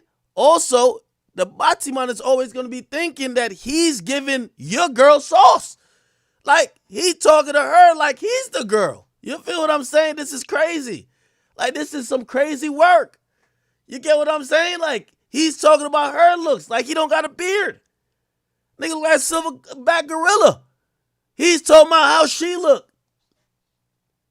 The craziest part is, and this is why I think we got to check JT for some mental evaluation too. Shorty, I got a problem with you, but you arguing with a gay man. Man got to tuck his shit to be you, and you arguing with him. Well, didn't I argue with him too? Wait, hold on now. But you get the point. This is why y'all was like, when I'm going to meet up to squabble up, yo, unless you in the back and forth with this Bati boy right here, you don't realize how crazy you look. You look crazy. Like this creature right here, you look crazy. This hairy back, hairy chest nigga, like this, you look crazy going back and forth with this nigga, bro. I'm telling you. Bitch, it's you. I love bounce. Who listening to that bullshit anyway? JT? Bitch, you dumbass hoe. Santana is from Connecticut. Santana not from Florida. I don't know Santana from no motherfucking where. Girl, you're the corniest bitch in the motherfucking world. I'm 32, been living in motherfucking Florida since I was 10 years old. On the motherfucking race, girl. Shut your dumb ass up. Let me hear a story. Let me hear a story about you being that bitch from Miami. That's what you told me. Don't y'all remember when JT lived in Atlanta and she uploaded me in my panties? I had just got out your bed. Yo, this is a grown man talking about he in his panties, bro. Hey, bitch, and my panties. Where the warts? Where was the warts then? I had just got out your bed, slept with you in your bed in my panties. I haven't been around Santana since 2020 when he was in my house snoring loud in a fucking thong. He's a big, disrespectful, nasty turd. He wear thongs. I feel sorry for that thong. Yo, this is another thing too, man. You see, a lot of these women, they be having a gay friend and they be more homophobic than niggas. Like, you know, like, it ain't no way this used to be y'all friend. Y'all friend with a bati boy. Like, if this y'all friend, even if y'all fall out, it's like you clowning the fact that he gay. That's why I was confused about when me and Carisha was getting into it. Me and her get into it. Her best friend is a gay nigga. She started using gay derogatory slurs to describe me, a straight man. I'm like, wait, I thought like you wouldn't want people to diss people that identify like your best friend. They don't even like them niggas. I ain't even gonna cap with you. Real talk. Real talk. Busting them warts in your ass. You big funky bitch. You big snoring bitch. Bitch, how you wear a thong and be snoring? Pick a struggle, big ass grizzly bear. Baby pussy ass bitch, can't have a baby ass bitch, ugly ass bitch, short my body shake ass bitch, can't walk a wrong way ass bitch, can't wear two pieces like you on a bodysuit ass bitch, ugly ass bitch, keep getting face fillers ass bitch, keep needing surgery. What the fuck? Respectful, nasty, turd. You know what's so funny? But gay niggas are good with arguing, bro. Like, pause, but yo, this nigga Santana, he don't stop, huh? Pause.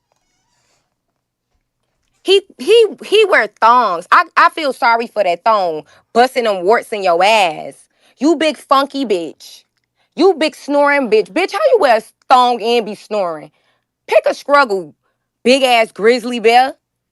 Baby pussy ass bitch, can't have a baby ass bitch, ugly ass bitch, short my body shake ass bitch, can't walk a wrong way ass bitch, can't wear two pieces like you on a bodysuit ass bitch, ugly ass bitch, keep getting face fillers ass bitch, keep needing surgery, try to redo your titties cause bitch, you don't stump your titties still, touch your knees ass bitch. Nobody act like a ghetto black woman than a gay nigga. Let's keep it a beam.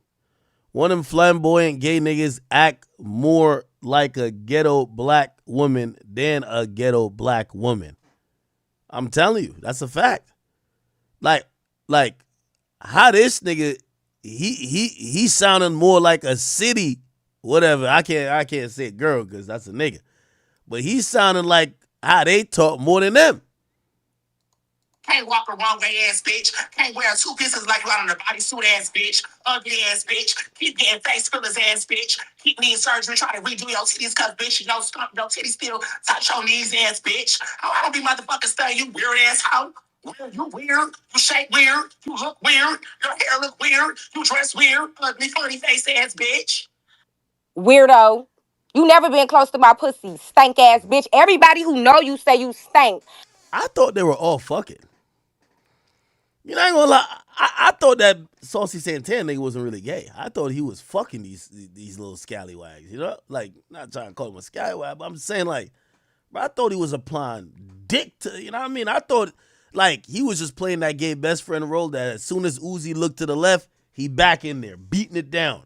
Feel me? As soon as Diddy's done peeing on her, he's back there beating it down. I know nigga was really gay.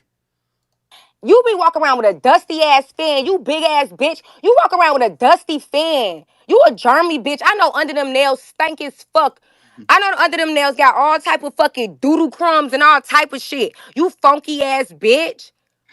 Overdosing on Benadryls cause my nigga don't like me ass bitch. Oh, you got health problems. You fell out because you want Ozempic and you pop perks. And then you trying to eat Waffle House on top of that. You need to pick a struggle. Go get a salad, you big ass unhealthy bitch. Trying to pop shit. You an unhealthy fat fucker. I'm gonna keep it a being with you, chat. Listen, I gotta say this in a way that people don't clip it wrong. Man, I love black women, but these type of black women, or actually, it's one black woman. Women who talk like this, I can't, bro. I don't know what we call them, but like women who talk like this, bro. I ain't even gonna lie, even kind of like Cardi too ratchet for me too. I couldn't even date Cardi. I ain't gonna get with you. Let me see, Nicki. Nah, I couldn't date Nicki neither because Nicki boss you around. Like that's gonna be big beef. Cardi don't sound like she boss you around, but when she started talking like a nigga, Cardi, you ever been hanging with a girl and all of a sudden she like, and you're like, well that just shriveled up my shit. What the fuck? Like that's what some of them give, you know? Nah, I can't fuck with you. Nah, this is too ratchet, man.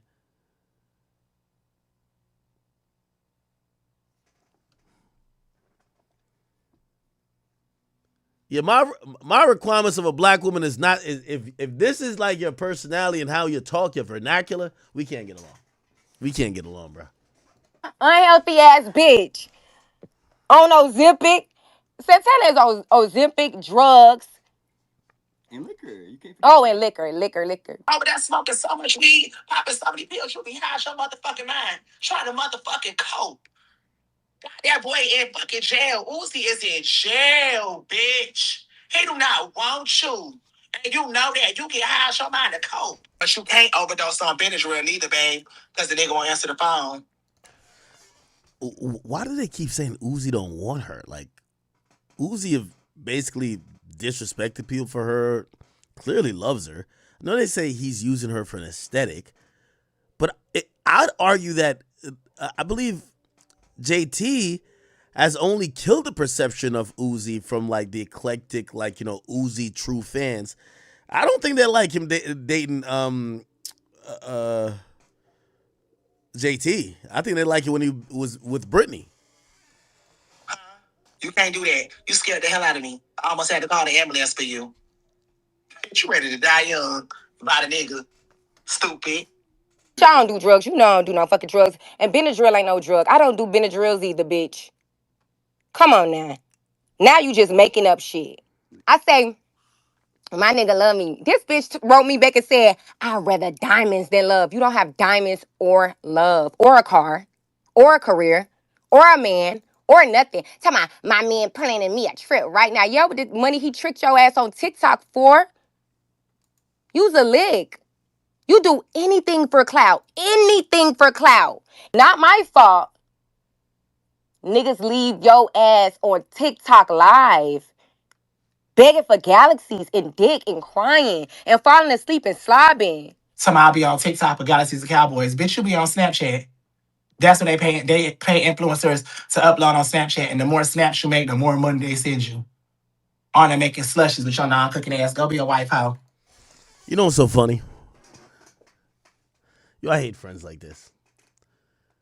Both of them ain't making a motherfucking dollar from music, right? Yeah, I mean, obviously JT gets some shows here and there, but it's not like their career is like booming, which was actually ironic when JT was clowning Cardi B for sales, because I'm like, JT.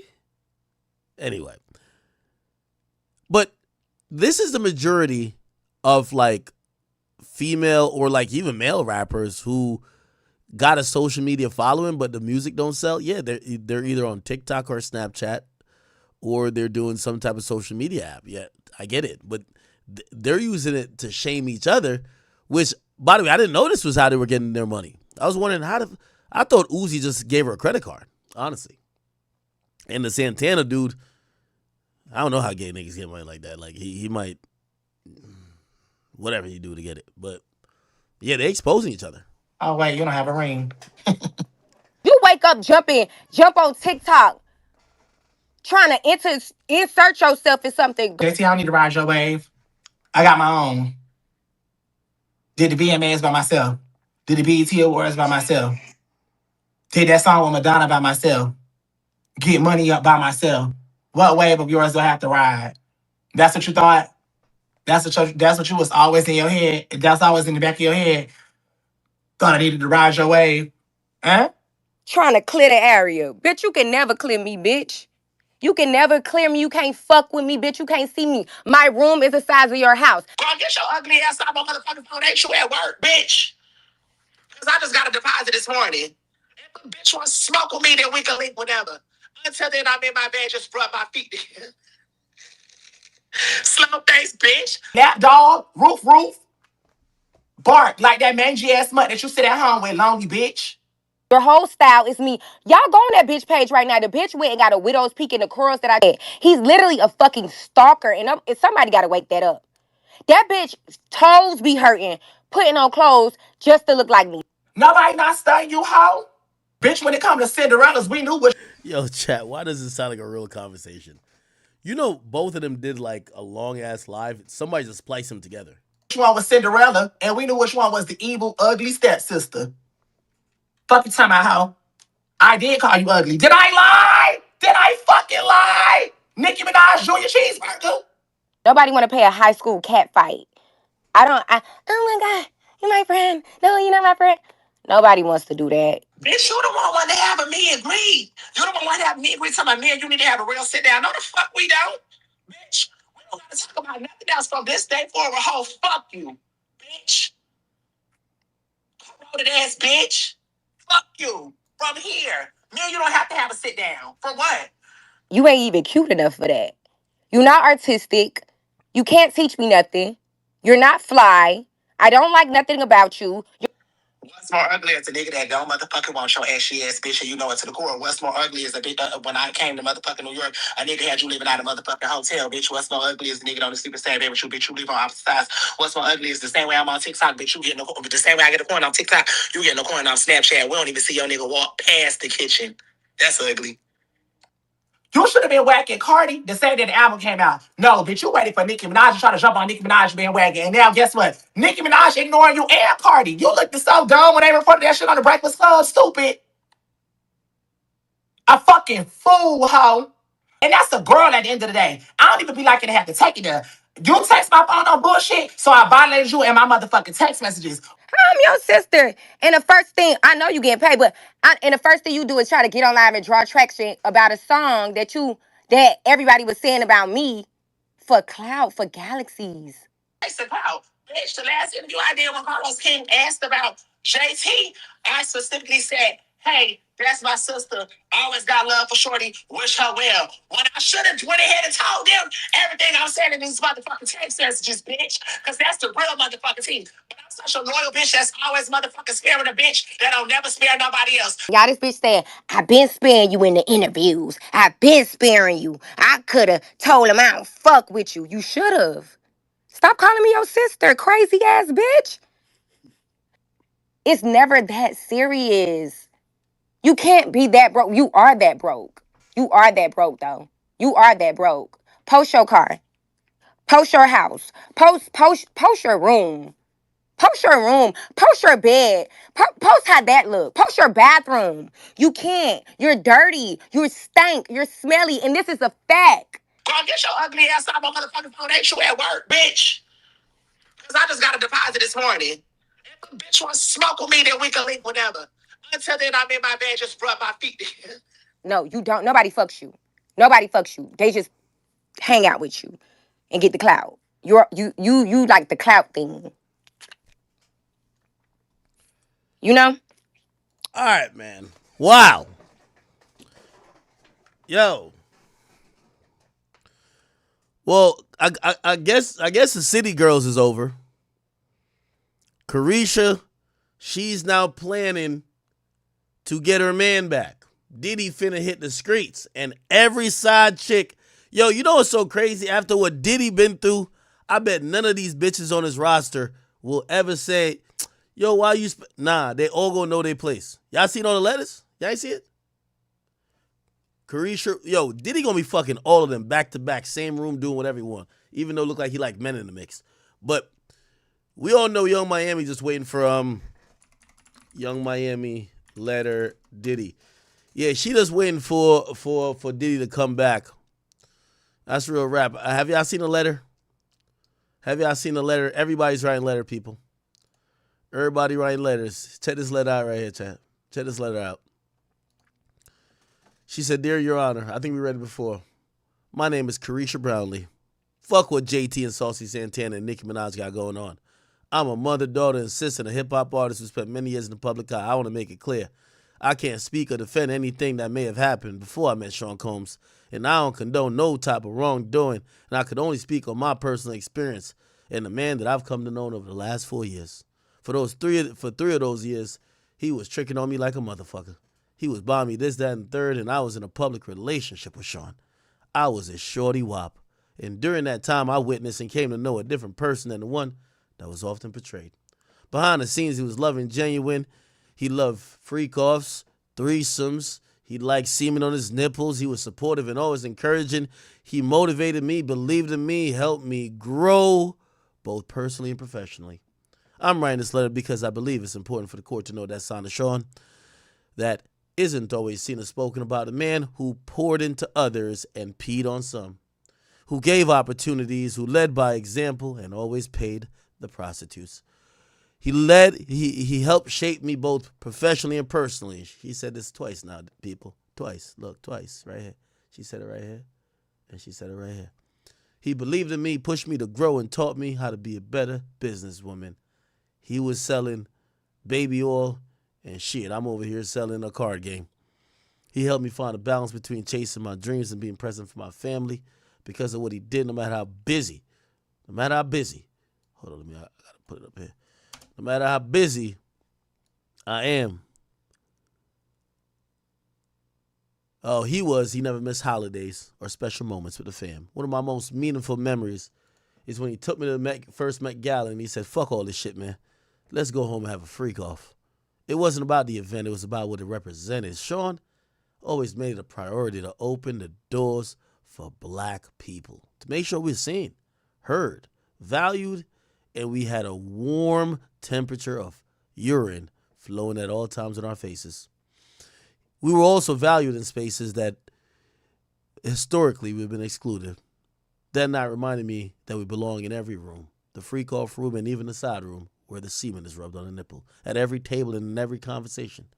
He constantly encouraged me, and so many others, to dream bigger, walk in confidence, and never shrink. Who we are to make others comfortable. Holy. Nah, it wasn't done there, chat. I gotta read you this shit. Check this out. Is this the one? Nah, that's his mama. Come on, let's get the one from Carisha. Come on. Is this it? Man.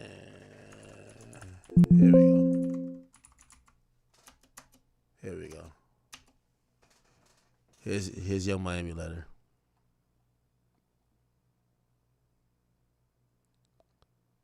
Oh, Sarah Chapman. Where's Young Miami shit?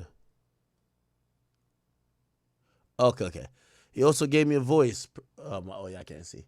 He also gave me a voice by providing me a platform on his network to speak for the culture and connect with people in a way that was real and authentic. The opportunity changed the direction of my career and showed me the impact one person can have when they choose to uplift others. Beyond all that, I've seen him give back to his community over and over again. In 2022, we fed the homeless together on Thanksgiving, but that was just one example.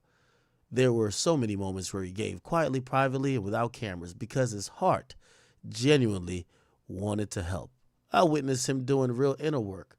He made a choice to check himself in anger management, start therapy, commit to physical healing through therapy. That takes strength, humility, and self-awareness. He didn't do it for show. The freak off was no show. He did it because he wanted to grow and to become a better person. My personal experience, Sean ain't a danger to the community. He's not even a threat.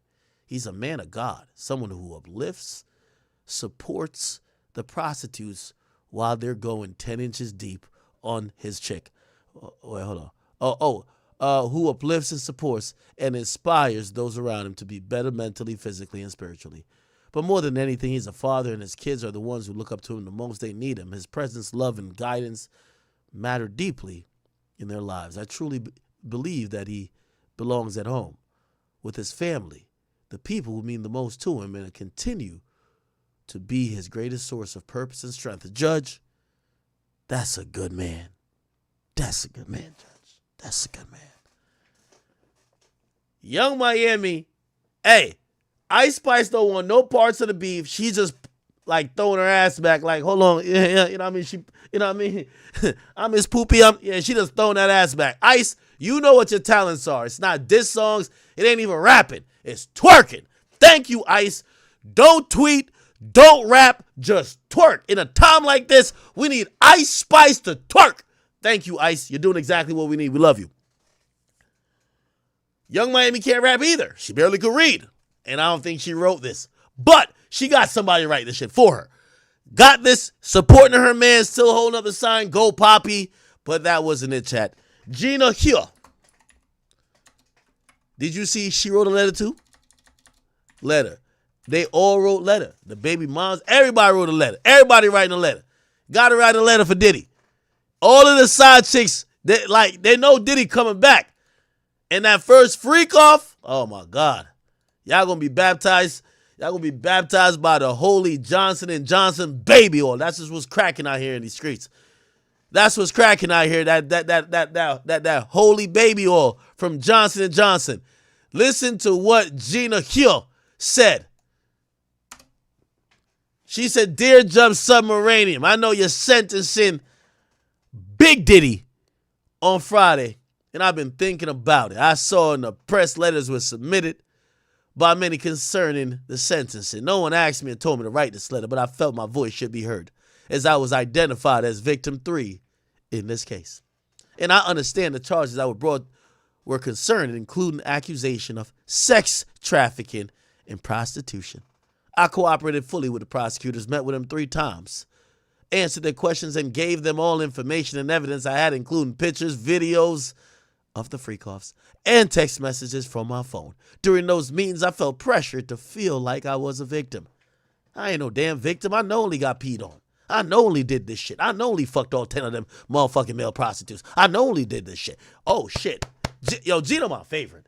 Gina, unblock me, girl. My bad. I wasn't clowning you because your ass ain't that fat. My bad. Unblock me, girl. You one of the real ones. You one of the real ones. Okay. She said, I was getting pressure to feel like a victim. I told him I was not a victim, but they insisted that I was. Even when I expressed my truth otherwise, I understand they concluded that I had been sex trafficked and involved in forced prostitution. I did not agree. She basically done chat in her letter to get Diddy free, because they never told what happened to victim 3. She's admitting that she basically did the same thing. You know, forced prostitution is the sex with sex workers, right? So she's basically saying, yes, I fucked the sex workers too. Nobody knew that till right now. She just admitted it. If she's in forced prostitution, it's not that she's fucking Diddy. It's that Diddy has her fucking sex workers. God damn. Yo, Diddy a cold motherfucker, man. Diddy a cold motherfucker. All right. Here we go, man. A little bit bigger puss. Let's see. He said, I did not agree with that conclusion. I was not trafficked. I did not engage in prostitution with him or others. That would have been my testimony if I was called to the stand. I was subpoenaed and fully prepared to testify and answer all questions truthfully, but I was informed by my lawyer that I will not be called to the stand. I want to emphasize that I understand the seriousness of this case and the pain that others may feel. I can't speak for anyone else but myself in terms of sentencing. I kindly ask you consider releasing him back to his family, but more importantly to me. I understand throughout the process he's been cooperative and respectful, including turning himself in. Throughout this process, he's never once reached out to me, and I miss him like a motherfucker.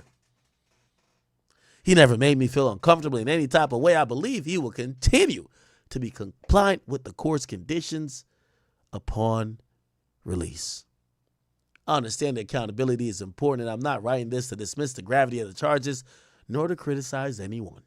I'm writing this to express my perspective as a so-called victim. I write to express how I felt during the investigation and trial, and how I feel now waiting to hear the sentence. I feel compelled to share my own perspective honestly. I respectfully ask that you take my words into consideration when making a decision. Thank you for your time and allowing me to be heard. Sincerely, DocuSigned by Virginia Hill.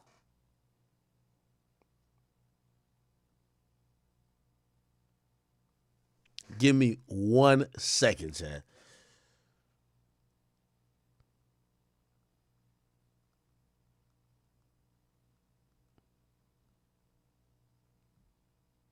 Oh, nah. Yo, chat. Yo, what the fuck? What the fuck?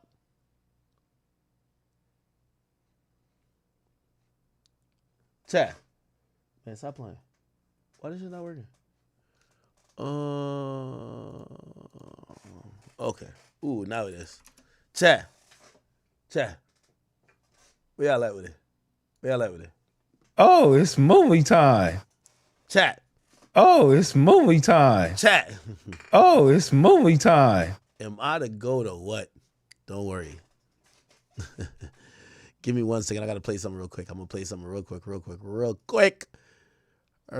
Damn, how long did that sit with Vlad for? 3 hours? God damn it, man. Yo, do not go nowhere. Don't go a fucking where. Don't go nowhere. I gotta make a call real quick. I got to see. What is this right here? Okay, what are we talking about? Okay, as much as Joe Budden shit. Okay. All right. Beef with everybody. All right, I'm going to play a little bit of this and make a call. I'm going to mute up real quick. Let's get back to the bullshit, man. We got to get back to the bullshit, man. Shout out to Young Miami. Poppy coming home soon.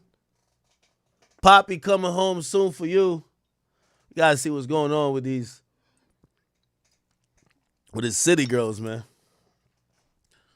One waiting for Poppy. The next one got the next one got to squabble up low key.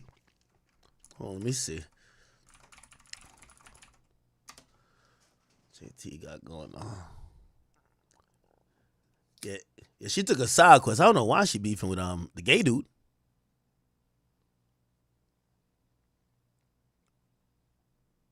Oh my God. What the hell is this? It's like the aftermath of like some gay sex scene? Oh, hell nah.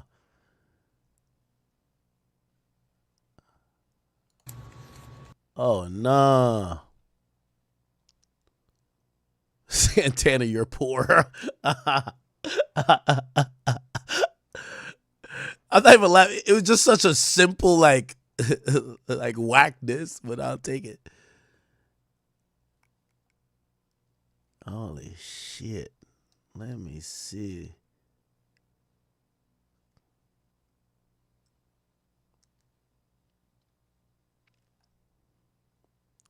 This is true. Partisan Fontaine. Am I the ghostwriter? Okay.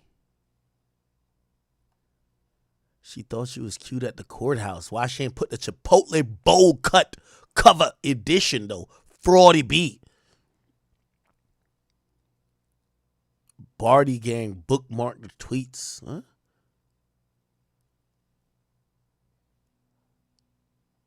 What?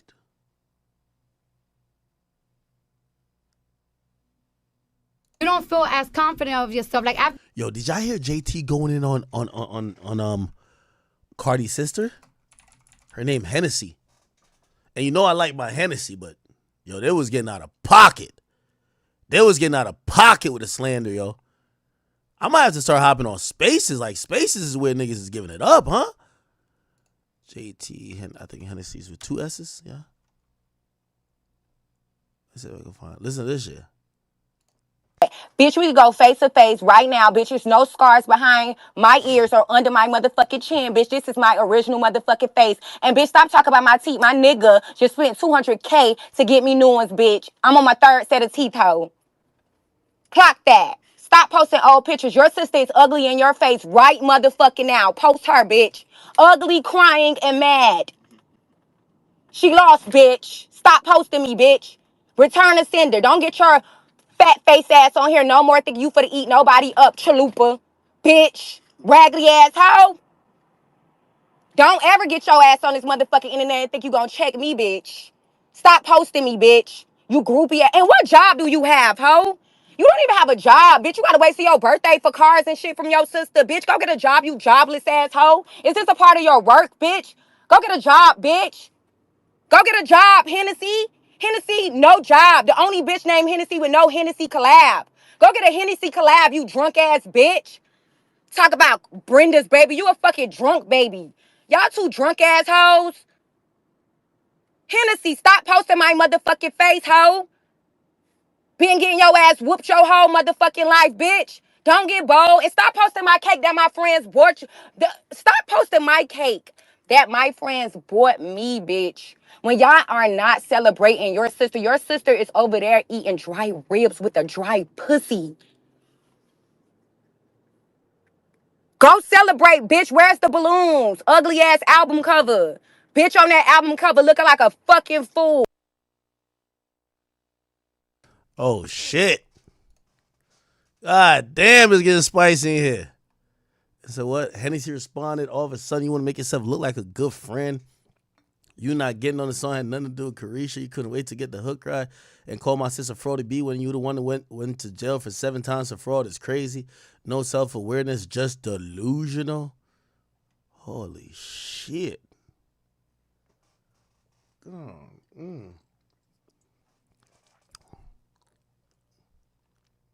My job, something that Hennessy does not have. And I'm about to shoot a music video. Hello? I don't even know how to work this. I just want to say fuck Hennessy, ran through, tied, dirty ass bitch. Stop posting my face and post your sister ugly current ass face that she went and bought. Bitch, we can go face to face right now. Bitch, there's no scars behind my ears or under my motherfucking chin. Bitch, this is my original motherfucking face. And bitch, stop talking about my teeth. My nigga just spent $200K to get me new ones, bitch. Oh, we played that already. Holy shit.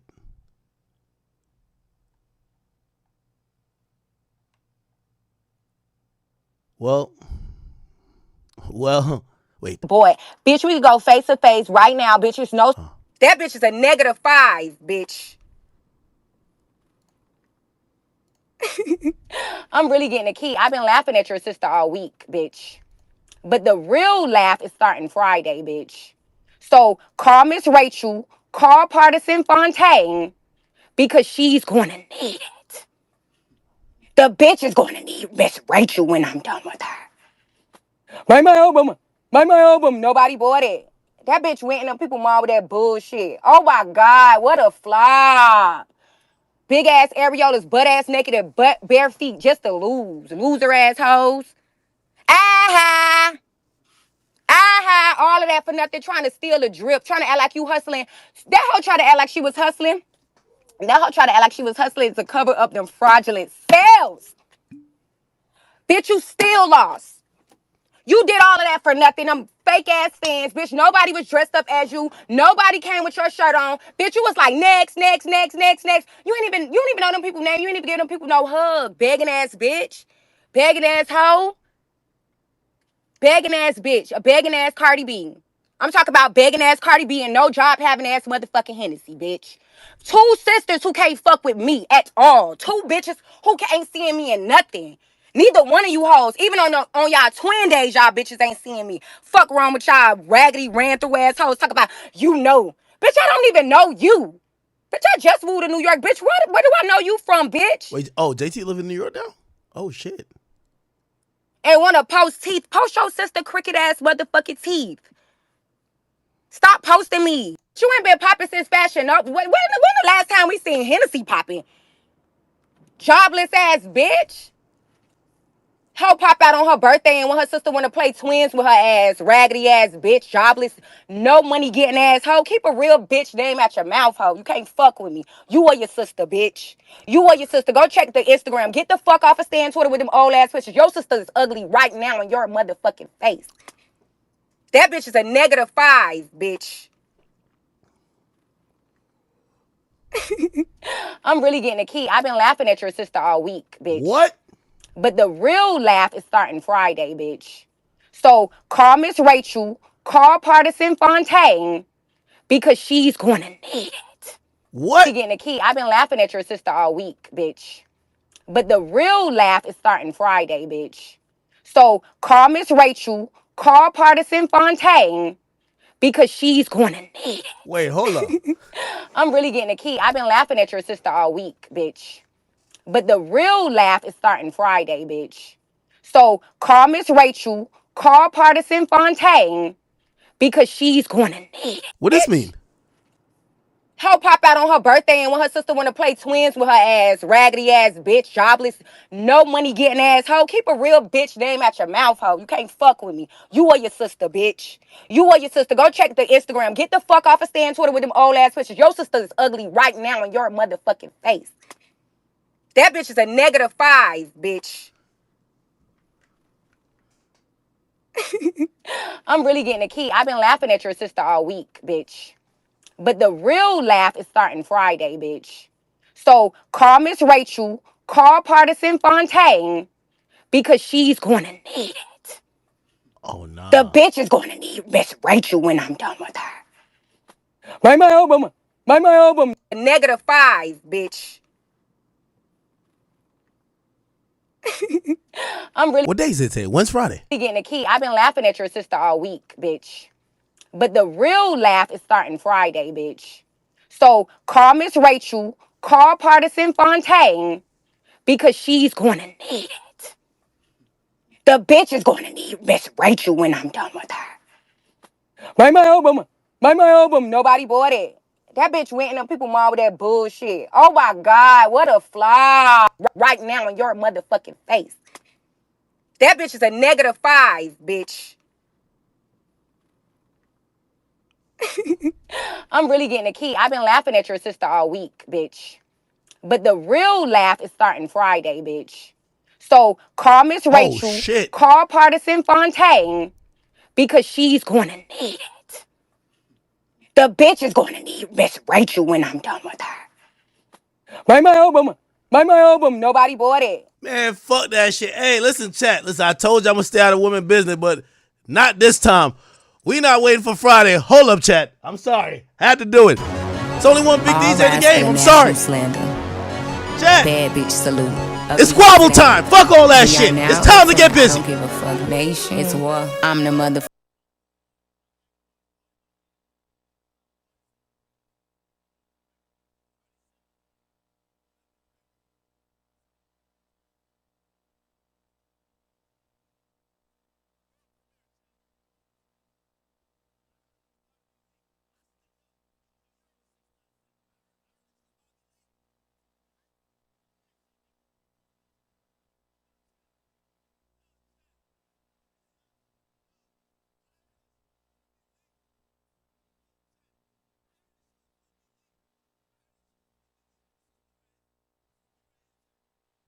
Stole it.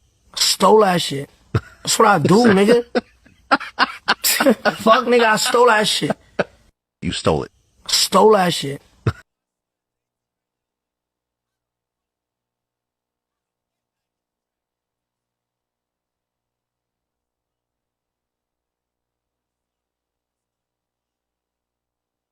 You stole it. Stole that shit. That's what I do, nigga. Fuck, nigga, I stole that shit. You stole it. Stole that. My bad. I was muted. Oh, my bad. No, I was saying, chat, like, bro, I had to do it. I stole that shit. Like, chat, on some real shit. I heard it. Like, I heard this track was going around. I had to do a 6ix9ine. I'm like, yo, I did a 6ix9ine Christopher Columbus. Yo, I stole that shit. It's my premiere, my shit. Yo, Cardi, send me your shit too, or else I'm stealing it too. Wait, hold up. Wait. Fuck, nigga, I stole that shit. I stole that shit, nigga. Yo, whoever was gonna leak it, I stole that shit. Stole that nigga. shit. That's what I do, nigga. That's what I do, nigga. Fuck, nigga, I stole that shit. Stole that shit. You stole it. Stole that shit. I stole that shit. Let's run it though. Yo, Cardi, you got 24 hours. Run this shit real quick. Hold up. Oh my God. Oh, this is a good robbery. I stole this shit. Nah, she talking crazy. I ain't gonna lie. I told you I stole that shit, so I ain't even hear the track. Yo, Cardi, I fuck with you, but I ain't even hear the track. I didn't even know she talking this spicy. I stole this shit. What?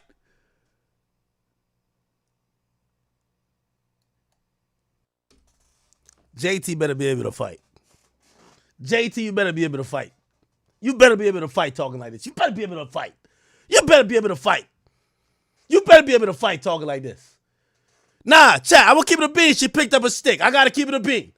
I swear I never heard the song. I'm hearing it on stream with you. I got it. Listen, I stole that shit. Told you I stole that shit. I stole that shit like within the hour. Yo, Chad. She picked up a stick though. Yo, she talking crazy.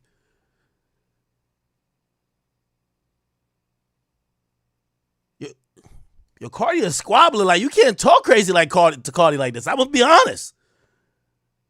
The last time I'm running it back. I'm gonna let it run to the. Whoa. Hey, I know. It's gonna be the last time I'm bringing it back. Listen, I didn't play half the song yet. Yo. No more spaces. Enough tweets. Pick up a stick. I'm tired of it. Pick up a stick. Is y'all profession a tweeter, a podcaster, or a rapper? Pick up a stick, please. Or save these problems and keep it in the drafts, please. Pick up a stick.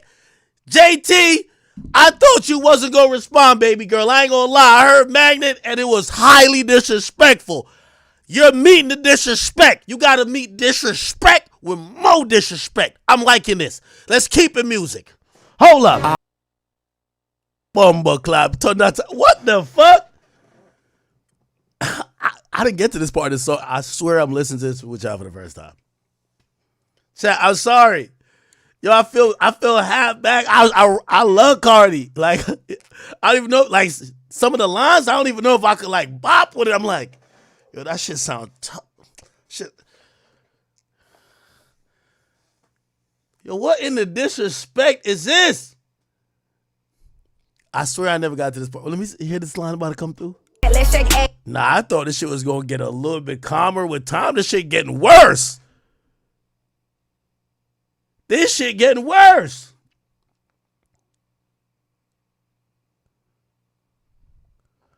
All right, I'm gonna try to shut the fuck up. I just never heard the little Stephon Diggs diss. Hold on, I'm gonna run it back.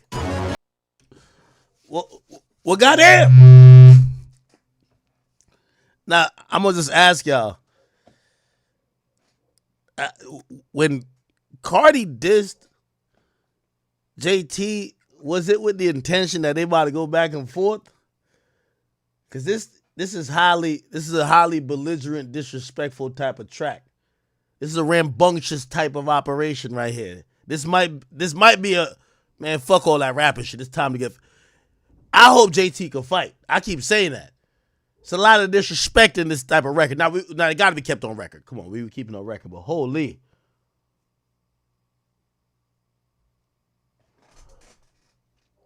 One more time. Blanda. Bad bitch salute. Ugly hoe sit down. I don't know when it coming out. I don't know if it coming out, chat. We are now entering I don't give a fuck. But I stole that shit, man. I bully the whole scene. Fuck nation. It's war. I'm the mother. Oh my God. Hey, I'm gonna be honest with you.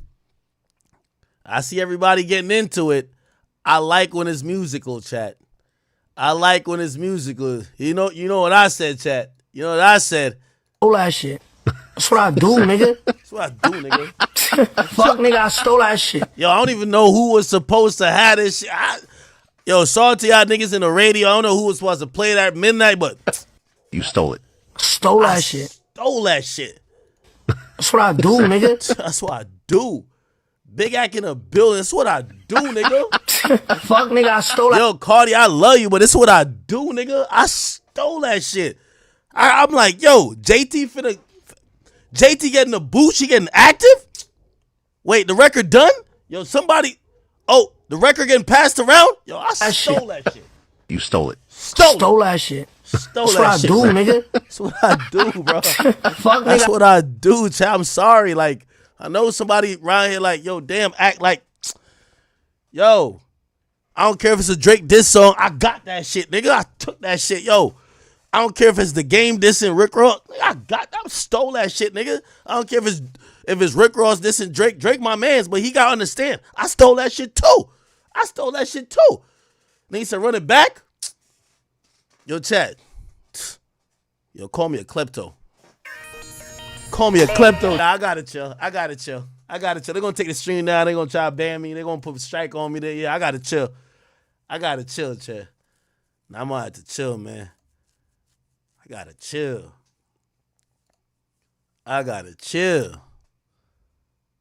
Now I gotta chill, right? All right, I gotta chill. Doing too much right now. I'm doing too much. Let's go back to this. Well, damn. Yo, chat, I'm just keeping it being with y'all. Don't get mad at me. Hey, I want to let it be known. I think both of these women are beautiful. They're pretty. I like how JT been going extra hard. Listen, you know, I criticize the city girls, but she got on her grizzly, nigga, did everything. She's putting in work. Everybody know I love Cardi. But listen, this is hip-hop. We all know this is hip-hop. You know, I don't like getting into some of the messy stuff or whatever, back and forth. But when records start coming, chat, I'm sorry. Once I heard the records was coming, I was on this type of way. Stole that shit. That's what I do, nigga. Fuck, nigga, I stole that shit. You stole it. Stole that shit. That's what I do, nigga. And I ain't gonna lie, JT, you might be mad at me. Just don't cuss me out like Santana. Man, nah, it's too much. Nah. Chat, we gotta make an executive decision. We might have to make an executive decision. If we doing this, we doing this. Y'all know I like rap feuds on Wax. Rap feuds on Wax. Say this for round 2. Let's say this for round 2. Well, is it round 2 already? Because we get Magnet. Then we get the JT bombing on the joint. Yo, this shit, yo, chat, the way I stole that shit, yo, chat, I swear, the way I... Fuck, nigga, I stole that shit. You stole it. Stole that shit. The way I stole that shit, I don't even know the title of the track, I promise you. This shit just on my computer as audio, blah, blah, blah, blah, blah. I don't know what the name is. That's how crazy I stole it. Yo, chat, I'm sorry. I'm coming for blood. I'm the number one media nigga. Yo, we gonna get back to the music, though. Y'all saw what we did last year. We not gonna keep beefing on Twitter without no music. I'm stealing that shit. And Cardi, if you get a song on your hard drive, I'm stealing that shit too. Respectfully. I don't know the name of these songs. I ain't gonna lie. But anyway, y'all wanna hear the second joint? I heard this wasn't gonna come out, but stole it anyway, nigga. So shit. I'd rather apologize than actually. I like this beat. I need that. I needs that. I gotta tell my hacker, go hack again. Get the finished version. Yo, chat, y'all just tuning in. Big Act just premiered. JT going ballistic on Cardi. But it's music. No tweets, no spaces. We got some 808s. Holy. Which record y'all like better? Nah, I stole that shit, chat. I stole that shit so gangster. I stole this shit. I'm so proud of myself. I stole that shit, chat. That's what I do, nigga. Fuck, nigga, I stole that shit. You stole it. Stole that shit. That's what I do, nigga. Fuck, nigga, I stole that shit. Fuck, nigga, I stole that shit. Yo, JT somewhere. Somebody texting it. By the way, I want to be honest with you. I've never talked to JT a day in my life. So I don't want nobody to be on some weird shit. I'd never talked to her in a day in my life. I just heard that there was music coming out, and I had to steal that shit. I don't care what niggas was talking about. Yo, we love Flex, and I could never be Flex. But yo, y'all trying to premiere y'all diss songs, y'all whatever songs, yo, y'all gonna give them up, or I'm stealing that shit. Fuck it. That's what I'm on. I'm taking that shit. You feel me? So I heard the song was gonna drop at midnight, though. I don't know. It might not. I don't know. Like, I ain't tapped in that much. All I know is I got that shit. That's it. I like it, though. I like it. Yo, Cardi. This is the thing with Cardi, though. And we going to see what type of rapper Cardi is. Because when you diss somebody and they come back, you could play 2 routes. Nah, I'm the bigger artist. You need clout. I ain't fucking with it. That's one way. Or it could be, all right, bitch, it's on. I'm about to respond. Let's go back and forth. Nicki did do the back and forth. She did do the back and forth with Meg, right? Like, so I'm wondering how Cardi finna take this. Because, number one, I ain't gonna cap. I'm gonna be very honest. She could definitely hit the big dog role like, yo, my album just dropped. Yo, I'm popping right now. I'm not responding to you. right? Like, nah, I ain't responding to you. I'm gonna give you clout. I don't know how that might be viewed, but you could do that. Or she could come back and try to flame her ass again. Cause I ain't gonna lie, Magnet was, I don't know if I said it, but JT had to get in the booth after after Cardi did Magnet. Magnet was really applying pressure. Now, I can't play Magnet because that song's already ingested in the DSP, so I can't play, but shit. I'd call this a first round, but I don't know how Cardi's gonna play it. She got some outs if you ever play poker. One out is, nah, why am I beefing with you? I'm really beefing with Nicki. But here's the thing. If you say that, whenever Nicki drop her track, you gotta respond to Nicki. Now, I don't know if, like, see, that might be a little sticky situation. So one out is, I'm gonna ignore you because really I'm beefing with the big dog, Nicki. But when Nicki drop her track and you know Nicki's for all the bars, you gotta respond, and let's see how that goes. Or you could just be on, man, she dropped her track, she don't got enough clout, she clout chasing. Or you could always do the, yo, listen to what I dropped. Like, yo, she whack. Like, she dropped a whack track and I killed her already. Like, why am I even addressing it? That's one way. Another way is, yo, I'm going to flame her ass again. I don't know. I don't know how it's going to go. I don't want to encourage anyone. I just want to say, and I want to put good energy out there.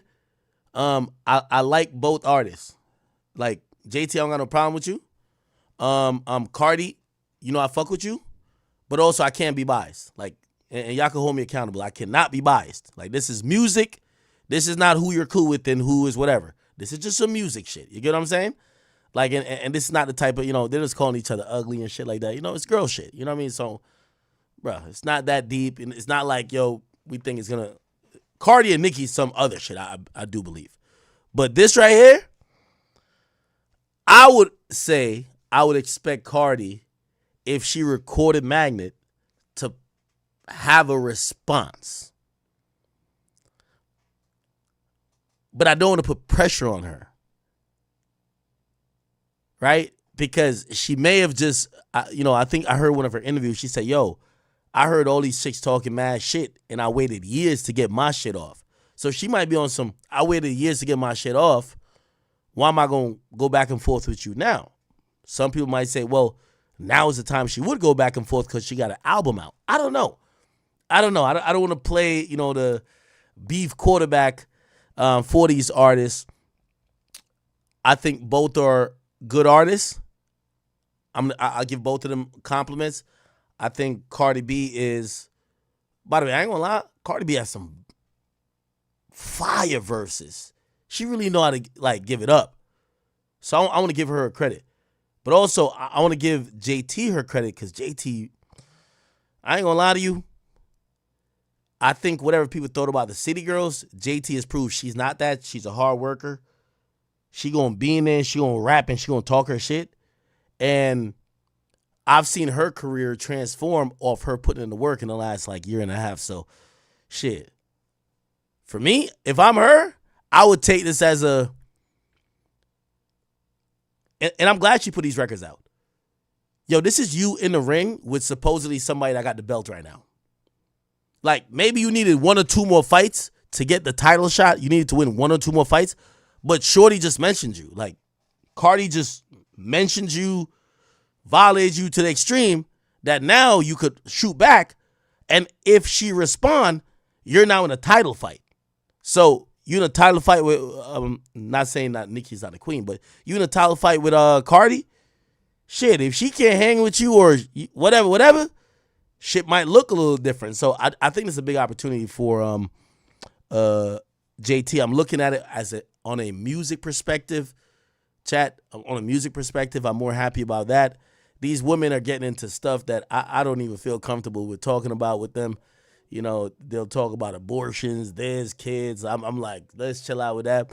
But I just want to say, as it relates to how I see this happening, I think the ball is in Cardi's court. Now, the song ain't officially released. So this is not it being released. I will tell you, this is not the label giving it to me. No, none of that. I took that shit, nigga. This shit was floating around. The last few hours was floating around. When y'all see me looking down at my phone, I'm looking down for a reason. I took that shit. So I still expect it to come out. I don't know if today's going to come out, but whenever it come out, and y'all have like the, y'all can play it on Spotify, I want to see what Cardi does. Feel me? Somebody said, play it again, Ack. You damn right I'm going to play it again. You know how many times Flex used to spin an exclusive? Sorry. All rise for the. Oh, y'all saying this? Y'all fucking with this more? You see me? I love disses. So I love when it's violation. I love when it's staticky. I love when it's like, yo, eat a dick. You a bitch. Your nigga is gay as fuck. Like, I like that sentiment. But I'm just saying, like, I like when it's disrespectful. But this might be the better song, low key. Hold up. This is a better song? Oh, I feel like there's less disses in this, but it might be a better song type shit. You feel me? Somebody said this is like Jeezy. This is like JT meet Jeezy. It's like JTZ. That might be a thing. Yeah, this might be a better song, but the other one is I like this is where you telling niggas about themselves. I like when descriptive, like talk shit. But this might be a better song. Hold on, let me run back. Wait, how much to book JT? 3-something what? Like, what are we talking about 3-something? 300? 3,000? 30,000? Like, what are we talking about?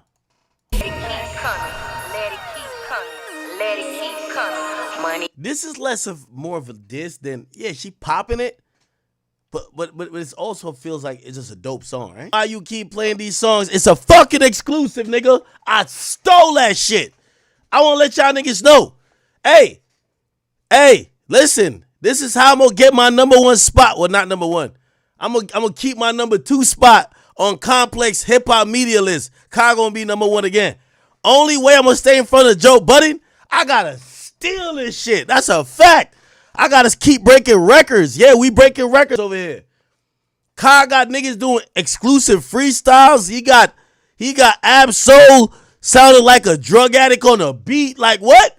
I seen that shit. I'm like, yo, niggas got freestyles. Act, you got to respond. They said, Act, you got 24 to respond. I said, I bet. Say less. Say less. I'm going to tell y'all, listen, all this hip-hop media shit, nigga, I took it, nigga. Nobody gave it to me. So I said, word? Oh, niggas is rapping over there? I bet. Niggas must have thought that we only cover cases and shit like that and talk gossip. I bet. Yo, we need a record. I heard a couple records is leaking. I got another one, too. Not even JT shit, just some other nigga shit. Oh, word?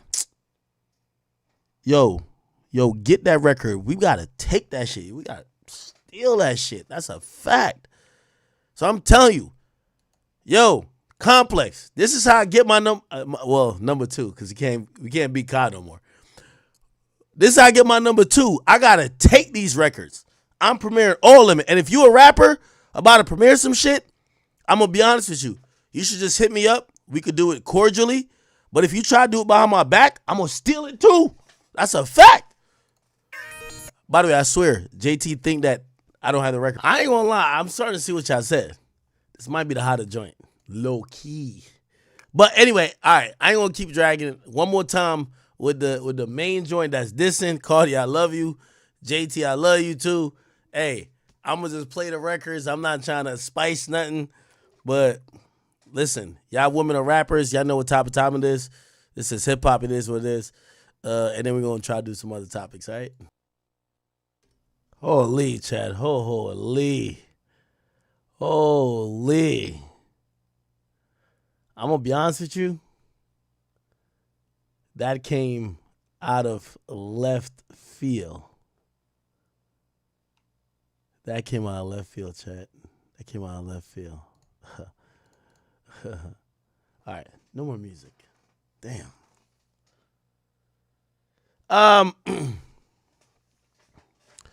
Thank you to all the leakers. I'll just say that. And once again, not that we're keeping score, but maybe we should keep score. Push-ups. Are we counting? Push-ups. Champagne moments. The Game going at Ross. Quavo going at CB. Who else?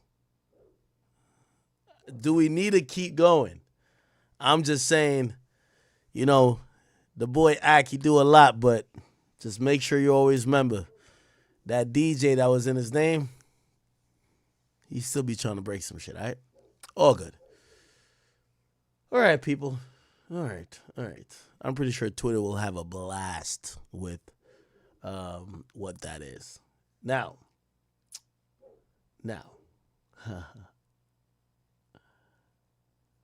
So Cardi should do what? Yo, chat, am I fake? Like, I'm not fake, right? But like, yeah, me and Cardi homies.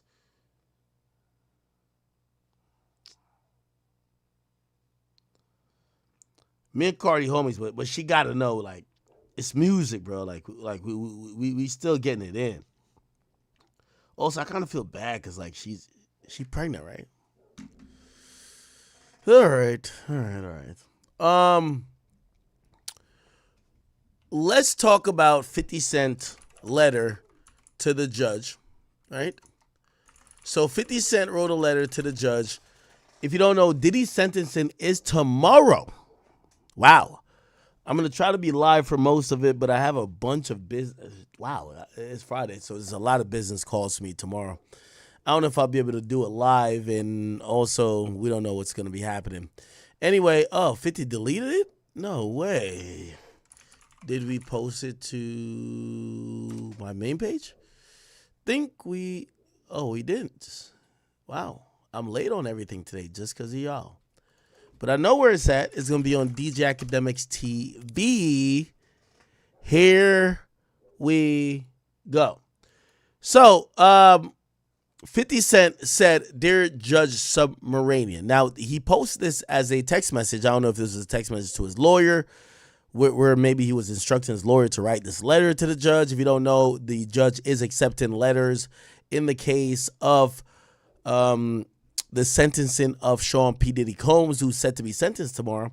And 50 Cent decided to write his letter to the judge as well. If you don't know, at this point, I think it's abundantly clear that 50 Cent is the baby father of the child that belongs to not only 50, but the woman that is identified as Jane Doe. That woman, I think we now know, is Daphne Joy. So Daphne Joy's baby daddy is 50 Cent. So maybe there's a reason and there's some relevance here for 50 to have somewhat of a letter being sent to the judge. Why?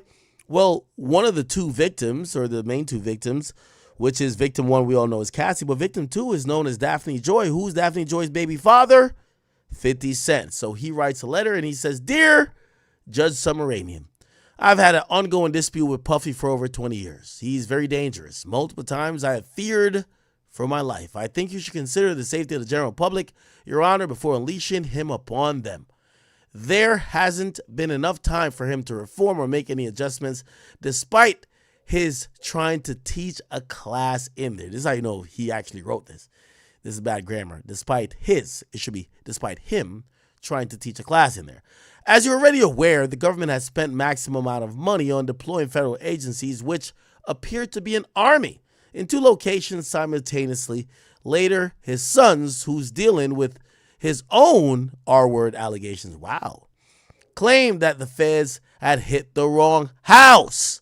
Anyway, Diddy's only going to return to hiring more male sex workers and keep most of the baby oil away from the general public, and babies needed. My Netflix doc on this scandalous subject is coming soon." Now, this is a little bit of trolling, chat, but I can't lie to you. It's a little bit of trolling mixed with,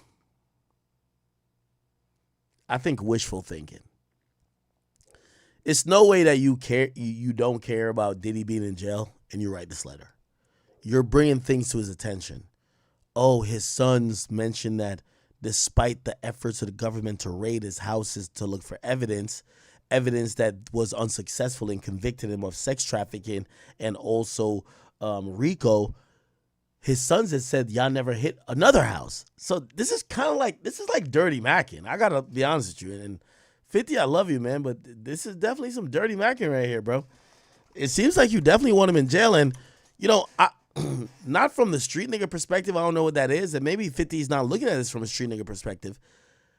Yeah, anybody who fucks your baby mama, you want him dead. You want him out of the way, out of the picture, unalived. And not that you would do it or you wish someone murders them, but it's easier to deal with the woman who has had an interesting past if the person who was the responsible party for her having an interesting past does not exist anymore.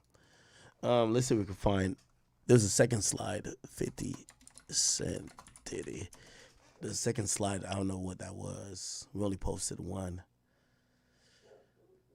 Let's see. Okay, it was really only that one slide. Oh, no. The second slide was him showcasing the face of the judge. The second slide was showcasing the face of the judge. Wow. Wow, 50 really wants this guy in jail. Now, I don't know if 50 identifies with some of the street politics or really cares that much. But damn, if that's his goal to just get Diddy in jail, like, I know this is not an official letter because at least so far we haven't seen something submitted, but we have to say that Diddy or 50 writing this and even posting to his Instagram is an indictment to say he really doesn't want this guy free. Wow. This is crazy.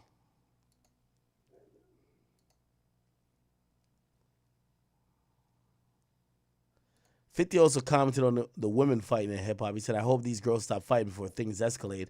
I read some shit that's they saying to each other is not gonna end well. Bro, chat, I'm not gonna lie to you, man.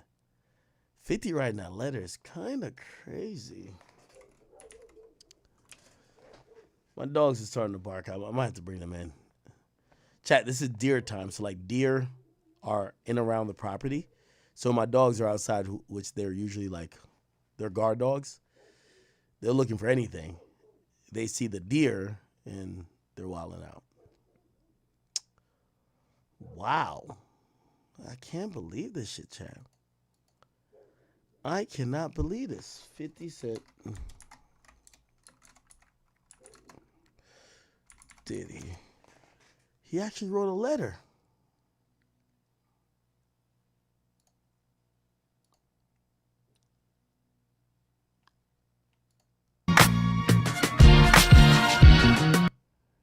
Wow.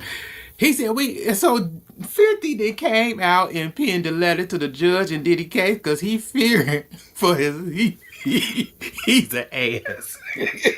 So he was like, I have an ongoing dispute with Puffy for over 20 years. He is very dangerous. Multiple times I have fear for my life. I think you should consider the safety of the general public, your honor, before unleashing him onto them.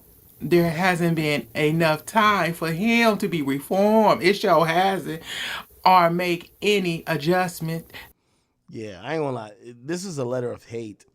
I won't call it like, some people would call this like snitching, but I don't think that's what it is. It's just hate. 50 don't like that nigga because he fucked 50's baby mama. And I understand. I think if I had a baby mama that a guy who I was competing with fuck that guy. It's even more additional thing to say fuck him. Wow. 50 treats Diddy almost like he's Rick Ross, right? Wow. 50 Cent trolls Diddy by writing a letter to the judge saying that he's very dangerous. This man said Diddy hasn't had enough time to reform yet. At first, I thought it was just 50 being petty. I'ma just say Jane Doe. 50 Cent trolls Diddy by writing a letter to the judge saying that he's very dangerous. This man said Diddy hasn't had enough time to reform yet. Let's hit a couple of At first, here we go. So if you guys don't know, Rod Wave is now being currently sued. He is being sued for his tour. I did go check this tour out. This tour was phenomenal when I went to check it out. But he's being sued by the Last Lap tour because he canceled a bunch of dates. Now, I want to give some context here, and I rock with Rod Wave, so I want to, maybe that's my bias, but you'll know off rip. Ooh, not good. Wait. Bang. Oh, reliable. Wait, what happened to the old camera?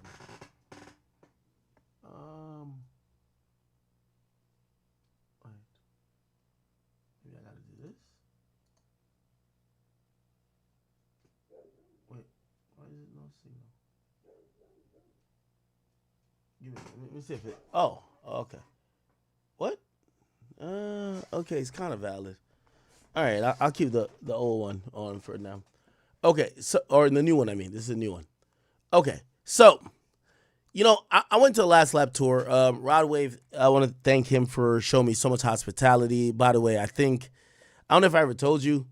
So after I went to the Last Lap tour, apparently like Lil Baby hit up Rod Wave because they're friends, and it was like, "Yo, why you hanging with that goofy ass nigga Academics or something, whatever."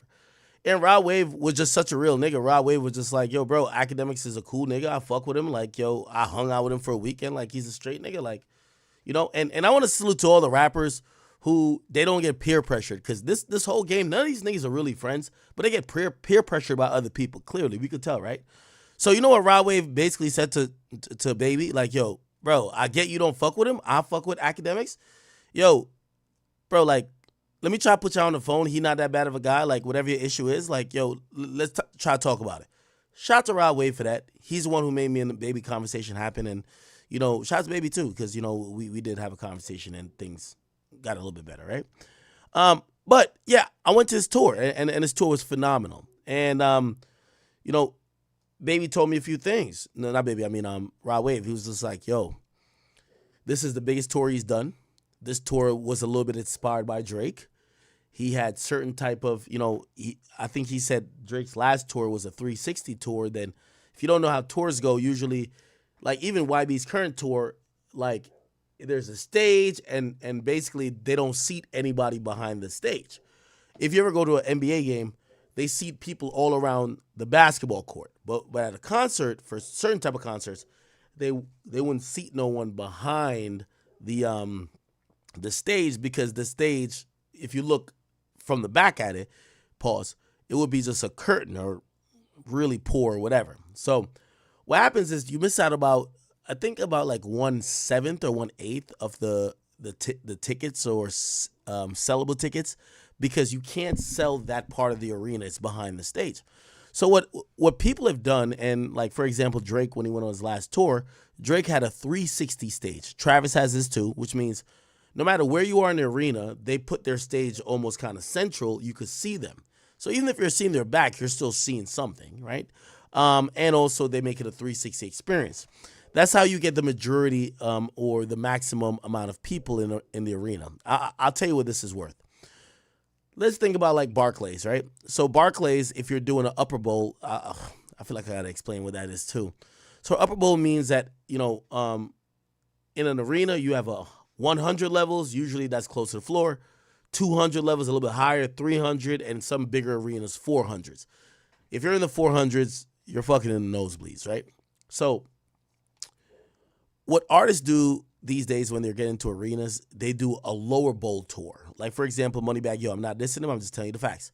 What a lower bowl tour ends up being is that, yeah, you're in an arena, the same arena Rod Wave and maybe Drake went in, but you're not selling 14,000 tickets, which is usually sometimes the capacity.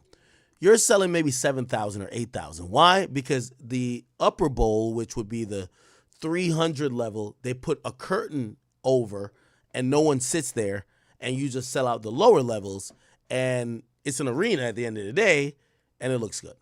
So there's levels to this arena tour shit, just to let you know.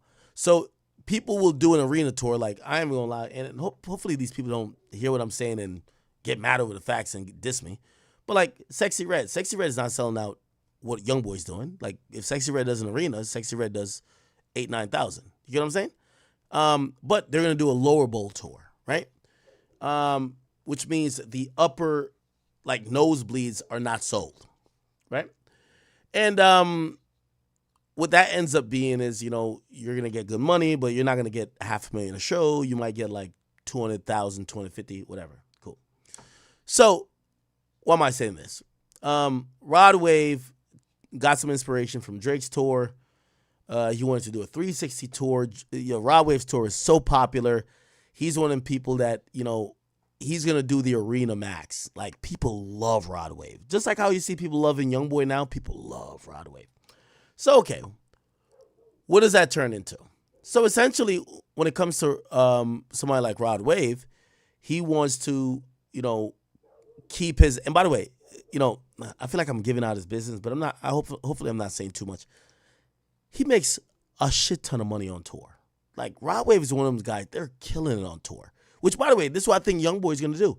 YoungBoy's going to realize after this tour, by the way, I forgot how many dates, 40 dates or whatever, or 50 dates.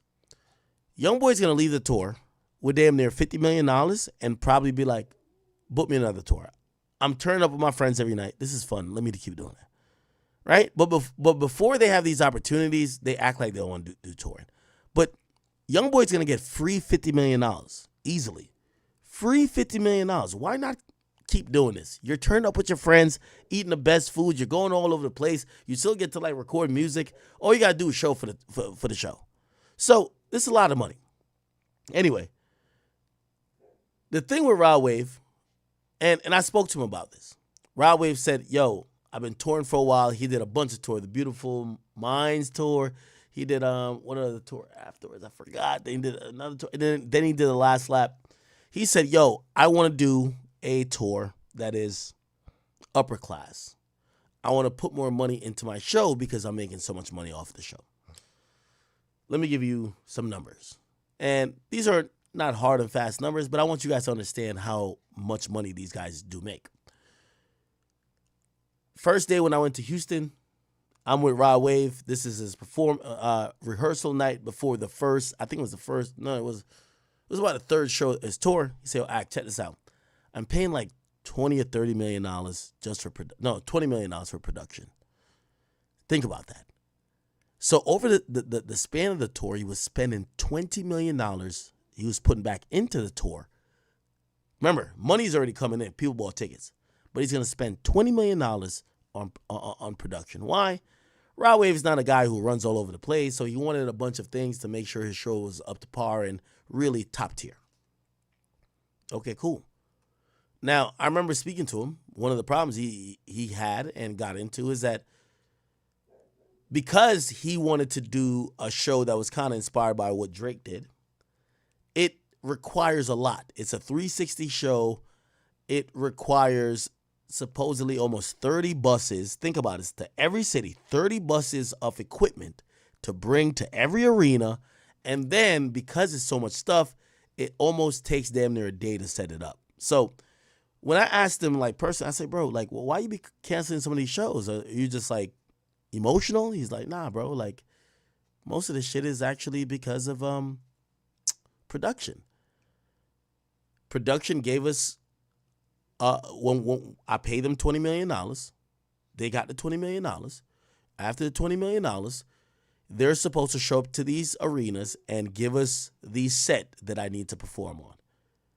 But then they ran into complication. Even though they should have practiced this already. They should have knew the time, whatever.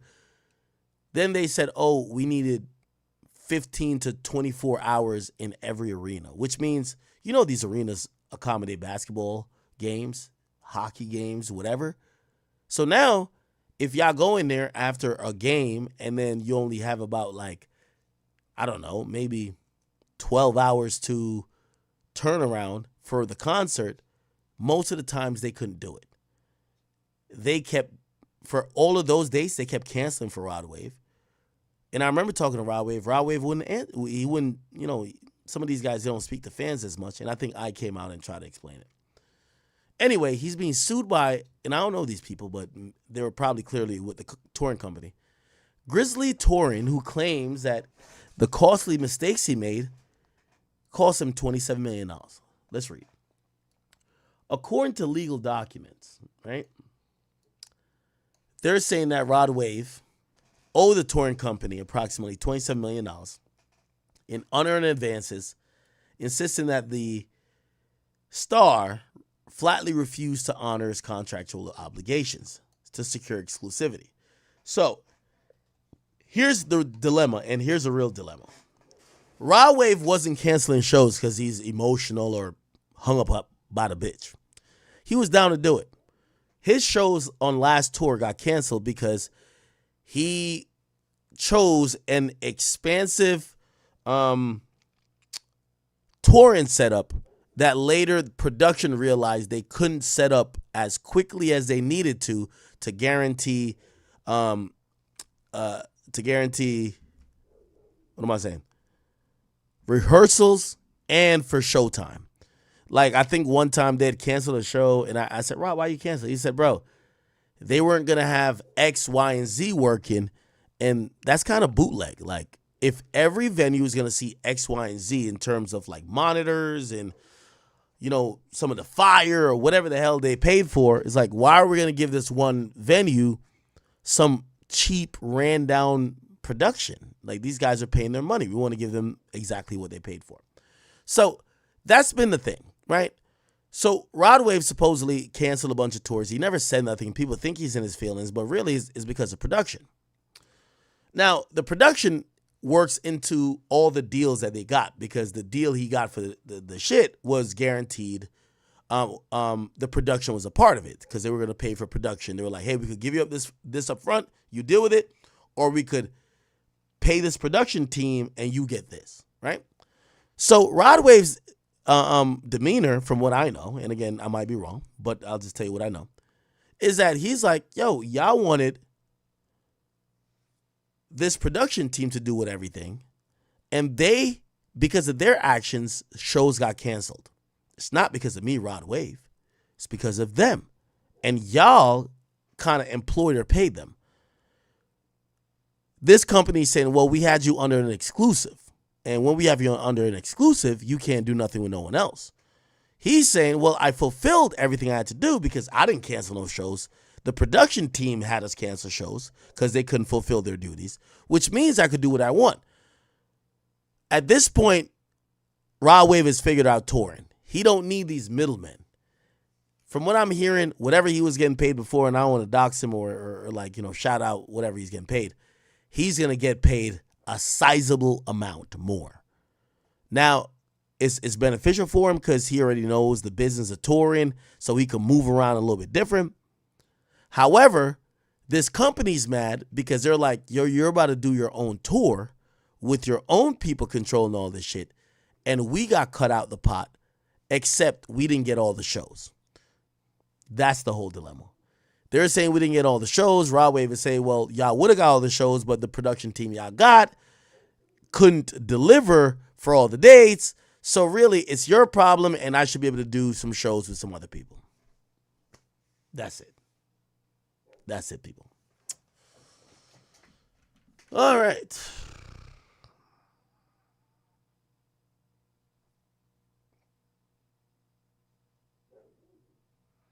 I might have to bring one of my dogs in. This nigga is barking. Holy shit. All right. Let me see. I'll play a little bit of this. Okay, sitting about me on the internet. Bro. Yeah, man. Yeah. We got one or two more things. Give me 1 second when I grab my dogs, all right? Hey, Lil Durk, what's your feelings? What's your relationship with Lil Durk? Last couple of weeks, you had an encounter with some of the people that represent OTF. Is it still love with Durk? Have you spoke with Durk? What do things stand with him? I spoke to him one time when he was in jail for sure. And I just told him, like, man, you know, everybody with you, bro. We love you, nigga. Head up, chin up. You'll be all right. God willing, you'll get on out of there, bro. You're a good nigga. You solid. You got them, you know what I'm saying? Yeah. You know? Everybody got their ways, bro. But when it come down to just being a man and being solid, he's a solid man. You know what I mean? Like, right. Nigga solid. Yeah. You know what I'm saying? I only had one conversation with him since he's been locked up, you know. Yeah. You know, that jail shit. Nigga in the Fed, man. Nigga. Yeah, that nigga ain't trying to be on the phone with us. Yeah, for sure. Man, that shit all that shit do is put the police on us. Yeah. Now 12 on us. That's why I wasn't calling niggas from jail, you know what I'm saying? I wasn't calling any nigga. I would just sit on the phone with my girl, but shit. That ended up hurting me though, cause I end up having regular conversations on the phone. Now we just talking about other shit. You know, cause it's like shit, I'm locked up. I can't talk about my case, nigga. I can't talk about my case. I can't talk about no bitches. I can't talk about nothing that got nothing to do with no street shit. I can't talk about none of that. I can't do nothing but talk about celebrities. You know what I'm saying? Like lit shit. I can't do nothing but talk about rappers and gamers and people that play sports and, you know what I'm saying, comedians, and just like all I can do is just talk about that type of shit. You know what I'm saying? So that's where a lot of them conversations stem from. Right. But shit. But Smirk, my brother, I love that nigga to death, man. I'm never going to get that nigga, man. Man, that nigga got, bro, listen. We done shared too many real moments, too many real stories, bro. Yeah. That nigga was with me every day when he was down, bro. Before he caught that wave he just caught, he was with me every day, nigga. Every day. He know that. Ask him. Ask my 1,000 bro. What's up with Slime? Right. What's up with the is bro 1,000? Yeah. Man, ask him what he gonna see what he say, nigga. Man, come on, nigga. What was it like when Drake came to Cobb County? Did they shut it down? Like, walk me through that. Yeah, they had that nigga walk. Yeah, they let that nigga walk through the jail, bro. That nigga by himself. Yeah, like he ain't had no security. Yeah, Nothing security, with him. nothing. They had the police with him. They had one of their police cause obviously you're in the jail, you don't know where to go. But yeah, by himself basically. They let him come in that motherfucker regular, all type cool shit, like phones, all type of shit. Like it's crazy. Yeah. If I did have a chance on still sneaking me a phone, it had to be that day. It would have had to be that day. Yeah. Man, that nigga Drake, bring one of them motherfuckers in here, man. Fuck it. Yeah. He shut that motherfucker down. And nigga shut that bitch down, boy. That nigga came and saw me, boy. That's why I just felt so bad, like, even the shit on the jail call, cause it like, you know, all that shit that was on the jail call, that shit was like my first 2-3 weeks in jail too. That wasn't even no shit like,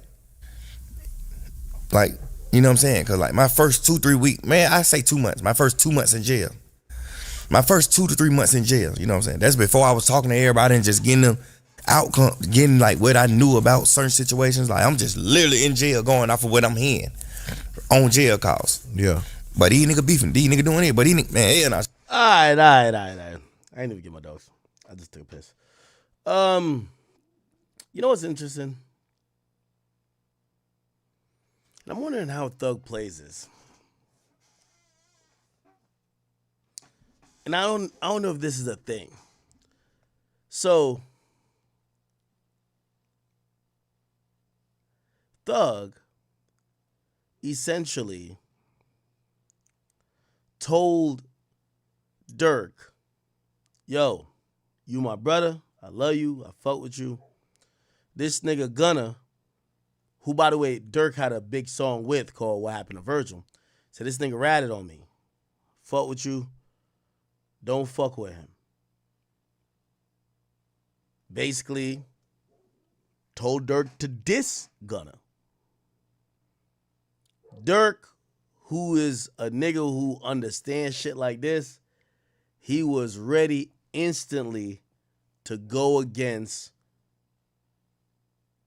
Gunna. Now, the reason why I say that's interesting, and by the way, it's not like we've never seen basically Slime or King Spider or Young Truly Humble Under God or Young Thug pick a side necessarily. But I was wondering, like, I wonder what the OTF dudes are thinking when, like, they hear this, right? That's literally him. What are your thoughts on YB? Top. Young boy, yeah, top. Go.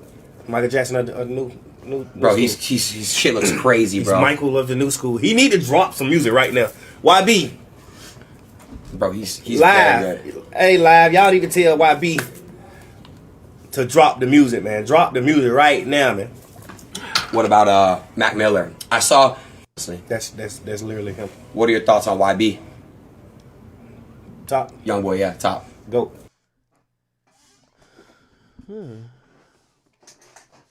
I don't know. It's interesting. I'm kind of wondering what like OTF dudes and like Dirk are thinking, because I think a lot of these dudes, I think even Dirk and them probably think, yo, bro, we went against Gunna for you, nigga. You told us he a rat. We said fuck it. We riding. I don't know.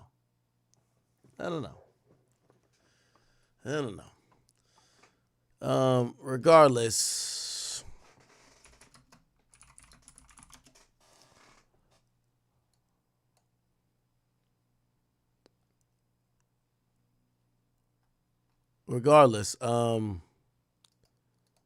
look like there is gonna be a link up soon, and I wonder if this had anything to do with Baby or anybody else, because I don't know if the Atlanta posse fuck with YB like that. But That YB show in Miami?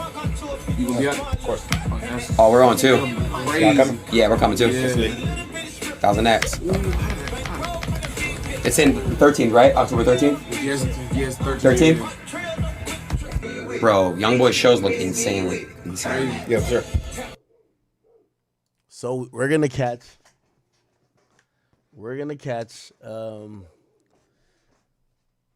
King Spider and YB at the link up. Shit, I might be there in person. Y'all think that a King Spider gonna be mad at me? You know, these days, shit, I'm popping up. So it's like, you know, the thing is, if he there, I'll go be like, yo, what up, thug? He might be on the Jim Jones shit, like, yo, nah, nigga, what's up, dawg, nigga? I'm like, oh shit, I never knew you were like this, but whatever. But yeah, shit. I saw this and I thought, But anyway, like I felt like Thug and YB always had like a thing, you know, like a homie type of vibe. I don't know how that played when Dirk kind of came around, but I think Thug is exempt from all this bullshit, if you ask me, right?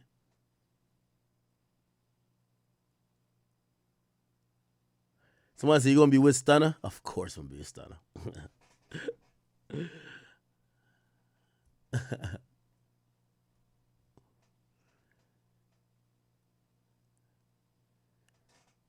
Dirt, YB never dissed Thug on I Hate YoungBoy, right?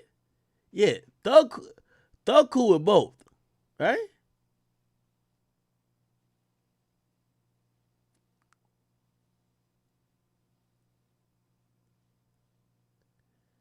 Versace, the great thing for the 10.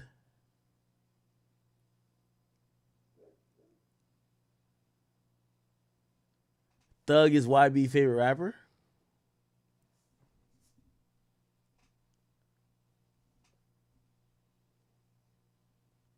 Yeah, he been cool with both, right? Right. So he one of them. So Thug one of the lucky people that didn't have to pick a sides. Like I always felt I was a lucky person, but it's because I'm not a rapper, right? Like I'm not like they don't look at me like, oh, this is the real nigga act right here. Where they're like, if we all street niggas, we gotta pick a side because they've been blah blah. But I felt like every time I talked to people, they were like, well, since we all street niggas and real niggas, since there's been bloodshed, we got to pick a side. But I guess Thug got exempt. I was glad I got exempt.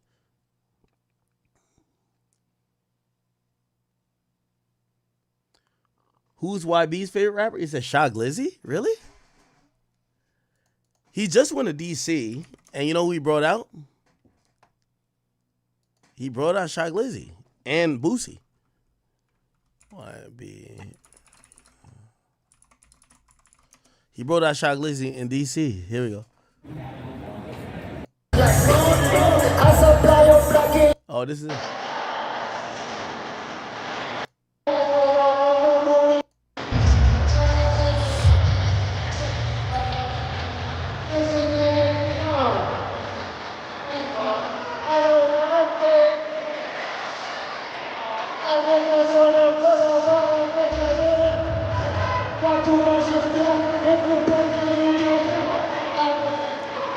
Okay, DC.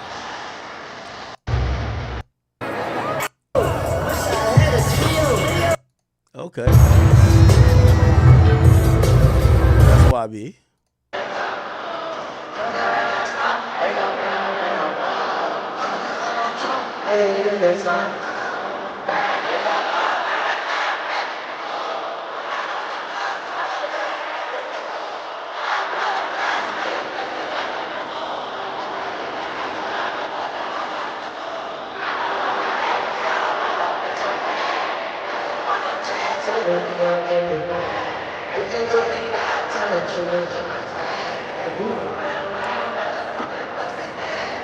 Yeah, it's still amazing to me that his concerts look like this. Somebody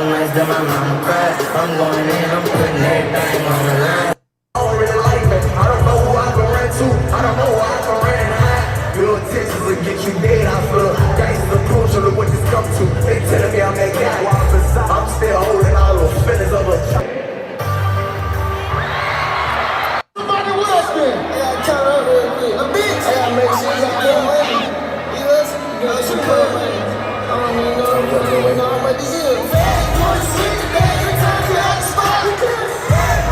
YB had said it was his favorite. Oh, David got arrested?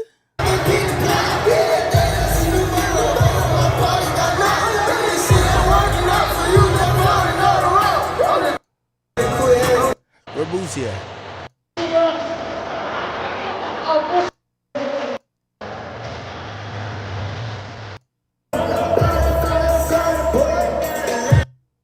Where's Boosie at?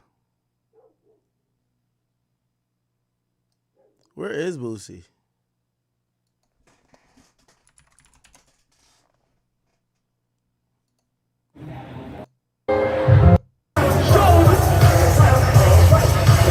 Oh, it's Boosie right here. Oh shit, they going crazy with Boosie.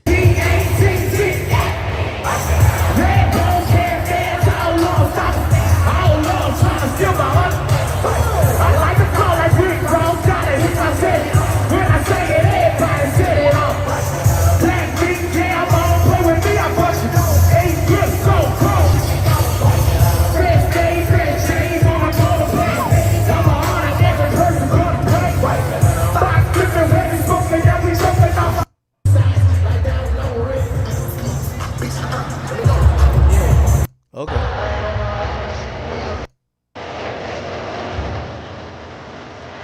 This gotta be the end of the show.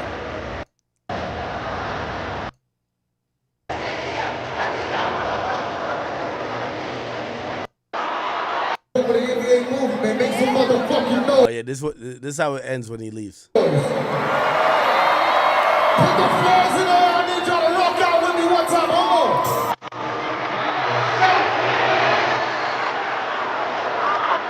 Yo, I'll be honest with you. I Hate Young Boys turned into a huge diss song, bro. Like, you have a whole arena singing the diss song word for word.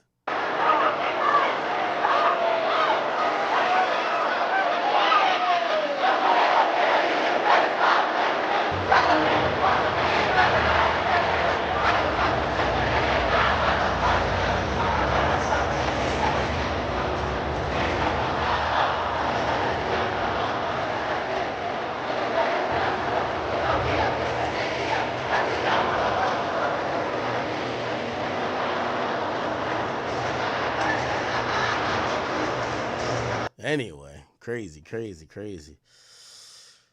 I'll be at the next show, chat. Don't you worry. I really only didn't go to that show because I was supposed to stream last night. Then I didn't, so I got... Actually, I'm an idiot. Whatever. All right, cool. Perfect. David got arrested? Wow. No way. Let's see what's going on, chat. I'm hearing David got arrested, but I don't see it. Diddy said, I'm sorry for the pain I caused. Okay, Diddy. Oh, let's read Diddy's letter. This is Diddy's letter. Dear Judge, make sure it was signed by Diddy. Oh, wow. 3, 4? Wow. Okay, let's go. Dear Judge, I hope this letter finds you in good health and spirits. Thank you for the opportunity to express my thoughts to you. First and foremost, I want to apologize and say how sincerely sorry I am for all the hurt and pain, for all my past wrongs. This has been the hardest 2 years of my life, and I have no one to blame for my current reality and situation but myself. In my life, I've made mistakes, but I'm no longer running from them. I am sorry for all the hurt I caused, but I understand that the mere words I'm sorry will never be good enough, as these words alone cannot erase the pain from my past. Over the 13 months, I've had to look in the mirror like never before. My pain became my teacher. My sadness was my motivator. I had to admit my downfall was rooted in my own selfishness. This scene and images of me assaulting Cassie, wow, he said her name, Cassie, played over and over in my head daily. I literally lost my mind. I was dead wrong for putting my hands on a woman that I loved. I'm sorry for that, and I always will be. My domestic violence would always be a heavy burden that I have to forever carry. The remorse, the sorrow, the regret, the heavy burden, and the disappointment and shame.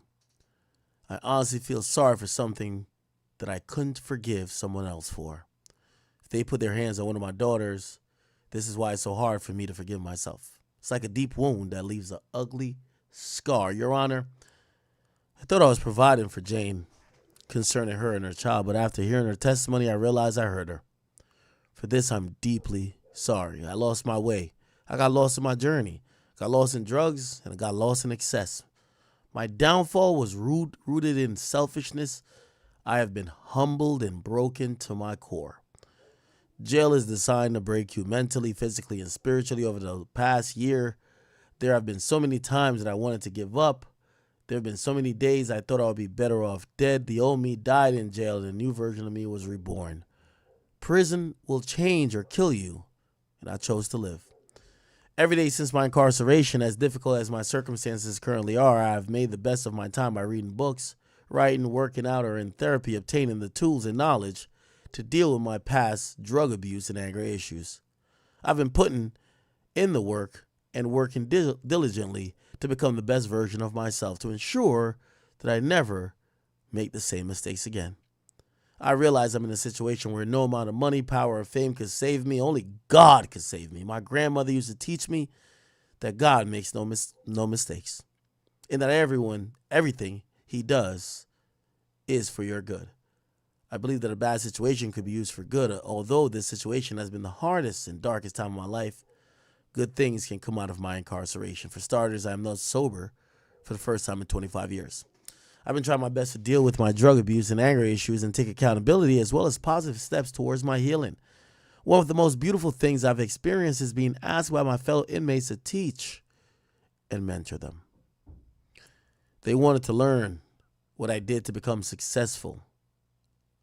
I was inspired by their hunger and their desire to learn information in order to not only set goals, but to achieve any goal and dream that their hearts desire.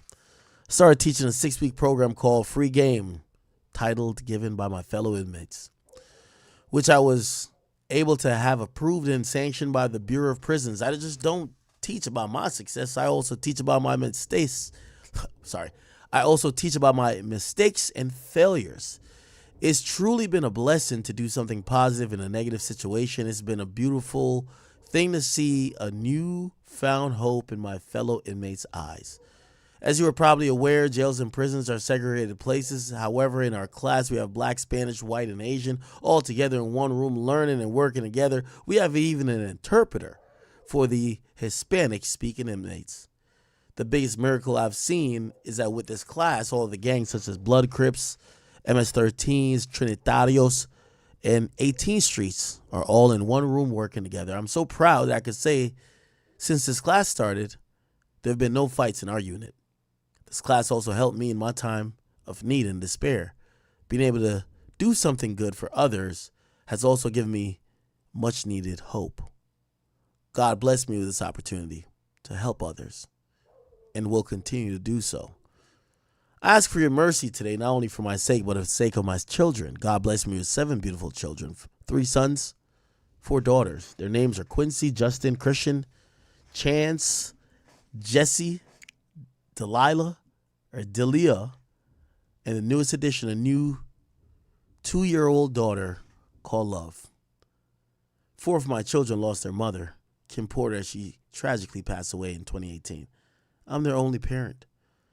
I failed my children as a father. My father was murdered when I was 3 years old, so I know firsthand what it is to not have a father. More than anything, I just want the opportunity to return home and be the father that they need and they deserve.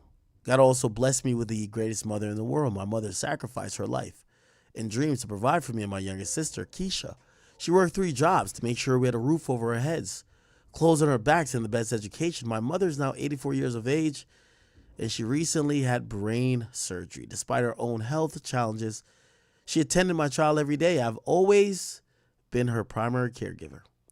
Breaks my heart that I have put myself in a situation, and for the first time, I'm unable to be there for my mother when she needs me the most. As I write you this letter, I am scared to death.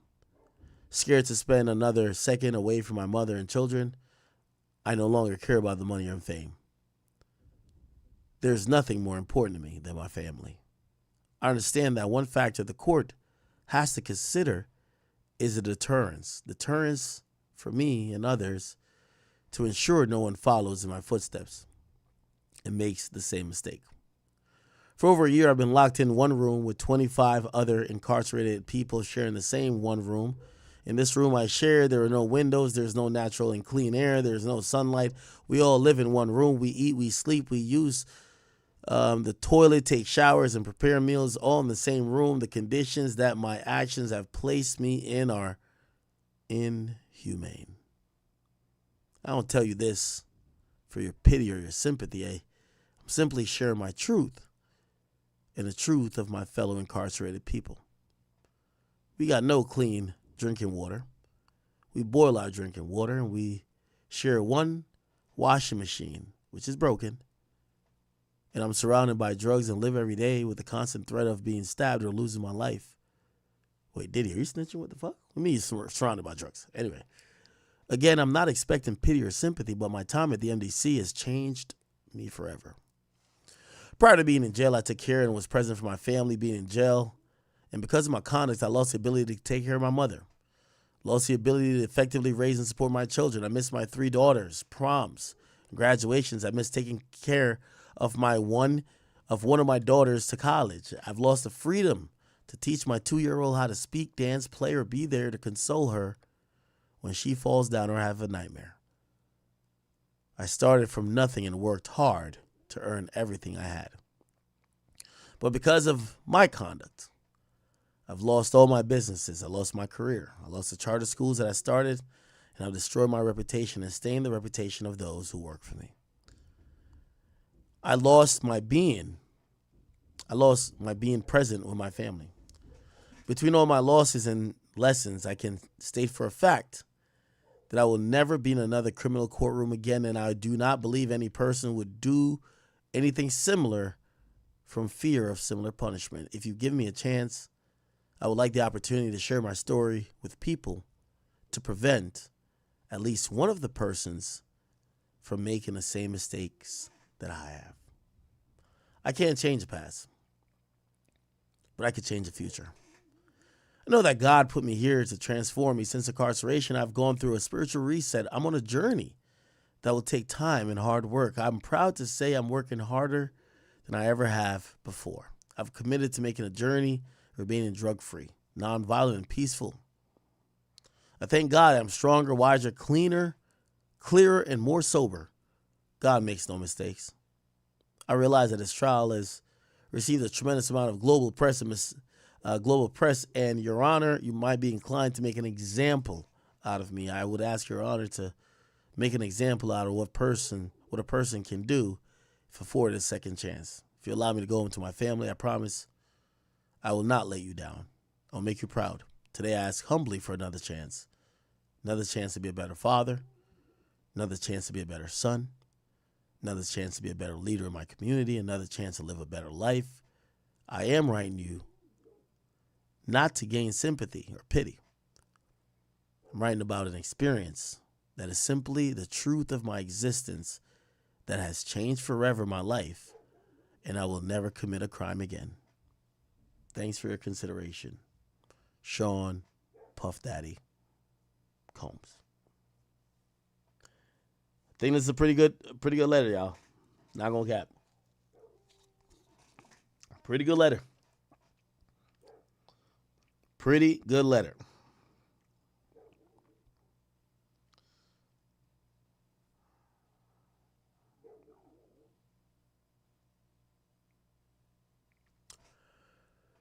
Wow. I predicted that Diddy will get between 2 to 3 years. I expect him to serve 15 months. 15 months from the date of his sentencing, which if it's October, I expect him to be released in 2027, March. Okay? So I believe March 2027 would be his release date. It would be about 15 months. Why do I think that? I believe a 3-year sentence would be warranted. He's already served a year. When you look at 3 years after you've given the 85% consideration, even though he's also done a drug program, but he wasn't convicted for a drug crime, so that's a little bit different. When you think about 85%, of that 3 years, it's going to come to about 2 and possibly 2.5 years. Well, we got to factor in that he's going to be doing some time in a halfway house. So 2.5 years. He's been locked up since last year. I think he spends the rest of this year in prison. And he spends the rest of next year in prison. Or, let me be accurate, I think he gets out next year, October, or the following year in March, depending on how they calculate it. Regardless, I still think it is a good thing for him. He could have done life. I'm looking at it on a realistic perspective, but a perspective that is more in tune with the decision that the court made. This whole thing is a sham. He shouldn't even be locked up any time now, and he should be let out on time served. But I don't think he'll be let out on time served. The prosecutors, the main assistant USA attorney, got fired. That's Maureen Comey, the daughter of James Comey, who's now being indicted. I don't think he's going to get out on time served. The judge, I think, is going to give him something. And the quickest thing to get him out would be 3 years. Or 36 months, or maybe 35 months, or maybe 40 months. It's about 3 years. What that's going to do, he's done a year already.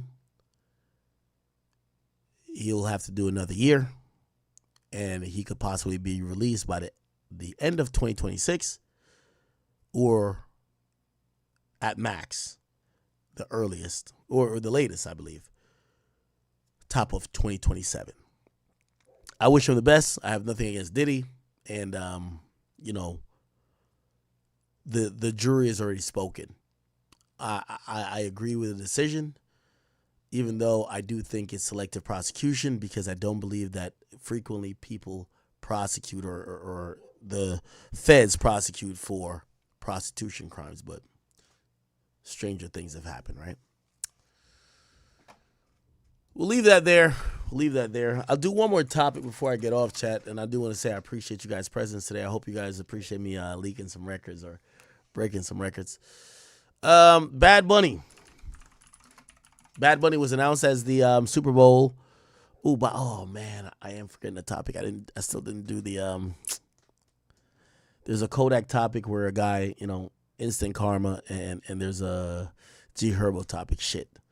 Drill, could you remind me? I need to do both topics, top of next stream. I just want to say, Bad Bunny is going to be the Super Bowl performer. I think this is a very fitting performer. I want to say to everybody who might not be in tune with Bad Bunny, the NFL already got you. They don't need to impress you. They're trying to, it's like when you got a girl, that's already a bitch. You trying to find a side chick and some new chicks, and you trying to find girlfriend number 2. I like this.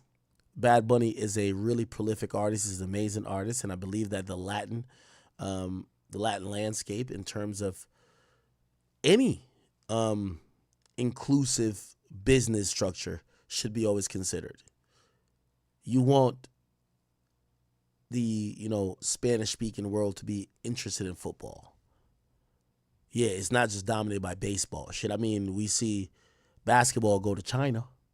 I was so surprised when people were criticizing him. Obviously, there's certain people who might be MAGA or something like that. They're like, well, he said he didn't tour in the United States because of ICE. He's anti-American, whatever you want to say. All I know is that Bad Bunny is a really amazing artist. And whatever artist that you're thinking about in hip-hop or whatever, for the most part, they're just not Bad Bunny. So let's talk about the eligible candidates. They want the biggest. They're not putting, respectfully, Jim Jones up there. They want the biggest. The biggest artist in the world is Taylor Swift. She said no. Adele. She said no. Kendrick. And yes, I do put Kendrick in there. He already did it. The Weeknd. He already did it. Drake. He said no. You've gotten rid of 5 of a lot of the people you need. You know who's in the top 5 that you didn't get rid of? Bad Bunny. I think Bad Bunny's gonna absolutely annihilate this Super Bowl performance. I think he makes really great music. Also, his music, I think people are also losing their minds and thinking what the Super Bowl is. The Super Bowl was usually not for edgy people. So to have Kendrick Lamar perform a song that is praising we identified a pedophile, that's not for Super Bowl. It's usually for, like something like, I don't know a song by these guys, 21 Pilots. I don't know what that is. But that's what it's for, really safe. What I will tell you about Bad Bunny's music, that even if it's translated, it's about love, it's about very positive vibes. It's about exactly what the NFL will want on the stage. Not only is it positive, its numbers are out of this fucking world. And we have to take this into comparison. I know you might be like, oh, well, I don't know the lyrics. Kendrick performed, and I'm not making this a Kendrick thing, but I'm saying that we've seen last year, they didn't perform a bunch of songs that they hope all of America knew. What's so different with Bad Bunny? Bad Bunny's he's a huge artist. He's an amazing artist. Let him perform. I'm happy that he's performing. And I actually hope that the NFL could start, extending their branches and their tentacles into Latin America, Puerto Rico, Dominican Republic. And I do think that's the future of not only hip hop, but I think that's the future of just culture in general. So for the people who are mad that Bad Bunny is headlining this thing, take a look in the mirror. Okay? Nobody understands what Lil Baby is saying, but they still rock along with it. You call it English, they call it mumble rap. If your biggest issue with Bad Bunny is that he doesn't speak English or you don't understand what he says, motherfucker, take an ESL class. I think that music has no boundaries. I think music has no language. Music is harmony that sonically it would feel good to your ears when you hear things that feel good. Of course, I get it. Your preference might be in understanding, like it should be in your language, but good music is not only in English. That's a fact. I think he's a well-deserved performer, and I think he's the biggest performer that they could get at this point. And for the record, I think he's a bigger star currently than Drake, and I think he's way bigger star than Kendrick. And I think globally, I'm talking globally by the way, I think you could compete him with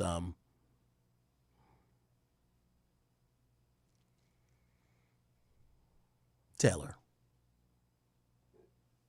Him and Weeknd might be close. And yes, I think Weeknd globally is bigger than Drake, respectfully.